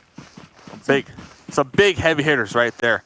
Big heavy hitters, but fortunate for Loops, Carrillo is dead, so it's up to Sam. And Marco chilling in the shack, watching this door for about 5 minutes now. One of the members from Dream Eaters popping into that door, looking for some additional loot. Was surprised right there. Surprise from Marco. And yeah, Marco was able to knock out Verset, but not get the confirm. Man, I wish I could get a hand cam on both of those players right there, because I guarantee you, they were some very panic fingers moving when that fight just came around right there. Marco just trying to do everything he can to stay alive, and but yeah, the rest of that Dream Eaters team, they were just right on top of him after that knock. Imagine just, you didn't hear anything from over there. You're walking through that little shack. There's someone laying down, looking at you. I mean, yeah, talk about a jump scare, right? Jump scare, exactly. Not only that, they shot at you immediately when you opened the door as well. We saw the next zone right here. Anything really sticking out to you? Zone 9 right now. Cloud9 getting locked dead center. Wild card, Sam with the big nade on the Carnage. And Slicky with the thirst. Yeah, that was Carnage's second time being knocked right there. So now it's up to Sixless. Now it's up to Raven. 2 up for the Knights. They got 3 kills so far, so hasn't been too bad of a game for them when it comes to that. Slicky all the way out there. Wildcard with a 3-1 right now. It's a big off angle they have. He sees Acer running down. Oh, Acer already started the shimmy as soon as he spotted him and was able to survive those shots from Raven. Oh, as Loops, we just saw the last member getting caught out as well. They're out in 12th. That's going to leave the door open for Cloud9 to make a big lead right now, considering that both Loops and Footballists are out. Here we go. You are going to be out here tossing out some grenades. B4 Pedro OG already going to be knocked in return. Maxon behind the rock, currently trying to avoid being knocked out from these grenades will be receiving some damage, attempting to toss a smoke and slowly creep their way on behind this Ronnie for some cover. Sandro getting revived on the opposite end of this. Yeah, and you can tell right now this zone is already starting to close. B4 are currently out of it as Uter, oh, Ulysses, this could be a really huge off angle for his squad. Right now, they do have the blue zone to their advantage. It is on the thin side, giving them a little extra time, but they need to start getting moving quick. But look, Sixless. Oh, so many snakes. So many snakes. Sixless going to be recognizing the push from Wildcard, swapping real quick, trying to stand their ground. But yeah, the 1v3, I mean, that's going to be a challenge for anyone. Oh, yeah. And I mean, no matter how good of a player you are in this game, and this is why it's so important to say, you know, so a lot of people say that, oh, this is the best player, this is this player. It's not about individual play skill. You got to be a full squad. It's all about the team right there. So in a 3v1, no matter how good you are, there's not much you can do. You got to hope they make a big mistake. Well, it does look like Mix Zero was able to secure themselves a nice little shack for the squad. And we see some smokes right now being tossed out from B4. Looks like they're trying to regroup. They're trying to avoid being called out here on the edge with no cover. And as they make their move, shots are going to be ringing out from multiple directions. But fortunate for them, Alpha Legends in the south were occupied with their own engagement. You saw right there, B4 bunny hopping their way into the next zone, but look at this, it's hard shifted away from them once again onto both Tempo, Storm, and Cloud9. So this is gonna be a really tough break for all these squads that are out of this zone, especially considering how much time on the clock. There's only 25 seconds left. They have to start running immediately. But how are you gonna get past all these other squads? Yeah, and B4, moments ago, they heard all those gunshots ringing on out in the south, so they are being really cautious not to overextend themselves. They also have UDR killers in the back end of this one trying to backstab them. So really, B4, they have nowhere to go when it comes to getting on into zone. So Mixie are going to be planting their ground right here, taking some shots, will be knocking down one from Alpha, trying to get another. That's a really tough play by UDR Killers. Yeah, they're playing spoiler onto B4, but they do end up, you know, the only problem though is B4, if they're able to make it, they're going to get gate kept by Uter right there. So they got to be really careful when it comes to that. But you see Cloud9, they are just sitting pretty. They're in this zone right now, and they're going to be gatekeeping everybody. Yeah, talk about being gate kept. Wildcard out there on the edge. Are going to be spraying down on Sam. Sam, the second most damage dealer right now in the lobby, is going to be connected on Slicky and then Acer. Yeah, Wildcard. Talk about being gate kept. Well, Cloud9, they're right in the book. Oh yeah, they are set. They have been sitting pretty so far this whole map with these zone rotations. Wonder where this next one will go. Oh, dropping down. Grenade. Dropping down, going for that pre-fire, and Pyro will be connecting on the Frozen, saying, hey, you're tossing a grenade at me? I don't think so, buddy. And Elise going to be down here with Lightning, both of them working together to spray on into the grass, trying to connect on the Cloud9. Cloud9, 5 kills so far, and Elise, the last remaining member, up for Unique. That's right, you can just definitely see uneven right now. But this whole squad, they're going to have to start pressing south into the next zone. 12 seconds on the clock. Zone number 7 coming up, and this one's a deadly one. Yeah, Dream Eaters pulling up with the stick with the third party right now. Pyro cooking this grenade, going to be tossing that one right on top of Matic. Going to be, you know, blowing up in the area. Dream Eaters right now all running back and forth. They have these smokes to use for cover for the time being. Adar pulling up with that Uzi. Gonna be going for that jump shot. Gonna be connecting on to one of them right there. Now I believe Dream Eaters, they just have one more member up. 3 of them crawling around, bleeding on out. The blue zone starting to make the pull up as well. Adar popping around the corner with the spray down. And there they go. Cloud9 still alive. Dream Eaters taken out. Adder, the Uzi just way too strong up close right there. And unfortunately, just due to this zone, they could tell immediately that they were not going to be able to pick up their IGL Beowulf. They had to get going. Adder gets into the zone, but gets caught by Alpha Legends. Ramon. Oh, Spec from behind. The return. The assassination onto Alpha Legends. The finish. Pyro is still alive out there. Pyro's still alive. We only have 3 more teams to go. Tempo, Storm, 4 up, 6 kills so far. They know for a fact that there's somebody out there. And yeah, spotting out Pyro. just like that, Hot Jukes, we're down to only 2 teams. Oh yeah, and you can just tell Uter Killers, the zone ended up rotating to them right there. They were able to take out B4 Esports and get in, but man, this is one of the worst spots you could possibly be in compared to where Tempo is. There's just hardly any cover considering their position right now. Yeah, and they don't even have the zone either. Yeah, Tempo have the zone. They have the high ground and a bunch of stones to work with to use as cover. Spec going to be jumping on top of one of these rocks, trying to get a better angle. Rain just making sure no one's behind this rock right in front of him. Tempo getting a little aggressive though, and you know why? It's because it's a GG. Tempo Storm getting that chicken dinner here on Sanhok. Fear the storm right there. You know, we just saw a interview from HH24 saying that, hey, we're going to come back. And just like that, they got it done with a huge chicken dinner on a Sanhok. Looking for the comeback. Well, they found it. I mean, a chicken dinner alone, that's going to be 20 points. You had Spec with 4 kills, Tenso with 2, Rain with 2, and HH with 2. So the whole entire squad, you know, getting as many points as possible here. We got one more game to go, Jukes. Man, I can't wait to get into it. You know, Tempo being able to get this 10-kill chicken dinner, especially in the last day of week 1 here of Super Weekend, is just so massive. And considering 10 kills, I mean, that's like 2 squads and a half right there. And considering how insane these lobbies are, man, that's really impressive. Yeah, it was pretty good. Uter Killers managing to get 2nd place right there. They were taking shots on so many squads right there, really playing a big role in a lot of these teams getting wiped out right there that game. Man, just a great game overall. Can't wait to get into the next one. But first, we got to hear, of course, what the desk has to say about this last match, and we'll go hear from them right after this short break.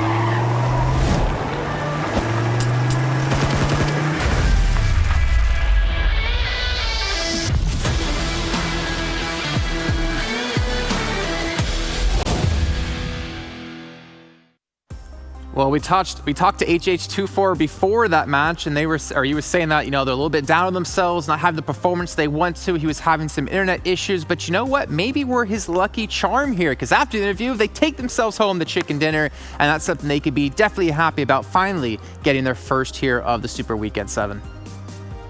Yeah, I think this is huge for them. I know a lot of people are currently watching from Tempo Storm. They're going to be super happy of that team being able to at least get a win. Remember, we've been saying it over and over again. They haven't really had the weekend that we expected out of them, and they told us why, and it's good for them to at least get that win. 30 points too, 10 kills on top of that, and then you have Cloud9 in 2nd place as well, being able to get 10 kills. Uter Killers, I think that's another surprise. Uter Killers, we've seen them end up with higher placing over and over again, but for some reason, this team cannot get out of just being able to get 3 kills here. And then as we go down, Alpha Legends, one team that I'm just enjoying seeing there towards the top, at least in those top 5. We got Dream Eaters, we got Wildcard Gaming, and Team Umbra. Remember, Team Umbra was towards the bottom there. They're wanting to go ahead and maintain that, trying to push to that top 10, and it's just great to see teams like that, Glitter, trying to make that push to the top. Yeah, I mean, don't forget we saw Team Unique up there as well, and we're going to be talking about just exactly how they managed to do that in a little bit here. But then moving on to the second page, very surprising to actually see Footballist going out first in the game, all the way down there at the bottom. I think that was definitely unlucky for some of the crew here, but also, you know, Nova at the bottom, Yella at the bottom, Queso. These are some of the teams that we've kind of almost seen we've been seeing them like rubber band a little bit. Nova had some very strong performances today, and then they kind of fell off. And so it's about finding that happy medium for them. I don't want to talk about it. I don't want to talk about it. Our football is having a very rough game. Instead, we're going to look at the stats, though, coming in for Tempo Storm. Let's look at their damage. Let's look at their kills. Let's see how big they went. So really, not too much damage being done, but you can't really argue with their kills at all, 7.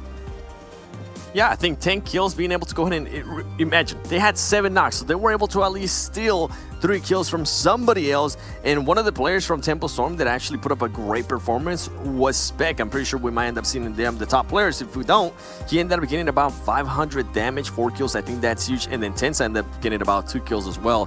Overall, the heal is kind of expected. We don't expect them to see that much healing from certain teams unless you're playing Vikendi on a heal off like what we saw earlier with 2,000 healing. But overall, I think I'm actually really happy for this team to at least be able to get a win here on the first Super Weekend, even though they've been having technical issues on their end. Yeah, a lot of pressure on their shoulders, I think, have now been lifted off. The sad part is it didn't happen earlier on within the Super Weekend. Let's take a look, though, at our Do the Do moments, and I'm pretty sure I know exactly what the first clip will be. It will probably be Footballists getting into a fight with Unique. And then you're just gonna go ahead and hear. Can you hear that? I think I can hear Jason's. My heart breaking. Hopes just shattering in the back end. And we will be breaking this down a little bit later on. Overall, I think it was just an unnecessary fight at one point. So don't worry, we'll be able to break that down a little bit more. And then Loops was actually very aggressive once again here on Sanhok. And in a way, it ended up backfiring because they keep getting themselves in these situations where they end up getting third party, and they end up in getting situations where they just can't get themselves out of. And one team that I do want to go ahead and mention that surprisingly didn't do that well was B4. B4 was playing super passive this whole match. They only ended up with 1 kill, and I think they were moving so slow. They were playing to what I'm used to, which is playing that outer circle, but they were moving so slow that they ended up getting gatekept. I think it was by Uter Killers, and Uter Killers took full advantage of that glitter.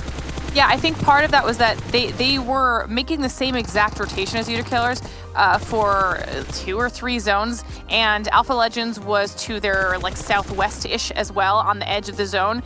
And I think that they needed to make the decision to take a fight with either one of those teams a lot earlier in order to clear out more space for them and make their continued rotations into the zone that much safer.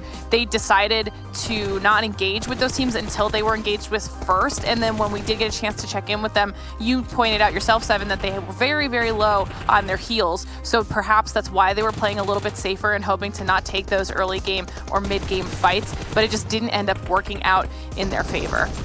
Yeah, and this final circle here was just it was so crazy. It's the first time I think I've ever seen that final circle in a very, very long time. But overall, Adder, the main player that's been kind of so far fragging out for Cloud9, it's good to see that continue of performances from him. Remember, we've been talking about it over and over again.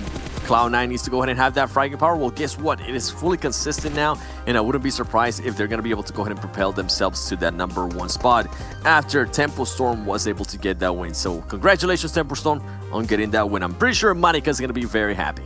I think she will be, and hopefully she gives me my VIP finally within the Twitch chat. But it's also important to talk about Uter Killers because they were in the final zones. They placed relatively well, some decent damage done from them, and I'm actually proud to see them have, yet again, another good performance, Glitter. Yeah, and I think that, they were one of the teams that we were hoping would have that day today. We were looking at teams that were at the bottom of the top 16, and Uter Killers was definitely one of the squads we were hoping could maybe pick it up today and just secure themselves some more points. We keep reminding you guys, but these are the points that are going to have the teams qualifying into finals. So every opportunity you have during the Super Weekend to get more points, the better it is for you in the long run, because you don't know what's going to happen in week 2 or week 3. So really, really happy for Uter Killers to be able to pull out a second place finish here. Yeah, let's take a look actually at the damage they might have done in that match as well. I want to see what numbers they were able to put up, and again, what kills they're able to put up when we got into the final moments of that game. We go to see Cloud9 absolutely smashing it, 2.2K, but Uter Killers up to 1,307. Yeah, I think that's great to see. For some reason, though, they're not able to get those kills, and this is a performance that I just seen over and over again from Uter Killers. 3rd place, 3 kills. 4th place, 3 kills. They ended up getting 1 third place with 8 kills, which was really nice. I was just wondering what kind of went wrong there for them. And then you had Cloud9 being just very aggressive. And this is something I actually enjoyed to see from Cloud9, even though they weren't able to get even more kills. I think 10 kills there and 2k damage is huge for them. And then you have another team in Nova Esports. Nova Esports, we saw them get a little bit hot there towards the day, and right now they're just starting to fall off again. Only 134 damage, 0 kills. And then at the end, we see Footballers with 400 damage. Please. We'll be breaking that down in a little bit, Jason. But they still ended up just getting 0 kills and 1 point overall, Jason. They got families, man. Just let them have a bad game once in a while. Come on. Let's take a look, though, at our top players, and I'm pretty sure, well, I think Tenza might actually be in there, if not to mention a lot of players coming in for Cloud. Actually, he doesn't. Specs could be the one, but you can see Adder, Sony just mentioned, 7 up there with 864 damage. But Raymond, we haven't seen him just yet, Glitter. And I think you'd even said yourself, Seven, that you're expecting to see Spec up here for Tempo Storm because he had a very, very strong game. But it is nice. It's nice to see Ramon up here for Alpha Legends. Alpha Legends has definitely picked it up here on the tail end of our Super Weekend. And then Pyra, you know, having some pretty strong performances back-to-back, being the solo player that survived for Cloud9 last time, and then Cloud9 having a very strong performance here on Sanhok. Yeah, and if you liked any of those 4 players there, luckily for you, you can vote for the PUBG Mobile Esports Award 2020. You can vote for your favorite players, and 64 lucky people will have a chance to actually get to play with some of their most popular players within the World League. So really cool stuff. Obviously, make sure you guys get your votes in. You can see when it ends on the 22nd of July, so really not that much time left to go for you guys to do that. But I'm also hearing now, Seven, we had a couple of moments you wanted to break down, one of them involving my team getting knocked out early on in the game with Unique up against Footballists. And you're going to go ahead and hate me for this? I am going to to have to go ahead and do it. It was just such an interesting play here. And we're actually going to be showing you two. Give me just a quick second here. There you go. We got Footballers kind of moving up. The reason why I want to go ahead and pause it there is because there's only going to be 2 players from Footballers. Keep in mind, there is 1 player down here from Unique. And what happened earlier that we're currently not able to show you is Footballers had already had an engagement with Team Unique. They were able to go ahead and cause some damage. Are still seeing some of the Team Unique players there currently not 100%. And then for some reason, Footballers, instead of just kind of running away from it, maybe becoming a snake or two, guess what? They went for it. They wanted to go ahead and get that slam dunk and get him out of here, but they're not going to be able to because Unique is just going to be able to pick up the players right in time. They're also going to be able to heal, given that Memphis does get taken out. But overall, the reason why I wanted to go ahead and show you this is because this is the second time that being so aggressive for Footballers backfire in a way. We're just... And something also to go ahead and mention, we're only 2.5 minutes into this match. This is just not needed. This is just something that you might not want to go ahead and do. You might want to do it for bragging rights, but it's not the time for that. Not when you're going up against a full team, and you know you're going up against a full team because guess what? Your teammates probably told you already. So here we go. Go ahead and hold that for me there, Footballers. And now the next one that I'm going to be showing you is I'm going to be showing you a rotation that we saw in PMWL Americas, as my boy Hot Jukes was mentioning. We don't really get to see this often, but guess what? Unique got on a boat after destroying Footballers, and they just went on a ride. And in a way, it ended up working in their favor because guess what? They didn't have to really get into all this messy stuff of just rushing through those areas, maybe crossing that river. They just kind of chill out, went for it. They were able to get some more placement points, and overall I think it was a great strategy there from Unique. Hopefully in the future maybe they can go ahead and improve it a little bit more, but overall I think it worked out in their favor, being able to go ahead and give them some extra points. And that's what it's all about, right? Glitter, you mentioned this is an accumulation of all the points throughout all the Super Weekends. So any extra points you get here could be the difference between qualifying through into the finals or unfortunately having to just sit there and watch it. And we do have finally now 1 team, Glitter, breaking through the 200-point threshold. That is impressive on behalf of Cloud9. We see that they have managed to consistently just kind of keep themselves right in that first and second position. They've been kind of going back and forth with Footballers volleying for that top point, but it's also good to see Tempo jumping back up in the ranks after this game. That's very, very good for them. And Team Umbra is now in the top 10. So that's like very impressive, Seven. Yeah, Team Umbra, like hot jukes, breathing down his mic, just moving up to that top 10 is something I love to see there from that team. And then you got some of the other teams that we kind of thought they were maybe going to go ahead and get a little bit hotter, but they're not. Kanina Power currently in 15th place. Then you got Nova Esports, one team that had a great performance, 2nd place, 12 kills in one of the first matches that we had here. They're still slacking. And then Team Kessel, this is one that's kind of a little bit to worry as we see Uter Killer starting to move up the leaderboard. Team Kessel, I was mentioning, I don't know how they're still in top 10. They've been able to go ahead and put out some performances here and there, but they need to be a lot more consistent here. Currently, they're being very slow. I know it is their first Super Weekend, but we don't want to see that out of those teams. We want to go ahead and see them at least in the top 10. That way they can contest for that first place later on.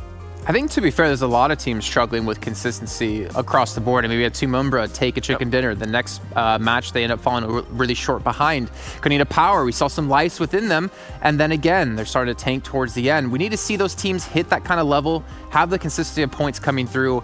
But maybe, again, like you're saying, just the first Super Weekend, maybe they're kind of getting a feeling out of how all the opponents are playing. As we heard from HH24 from Temple Storm earlier on, saying they review the VODs, they see how other teams are really going about things, and then they try to plan a strategy of attack from there. But I'm also worried for teams going into the next league play here, Glitter, because we still have 4 teams sitting out, 4 teams who want to have a chance to play in the next Super Weekend. You know they're going to be gunning for those positions. They most certainly are. And you just pointed out that Team Umbra had a win. We just had Tempo with a win. I believe if we look at that first page, I think B4 and Loops are still the only teams on that first page that have not pulled down a chicken dinner. So when you're talking about consistency, that's almost kind of like a two-parter. You can tell that obviously if you're consistent enough, you don't need those chicken dinners to be able to be placing in a top position. But on the other side of things, you want to be able to be kind of pulling those down to continue to get those points that you will need, because like you said, not only is it just this week, it's all of the Super Weekends, and there will be those other teams that are going to be that much hungrier going into week 2. 100%, and hunger is going to be key for these teams as well. And while we do take some moments to get the lobby set up, to get everyone ready to go for a final match of the day, why don't we show you once again what you could be missing if you don't pick up the Royale Pass Season 14.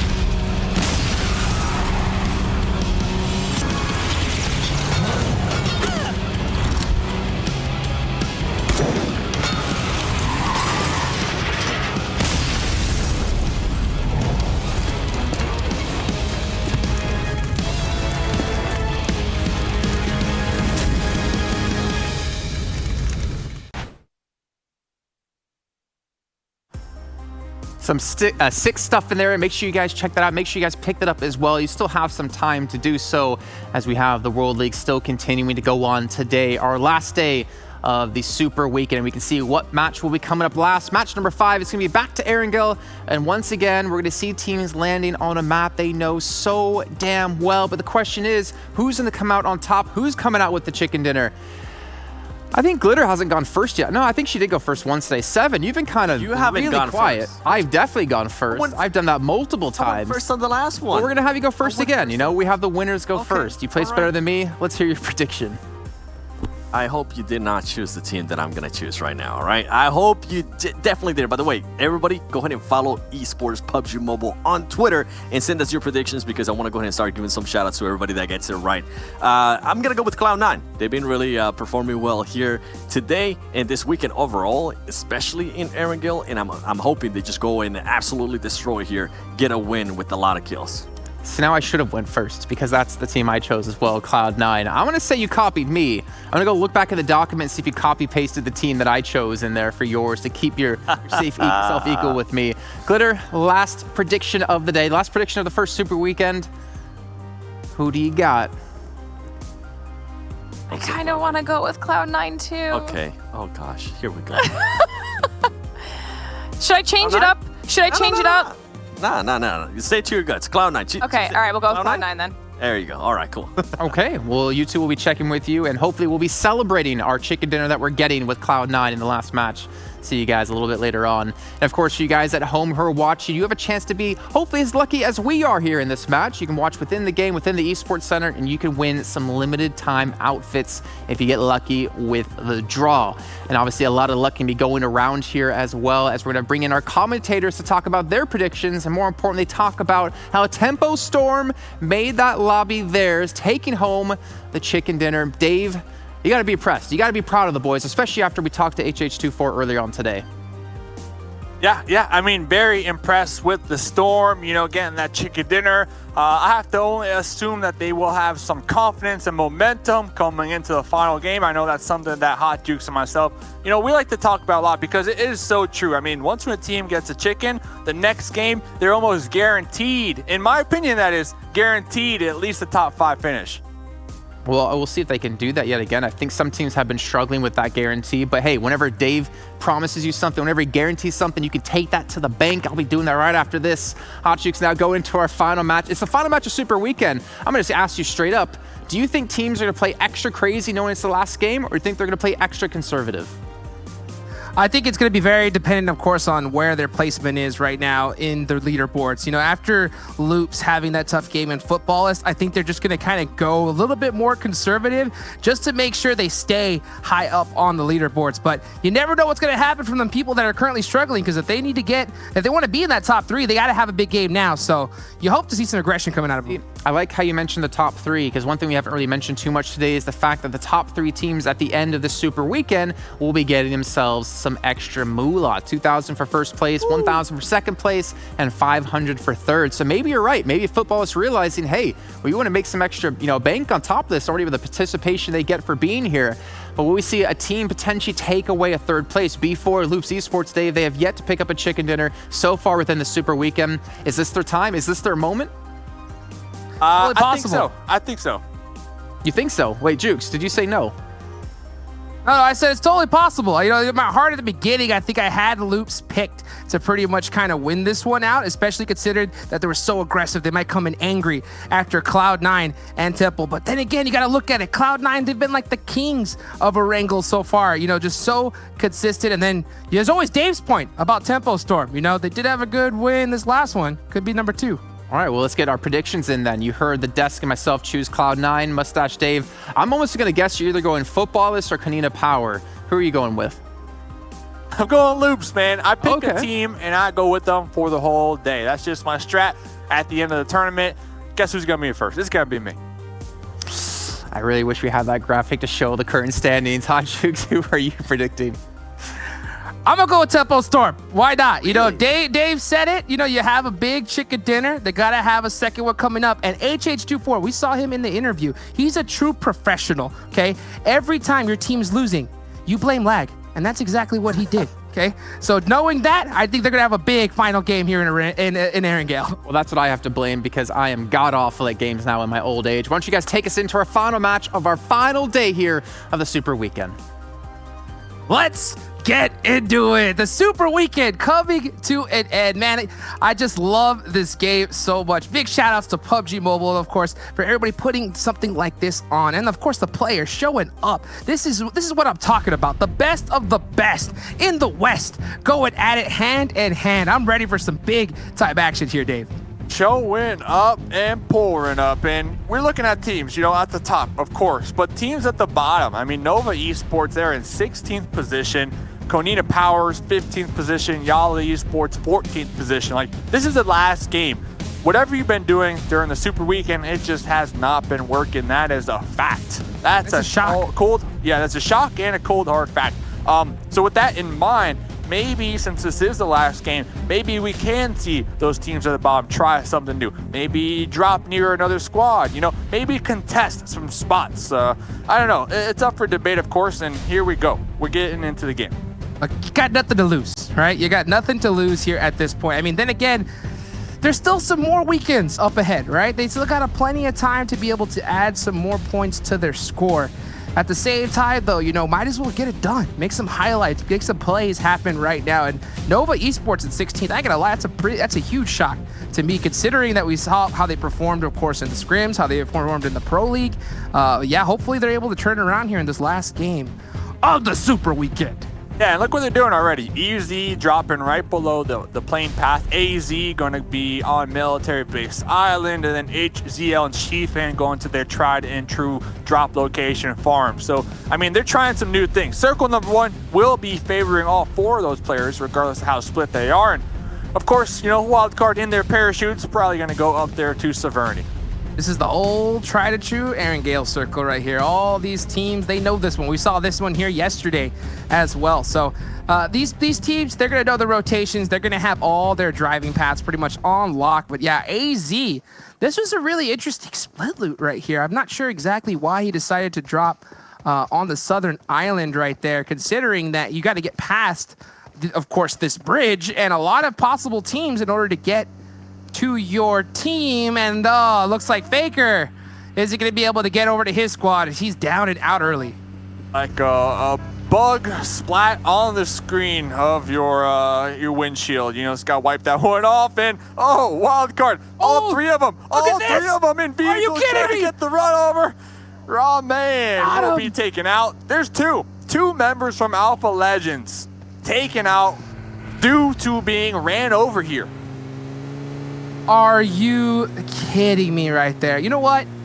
This is the problem, Dave. You know, this is the problem. You know, the first thing that you should learn, you know, in life, not just in PUBG Mobile. Life. It's look both ways, right? When you cross the road, okay? And Alpha Legends, they just sent it, you know? They would just send it there on foot. And Wildcard just taught them a lesson right there. Crazy to see. Maybe we should send them some of those reflective jackets, you know? That's what it is. That's true. You know, safety first. Safety first. Then teamwork. Then teamwork, and then, you know what? At the end of the day, ice cream. All right? That's just how it goes. That's just how it goes. The dream. Talking about living the dream. Loops over here in the crates living the dream, as they will have this spot all to themselves. They'll be able to jump from crate to crate. Now, Cloud9, they are going to be at Hospital. And when we look back at the PMPL Americas, Loops and Cloud9, they are super aware, super comfortable with how close they are with their drop locations. And, you know, with this being the last game, you know, Cloud9, they are in first place. You got Loops in third place.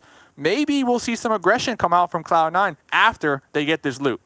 So I'm not too sure. I think that, especially considering that they're first place, I think they're going to play it a little bit more passive, you know? If anybody's going to get aggressive, I think it's Loops, especially considering how it just goes so well with their playstyle. But you said earlier the dream, right? It's all about living the dream. And if Loops, if they want to live the first place dream, they're 29 points behind right now. So they got to take out Cloud9 early and get a whole bunch of kills, and which we know they can do, but they have to get that and the chicken dinner, which they haven't been able to get done so far this entire Super Weekend. That's true. That is true. I mean, they're in third place. We'll see. If Loops will use this information that they have in their book of tricks, and maybe they'll gatekeep Cloud9 and attempt to get a couple of knocks on the squad. Cloud9, see uneven right now, just kind of running in the street looking for a vehicle. Becker already out there looking like they might be doing some scouting onto Adar from Cloud9. Yeah, and you know, just to give some perspective right there, for Loops to be able to get first place, they have to get the chicken dinner. Chicken dinner's 20 points. And on top of that, they'd have to get 10 kills just to tie with Cloud9 right now, because they're going to get Cloud9's guaranteed 1 point at least here at this tournament. So, in this last match of Erangel. So you got to think about it. They have to wipe out pretty much 3 squads, Loops does, and get the chicken dinner. And on top of that, they got to take Cloud9 out first in order to be able to get something like that done. So, they got a large task at hand if they're trying to get the total dub over the weekend here. But if there's a team that can do it, Loops. I mean, we've seen them clutch it out. They got that clutch factor that you and I like to look for in these players over here. Konita Power, you know, 15th position. They are going to be spotting out 2 of the members from the 16th position, Nova Esports. And Nova, they are going to be on the retreat, on the reposition right now, taking it nice and easy because they don't want to run into any team that might be camping it out right now. Yeah, you know, and it's so crazy how much of a mental game I think that competitive PUBG Mobile is. You talked about it earlier. How, really quick, Bayo! spraying down with that Scar. Ooh, prone to help with that recoil, with that stability. Might have even popped the tire. No, Becker will be popping into that UAZ and quickly slamming down the gas right now, trying to regroup with their other two squad mates in the Dacia.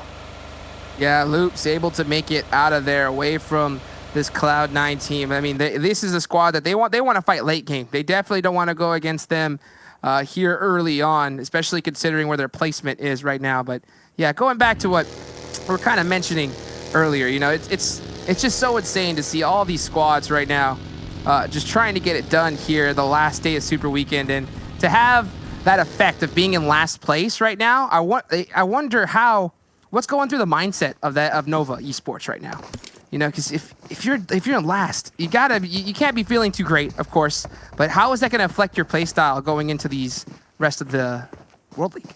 I mean, as they say, no pressure, no diamonds. You know, and Nova Esports, they're going to be in that pressure. They're going to be under that pressure right now. As the sun sets here on Erangel, Tempo Storm will be up there on top of the hill. We'll be currently receiving some gunfire shots from Carnage with the SLR.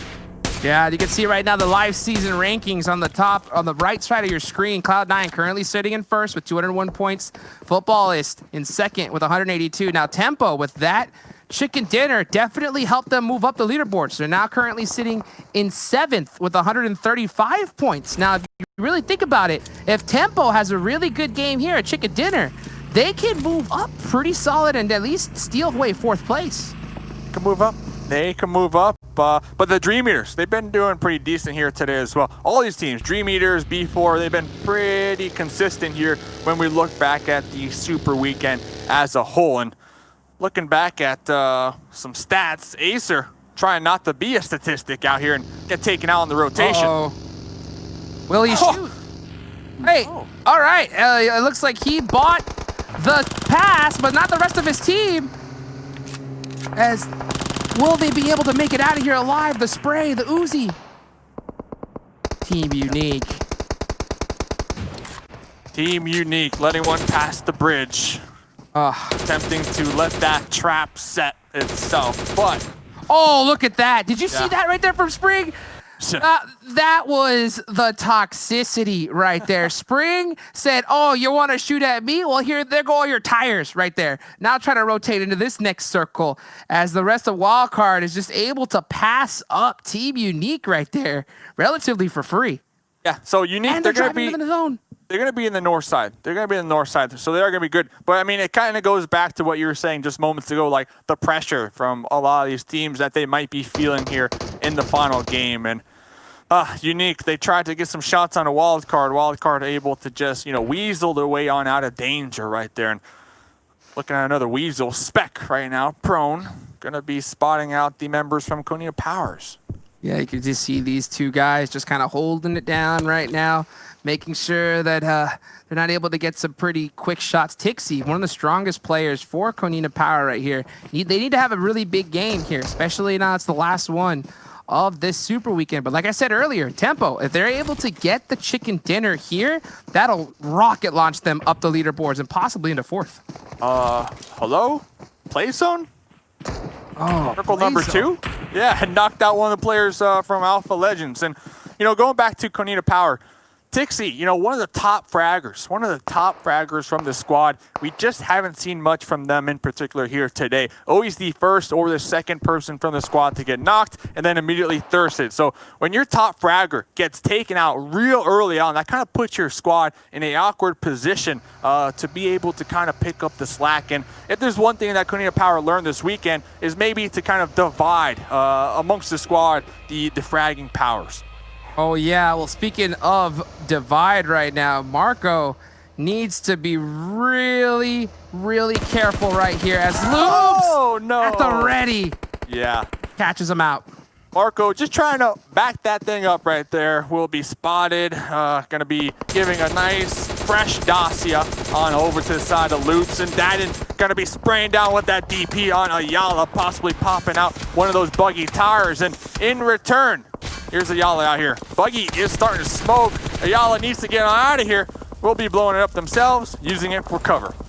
Yeah, just like that. You could just tell Loops are so aggressive with the shots, but Sheepin able to steal that point away from Loops. Becker. And he's gone. Spray down. Yep. Going for that spray down. A lot of teams just having a challenging day here. Challenging day all around. Not something that we're used to seeing from these squads. And we'll see what they can do with this. I mean, it's a live and learn experience, right? Learn from your mistakes. That's how you become a better player. Yeah, you know, you learn from them. Also, just the experience alone, just dealing with this kind of pressure, especially if you're happen to be a player where this is your first time playing at this level of competition in PUBG Mobile. I mean, it's intense. You know, you got the lights on you. So much money is on the line right here. It's difficult for just, you know, anybody in general, let alone a seasoned professional player right here. Man, it's definitely a factor you have to add into when it comes to this type of tournament.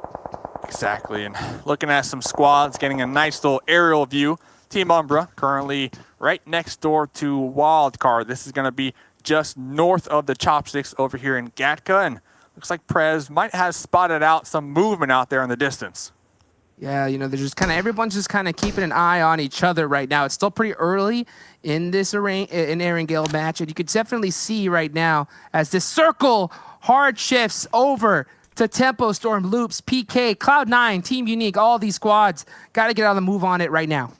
Dream Eaters, though, such a good position right now on that east circle edge, and nobody's going to be near them. They are going to be setting up quite a decent shop over there. And here comes some movement, some rotations coming on out from Wildcard. Right in front of them, Halls from Umbra. Everybody on the move, and right in front of them, looks like the Knights in these compounds could set up for some nice rotational kills. Not gonna happen. Not gonna happen right there. That shots onto that Team Umbra player, that was just a warning for Wildcard. Now that they instantly know, okay, there's a team right there. You saw them instantly hit that left turn really hard and be able to get a safe rotation right there. Really smart play for Wildcard.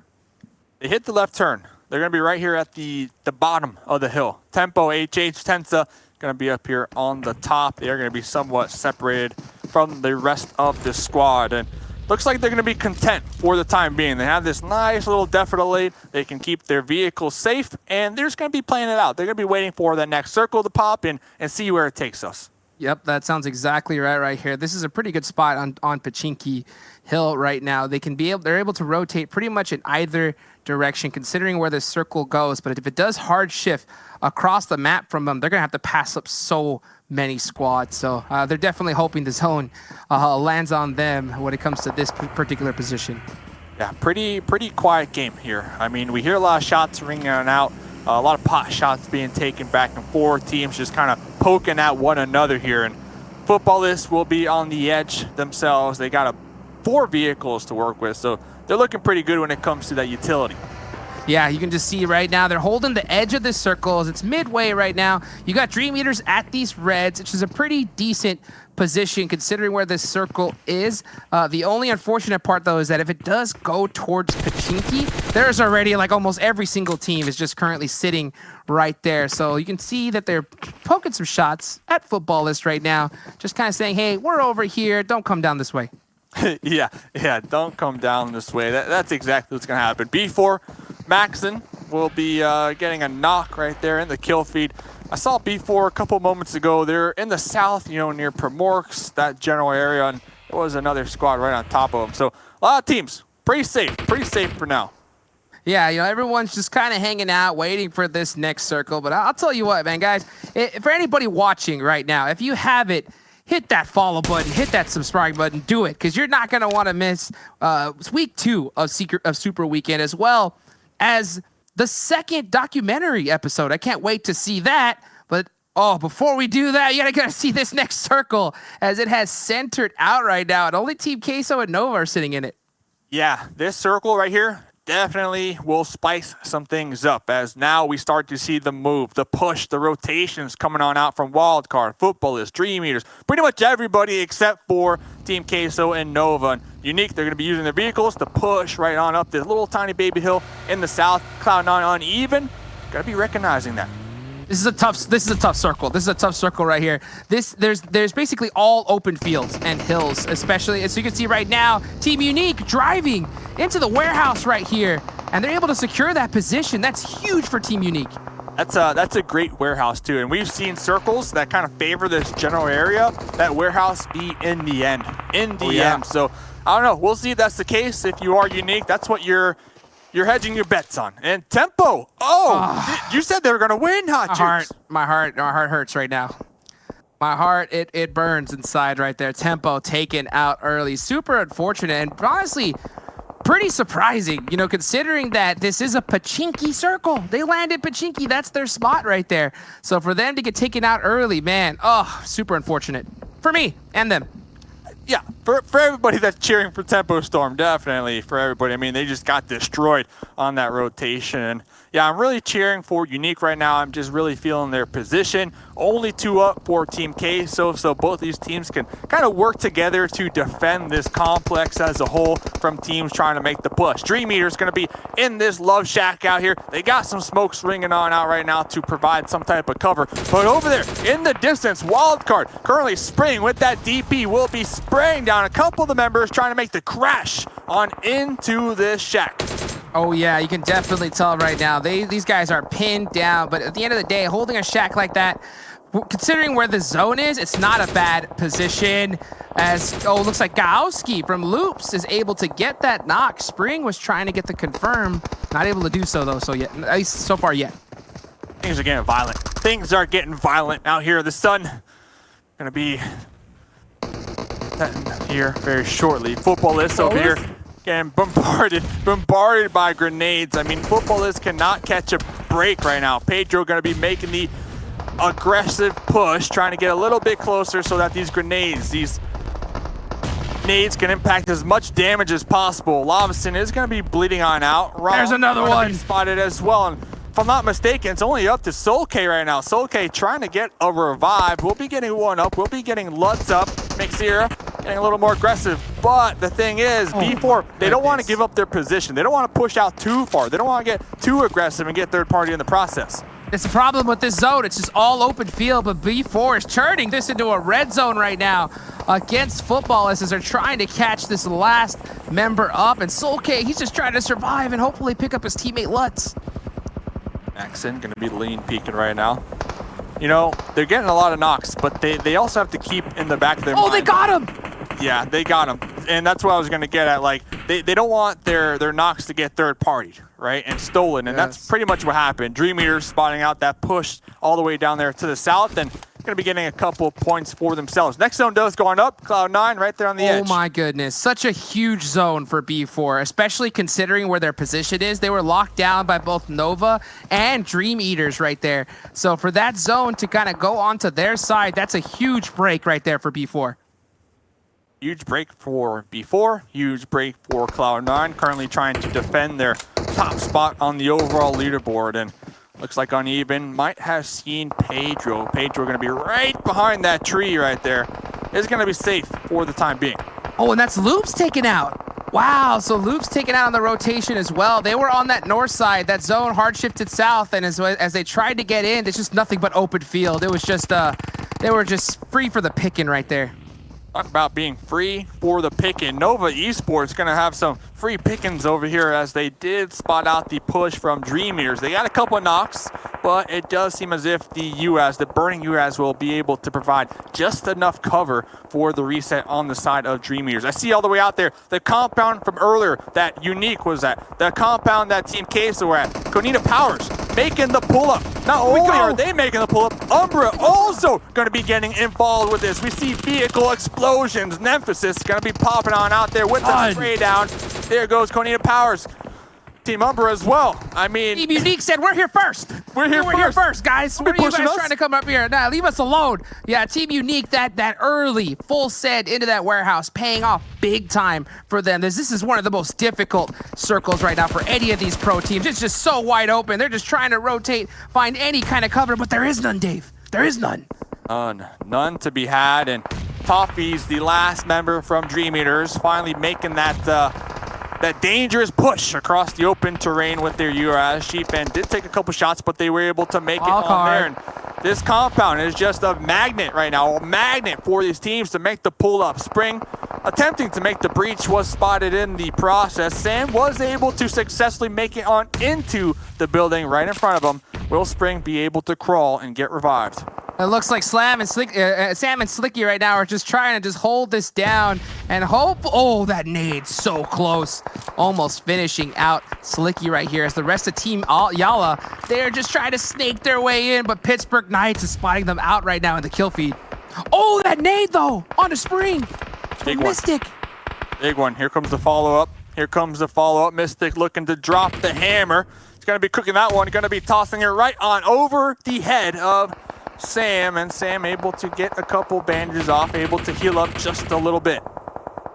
And you can just see that now Slam and Slicky are just trying all they can do to survive right here.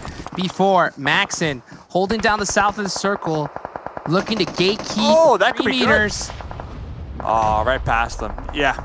Oh, both close. of these squads. Yeah, B4, Dream Eaters, just pulling the pins, tossing them back and forth. Nice aerial view right now. We get to get a read of the land. Looks like you got B4, they got 4 up, trying to avoid the grenades from Cloud9. Adart going to be making the pull up. That grenade's going to be right on top of Big Zera. Going to be taking down Mick, and here comes the aggression coming out from Cloud9. They got the initial knock. Now it's up to them to finish it on up. Levi going to be trying to get the retaliate grenade. That's going to be tossed right behind him, but Cloud9 pushing on over that hill as a team, working together, a united front to take out B4. And Levi just let go of that nade a half a second too early as it went right past the rest of their squad. But man, as soon as that's done, Cloud9 are getting into it with Dream Eaters as they're trying to push into this next zone. Yeah, that kill feed lighting up, those grenades blowing up will be grabbing the attention on the side of Dream Eaters. Dream Eaters and Cloud9, they have a nice little, terrain gap between the two of them. Uneven, about 1% HP still moving out there. Try to survive right now. This is one of those tough circles. I believe anybody who secures this hill, the last team standing, is going to have a big advantage going into the rest of this match right now. And you can see everybody's just trying to get any cover they can. Wow. G-Fan getting that grenade kill right there. Catching them. Nova Esports looking for a huge gain right now. Looking for the dub to finish things off. And HZL just pushing, just cresting on over the hill. AZ cresting on over the hill as well. Sheethan will be cresting on. Everybody's cresting over the hill. Taking these 1v1s pretty much in Dream Eaters. In the dirt, in the grass. Going to be taking out 3 members from Nova. Just leaving easy up. Man, so it's such a tough break right there for Nova as they're trying to worry about Dream Eaters. You got Cloud9 at their backs, just taking some advantage of their position right now. Cloud9 are in a great spot right here to win this. This is what I said earlier. I mean, these guys are the king of Erangel. They work so well together as a squad. They rotate so carefully, and you can just see those rotations paying off big time. Every team here, 7 teams remaining, all on the edge. On the edge, just fingers crossed, hoping that this next circle favors them, hoping that this next zone hardships in their direction. Over there on the top right-hand corner, the mini-map, we see Unique, we see Team Queso, all gonna be just firing on each other. I believe Wildcard's still gonna be alive as well. Yeah, we see the smokes coming on out. Here comes the breach. And Elise gonna be breaking down some doors with the spray down. Mystic able to stand their ground right now. And Elise trying to reload, but Mystic getting the final blow.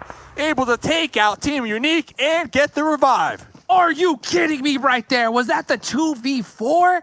Team Queso holding it down in the house, saying, we got to hold this door. Don't go anywhere.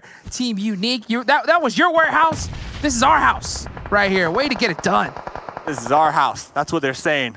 That's what they're saying. But Cloud9 saying this is our dub. This is our game.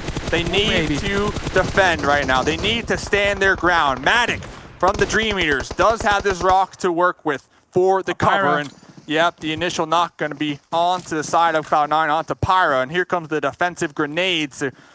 Attempt. Smokes. Yeah. Those are great smokes right there. And that's going to basically cover that mid-range. It's going to block Dream Eater's sight lines. They have to push in blind. They're pushing, though. I'm actually surprised. Dream Eaters are going to be inside the smokes. If they pop out the smokes, Cloud9, they had the advantage. They will see them first. Matic gonna just be spraying on out from the smokes. Beowulf gonna be popping up, gonna be taken down. And here comes the push. All three from Dream Eaters, just clean. Dream Eaters pushing on over there. And look, Manuk, 6 kills, 11 kills altogether for the squad. Dream Eaters saying we don't have the vision, but guess what? We got the ears right there. Through the smokes, hitting some big shots and able to take out Cloud9, especially considering how well they've performed right there. That's a huge fight for Dream Eaters. Dream Eaters shooting their shot right there, and it paid off. It paid off. And 9 kills. Knights, 9 kills. Wow. PK, I know we haven't really gotten to see much of them so far, but I guess considering where their position was, they just had free reign on all the teams that were trying to rotate in right there. So they've added some major kill points to their total score. But you can see right now, these are the live rankings.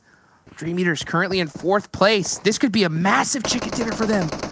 Dream Eaters going to be pinning down Team Queso. You got 2 up for Team Queso. Yeah, Mystic bolting out that window. Immediately spotted, immediately tagged and bagged. And Wildcard down there, below there, trying to survive themselves. Team Queso were just wiped out. Dream Eaters, though, they are going to be spotting out Wildcard and taking some shots on them as well. You could just see Dream Eaters' movement. This is the Dream Eaters that I love to see. We saw this in that Sanhok match and Miramar that they won. Once they start to feel that momentum go their way, they just stand up. They just stand up and start hitting big shots. And you can see Wildcard and both PK, they're hit the deck right now. But Dream Eaters, they're still hungry for these kills. Uh-oh. Toppy's Be doing careful, a little though. investigating. Doing a little investigating. It's going to be sprayed on from Raven. Matic getting the trade onto Raven. Sixless with the thirst onto Matic. And Dream Eaters, things are falling apart right now. Only 1 up for Dream Eaters. They might have spread just a little too thin.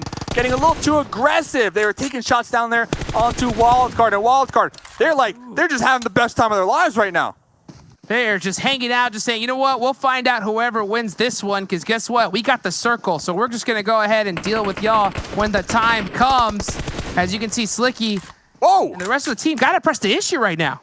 Whoa, Sixless cooking this grenade, going to be tossing that one up. Oh, as they popped out from the tree, the last member for Dream Eaters was able to connect, and now the tables have turned. I mean, 2 members for Wildcard are going to be murking up together as a unit. And here they come, perfect sweeping on around the blue zone. The revive was out. The revive was successful, and now it's up to Toffees. Wildcard getting the dub. I mean, they played it so passive at the end, and they waited to the very last moment to make the push up there. Are you serious right there? Wildcard got the blessing of that chicken dinner right there. 2 major squads, full 4-man teams just going at it together. Wildcard to say, you know what, we'll wait to see who wins this one. And then we'll come in to say hi right afterwards. And oh boy, did. I mean, they were in 5th place coming into this game, if I'm not mistaken. So getting that dub, I mean, they might just be up there. I know we were kind of theory crafting on, you know, who gets the chicken, where they will end up at the end of the day. But regardless, I mean, Cloud9, they got third-partied up there. It was looking like their game. Wildcard, though, I mean, I am so surprised. I'm not going to lie. Man, that was intense right there. I thought it was all Pittsburgh Knights, especially considering that they were able to get 2 huge knocks onto Dream Eaters, you know, just doing the ultimate snake strategy right there. But man, it turns out the true snakes were Wildcard right there, able to get that big chicken dinner. But man, what a way to end, you know, week 1 here of the Super Weekend. That's going to be it for myself and Mustache Dave. Can't wait to hear what the desk has to say right after this short break.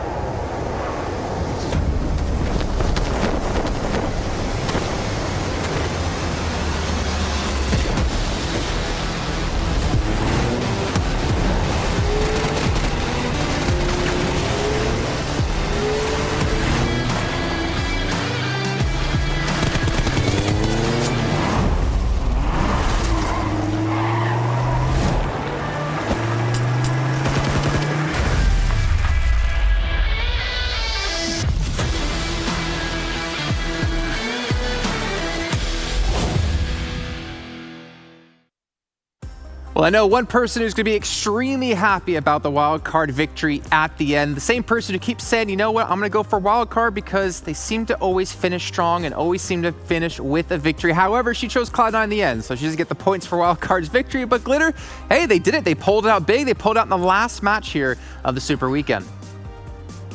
Yeah, and see, and that was the team that I was going back and forth on with Cloud9. I just... You know, I went with Cloud9, I think, going to do well. And they did. To be fair, they had a strong performance, but Wildcard was just able to pull it out there in the end with Slicky and Sam, I believe, staying up the entire time for them there. Yeah, and as we're seeing the leaderboard here, and I did tell you, Glitter, I said go for Wild, and they're going to go ahead and win it. I don't know what happened there.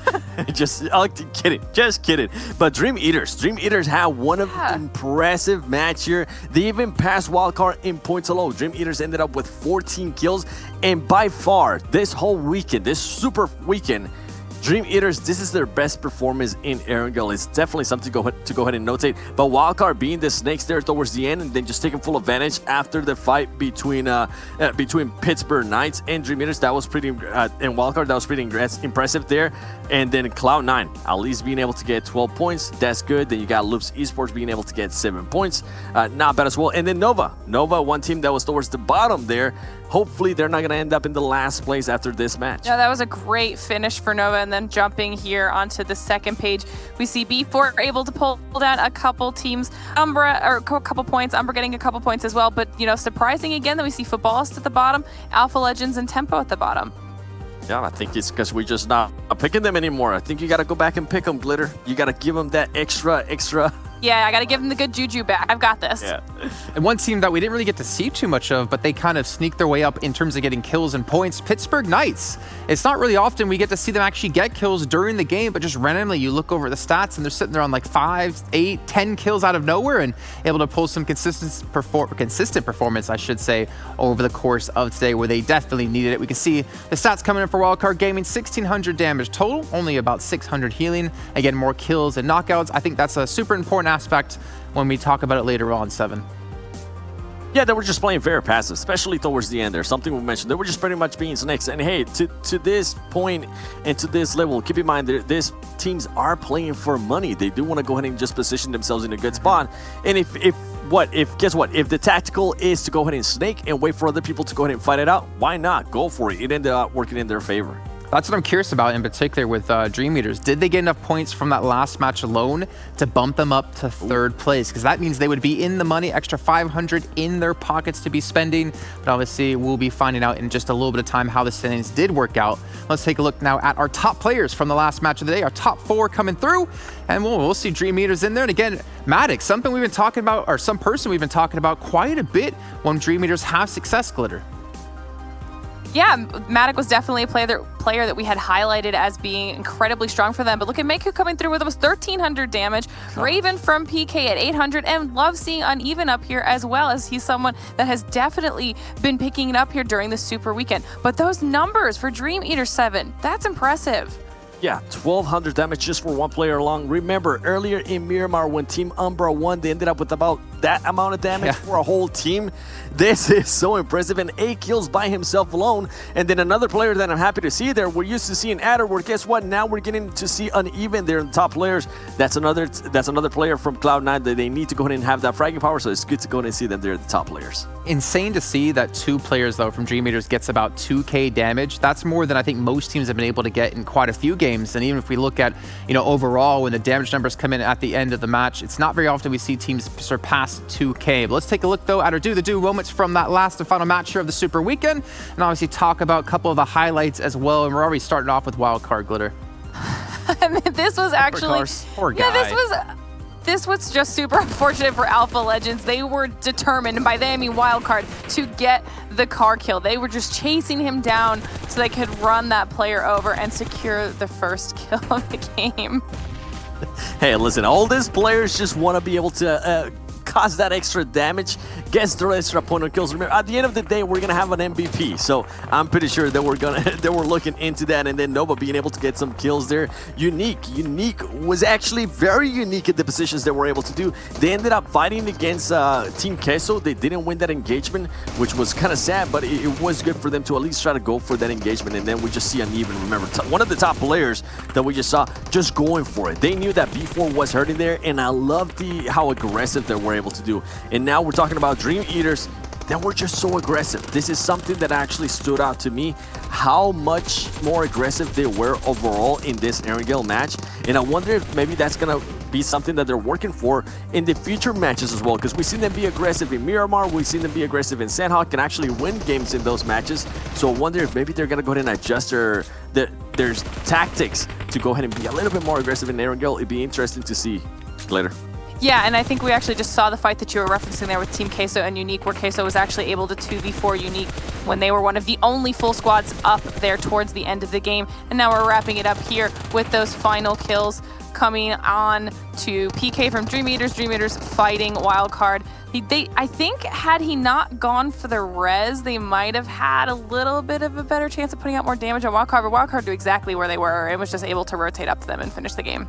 Well, we were talking about how much damage Dream Eaters did. It's time to take a look at how much they did overall with their entire roster now and compare them to everyone else on the board. We're gonna get that up on your screen. Sorry, it's getting late here in Poland. And we're gonna see they're already off the bat, just leaps and bounds beyond everyone else, almost hitting the 3K mark here, Seven. Whoa.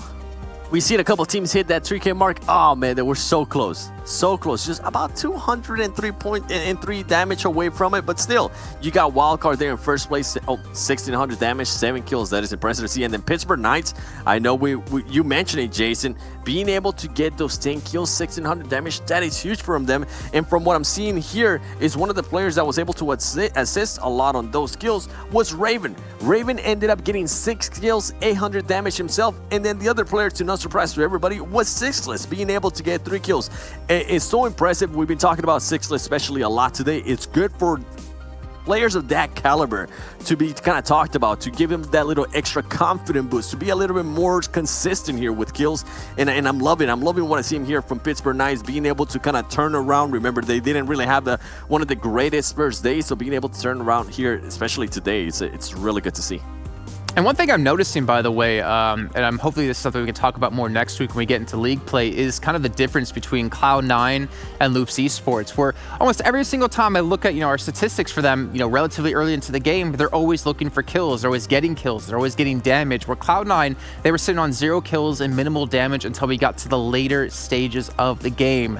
But you know what? It's now time to take a look at our overall standings from our 3 days of our very first Super Weekend. We're gonna see which teams will be in the money and Dream Eaters. Oh, in the tiebreak. I don't even know how the tiebreakers work. I don't even know if they technically have third place. Right now, Cloud9 get 2 grand. Footballs get 1. I think it is kills too. Oh my gosh. Isn't it? I thought it was going to be chicken dinners first, is the first decider. Oh, I don't know. I don't know. We'll have to verify that. But right now, we have Cloud9 first place, Footballers in second place, and then we have Loops Esports in third place. And I'm getting a nice little voice here from my boy Adrian saying that this is the correct one. So you are gonna have those 3 at the top. They're gonna get that extra cheddar. And Dream Eaters, man, we talked about this over and over again. Hey, if they would have pulled that win, if they would have at least been able to kill one of those players from Wildcard, that would have been some money in their pocket. So it can come down to 1 point, and hopefully they remember this for the future so they can be a little bit extra aggressive towards the end, just like how they were being throughout the whole match. I'm gonna jump in here real quick, by the way, before we see the second screen. Loops Esports is the only team in the top 10 to get more points from kills than from placements, and they have 0 chicken dinners, and they're in third place overall. How insane would this team be if they could just close out a match, Glitter? It literally, you took the words right out of my mouth. It was the next thing that I was going to talk about as well, that I don't think that they could be any scarier right now. At this point, it doesn't even matter that they're not in first place. First place teams should be scared of them. And then we're going to be jumping on to the second page here, seeing how those standings shook out. Team Unique was able to jump up a few spots, as was Nova Esports. Surprisingly though, 7, Konina Power at the end of the day, coming in 16th and dead last for our first Super Weekend. Definitely not what we were expecting. Yeah, absolutely not what we're expecting. We expected them to maybe have a bad first day in the Super Weekend. They did, and then they had another bad day, and then today it was actually one of their best days. So maybe I'm going to toss it up. I'm going to toss it up to it was just the first Super Weekend overall. Maybe they qualify for the next one.